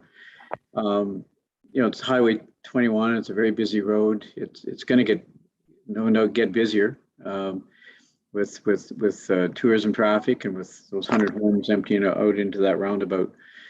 The MTO so what you're saying is that the warrants did not justify traffic signals at that intersection, and that's the position you've taken, or the report has taken, that it just simply does not warrant traffic lights. Some people I've talked to saying, please put traffic lights in there. I'm sure there's other people saying they'll welcome the roundabout, but pedestrians, cyclists crossing a 4-lane road on a busy highway, busy road like that is, that's a concern to me. Should it be a concern to this council? I just wanted to comment on that intersection, what you're planning there, Amanda. Sure, thank you. We are looking at doing the roundabout because the traffic signals were not warranted when the transportation consultant did the analysis. The future development of Southampton Landing was included in the traffic numbers. So they're saying even at full development, we wouldn't be able to get a traffic light. So to me, the next best thing in this intersection would be a roundabout because it'll allow the cross traffic better ability to get that left turn in that residents were saying they needed some somewhere else in Southampton other than Albert and High to be able to turn left onto the highway from the west. When it comes to pedestrians and cyclists, cyclists will use the roundabout just like a vehicle. There are other examples in Kitchener as an example where they have the pedestrian crossing outside the roundabout. It's up to the north and south here so that cars are out. Cars have, we put signs in for cars to yield to pedestrians, those sorts of things. But at this intersection, we can include a pedestrian crossing analysis at the same time as we're doing the roundabout so that we can adequately address what we could do or should do for pedestrians in this area. The pedestrian crossing analysis will be part of this. Correct. Okay. Thank you, Amanda. Okay, any further questions or comments on roads and road sign maintenance? Councilor Davinsky, and then Councilor Maya. Thank you, Mr. Mayor. And just to follow up on this roundabout, I've had more people say to me, let's get on with it. We need a roundabout there. I use that road almost every day. And many times I thought I was going to be a forgotten person because I couldn't get onto the highway, particularly during the summer tourist season. I think a roundabout will solve that to a great extent. And I don't think it will impact the traffic one way or the other. We just had some construction done in that area by the beer store all this past couple of months. And there was a stoplight up there, and everyone seemed to get along fine. There wasn't a problem. So I hope this roundabout, and I agree with Amanda Froese on this roundabout comes through. Thank you. Councilor Maya. Thank you, Mr. Mayor. My question is with regards to side road 2829. And this is the road that we just had, well, they're just in the final throes of completing the new McEwen Bridge. Are we, so from the bridge south to the town line is currently gravel surfaced. Is this project contemplating paving it all the way out or leaving it as gravel? So just 1 second, I think I have my bearings wrong, but 2829 is going to be from Bruce Road 40 to the town line, and it is currently paved, and it is a paved road in this analysis as well. Give me a second to grab where McEwen Bridge is on here. It's not the same section because McEwen Bridge, I believe, is on 1819, but I stand corrected. Okay. I'm one or two side roads over, I guess. That's correct. You are. So it's a paved road all the way across, and you're just going to grind and bind. Is that kind of thing? Yes, correct. It is in bad shape. The asphalt is deteriorating quickly, and we've had residents call and complain. And so with the condition of that road, we're going to resurface that completely. So yeah, shave and pave. All three of the residents complained? and that visitor as well. Yeah, okay, thank you. Deputy Mayor. Thank you, Mr. Mayor. Through you, Amanda, as we're redoing this road, will this be a time to do one of the paved shoulders as well to extend the life of the road? With bike traffic on there, we talked about as we redo roads, we're going to be looking at adding the paved shoulders, which will extend the life expectancy of the roads. I'm not sure if this cost estimate has paved shoulders or not. When we were coming through with the budget, we had a lot of projects with high priority, so we were trying to keep some of the costs down, but I will get that answer back to you as to the road width here. Okay, further comments? I have a question about the Miramichi Bay Road Trail project. I've had some comments or questions from members of the public down in that area who are interested in having a little input when the trail is when this work takes place, particularly if there's some realignment taking place, and having observed it over time, have some comments they'd like to make. So is there going to be an opportunity as we approach this, constructing this project, for perhaps some consultation with the folks just in that neighborhood, or perhaps community-wide, as maybe put the plans that we have for the realignment out in the public and invite public feedback? Is that anticipated or contemplated?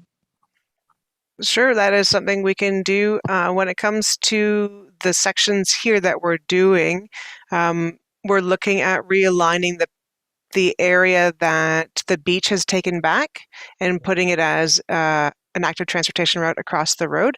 So for sure, public letting people know what we're doing there would be important. I'm not sure there's a lot of options, but for sure, we've been working with community services, and their input on how to rehabilitate that area would be welcome. So that's something we can do. And I know there's some thoughts on signage and things. So anyway, I think that would be appreciated. I've heard from some members of the public interested in that. Anything else on anything in this section? If not, then why don't we bite off bridges and culverts, and then we'll adjourn for the day. So we'll go 10.6, bridges and culverts. Any questions or comments on the summary of the 5-year capital forecast or capital budget?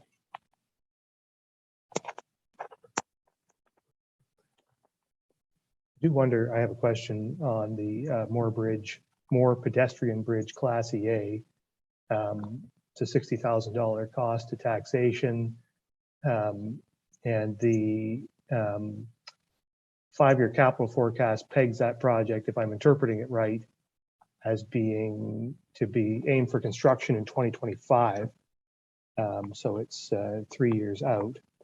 And I wonder, Amanda, in your view, is it necessary, based on the timelines we're anticipating for construction, to complete that EA in 2022, or could it successfully be pushed to 2023 and still aim for construction in 2025?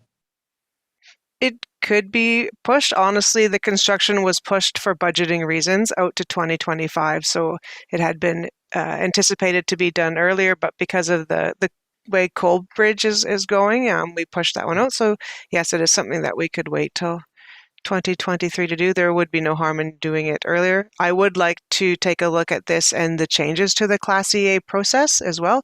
We're hoping to see the ministry finally coming to change that act in the early of this year, so it may become easier as well and be maybe only a Schedule B or an A+, and then it'll make this process earlier. So this would be a late 2022 project at the best.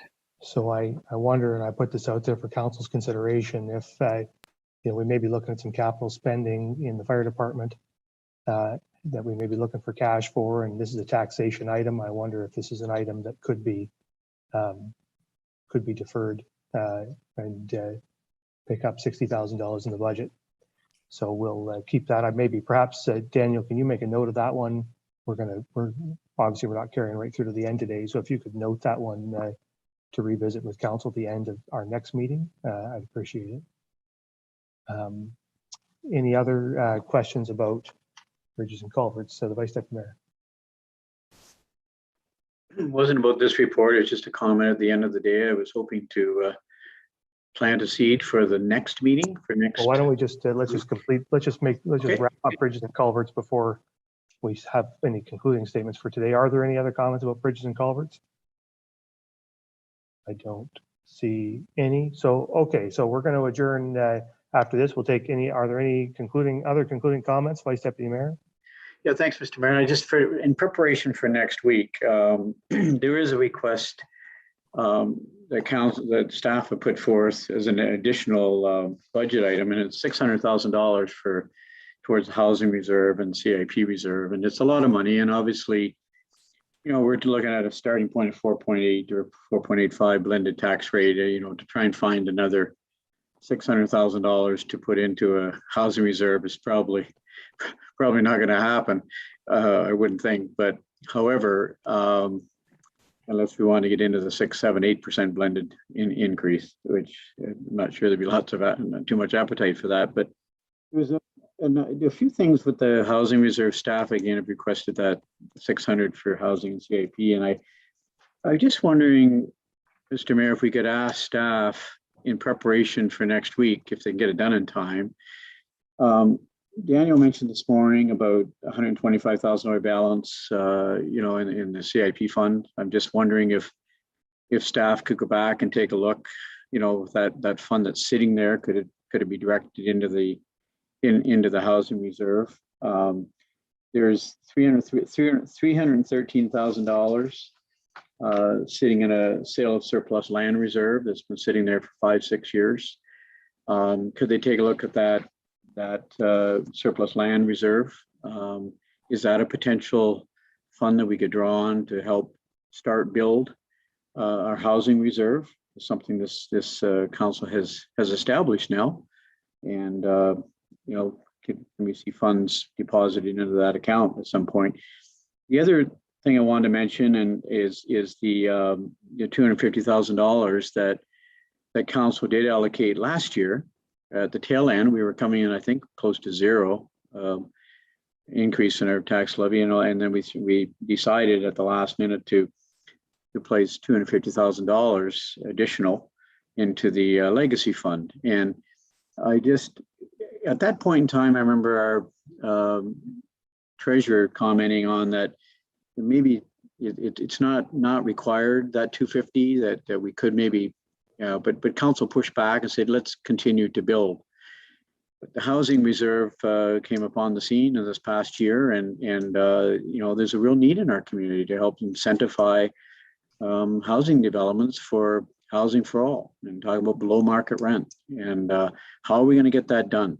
And this council has really been supportive with zoning changes for height restrictions and setbacks and the housing reserve and a housing coordinator. And so there's a lot of good things that have been done, but I think that I was just hoping that Mr. Mayor, you could support in council of asking staff to go back in those 3 or 4 areas I mentioned.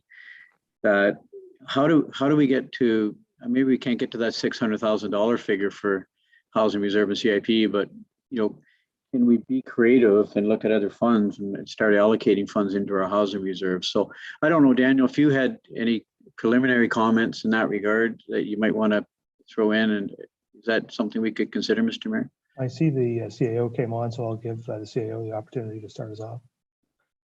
Yeah, thank you for the question. So we're talking about under section 11.5, the housing reserve transfer and the CIP funding. And I wondered, Dan, do you mind just putting that up on the screen? Thank you.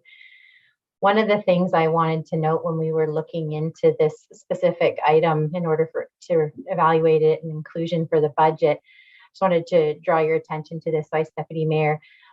We did go back and look at the community improvement plan that was recently adopted by council this year. And it was expanded to include, and I apologize, I have to go a little bit by memory, but business retention and expansion opportunities. It also included supporting housing and some other opportunities. Well, I think it does have that in that sheet. So housing projects, but also new business investment, retention, and expansion opportunities.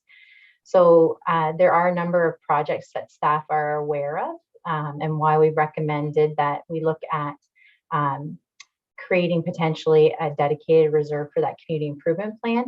As we heard earlier today, the funds that are in that are leftover funding from a 2018 decision, I believe I heard articulated today.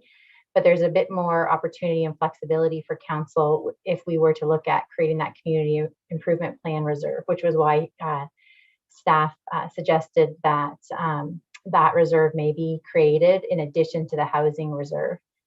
The piece, and I know we've had this conversation before around housing and the place where it makes sense for the municipality to get involved. And I think that there is opportunities for the municipality to look at as it relates to land. So we can go and take a look at that sale of surplus land reserve. But I also recognize in bringing on our housing coordinator that one of the first places we're going to start to do is inventory our land and look at what lands are available for housing and where the municipality may be able to support housing development with its lands. The second thing I just wanted to highlight was around involvement of the county. And I know you and I have had a couple conversations about this, but making sure that we have the county involved in any discussions about providing below market housing in the community of Saugeen Shores and how we might engage them in that in going forward. So I just wanted to highlight those couple of points. I take your point today, which is to go back and look at where there may be some options to start supporting and funding these reserves. And we'll definitely do that between now and next week. I just wanted to make a couple of additional points related to this one in particular. Thanks for that. I just that's good to hear that you're willing to take a look at that and where we may head with this housing reserve, Mr. Mayor. And I think it's something that we're all interested in resolving the housing situation, and how can we incentivize through our housing reserve. So I don't think too many funds in that reserve yet, but hopefully we can grow it. Thank you. Yeah, okay, that's a good note for heading into a week from now. Any other concluding comments anybody wants to make before we adjourn for today? If not, we will adjourn and we will reconvene. What is the date of our next budget meeting exactly, Daniel? It is Tuesday, December 7th.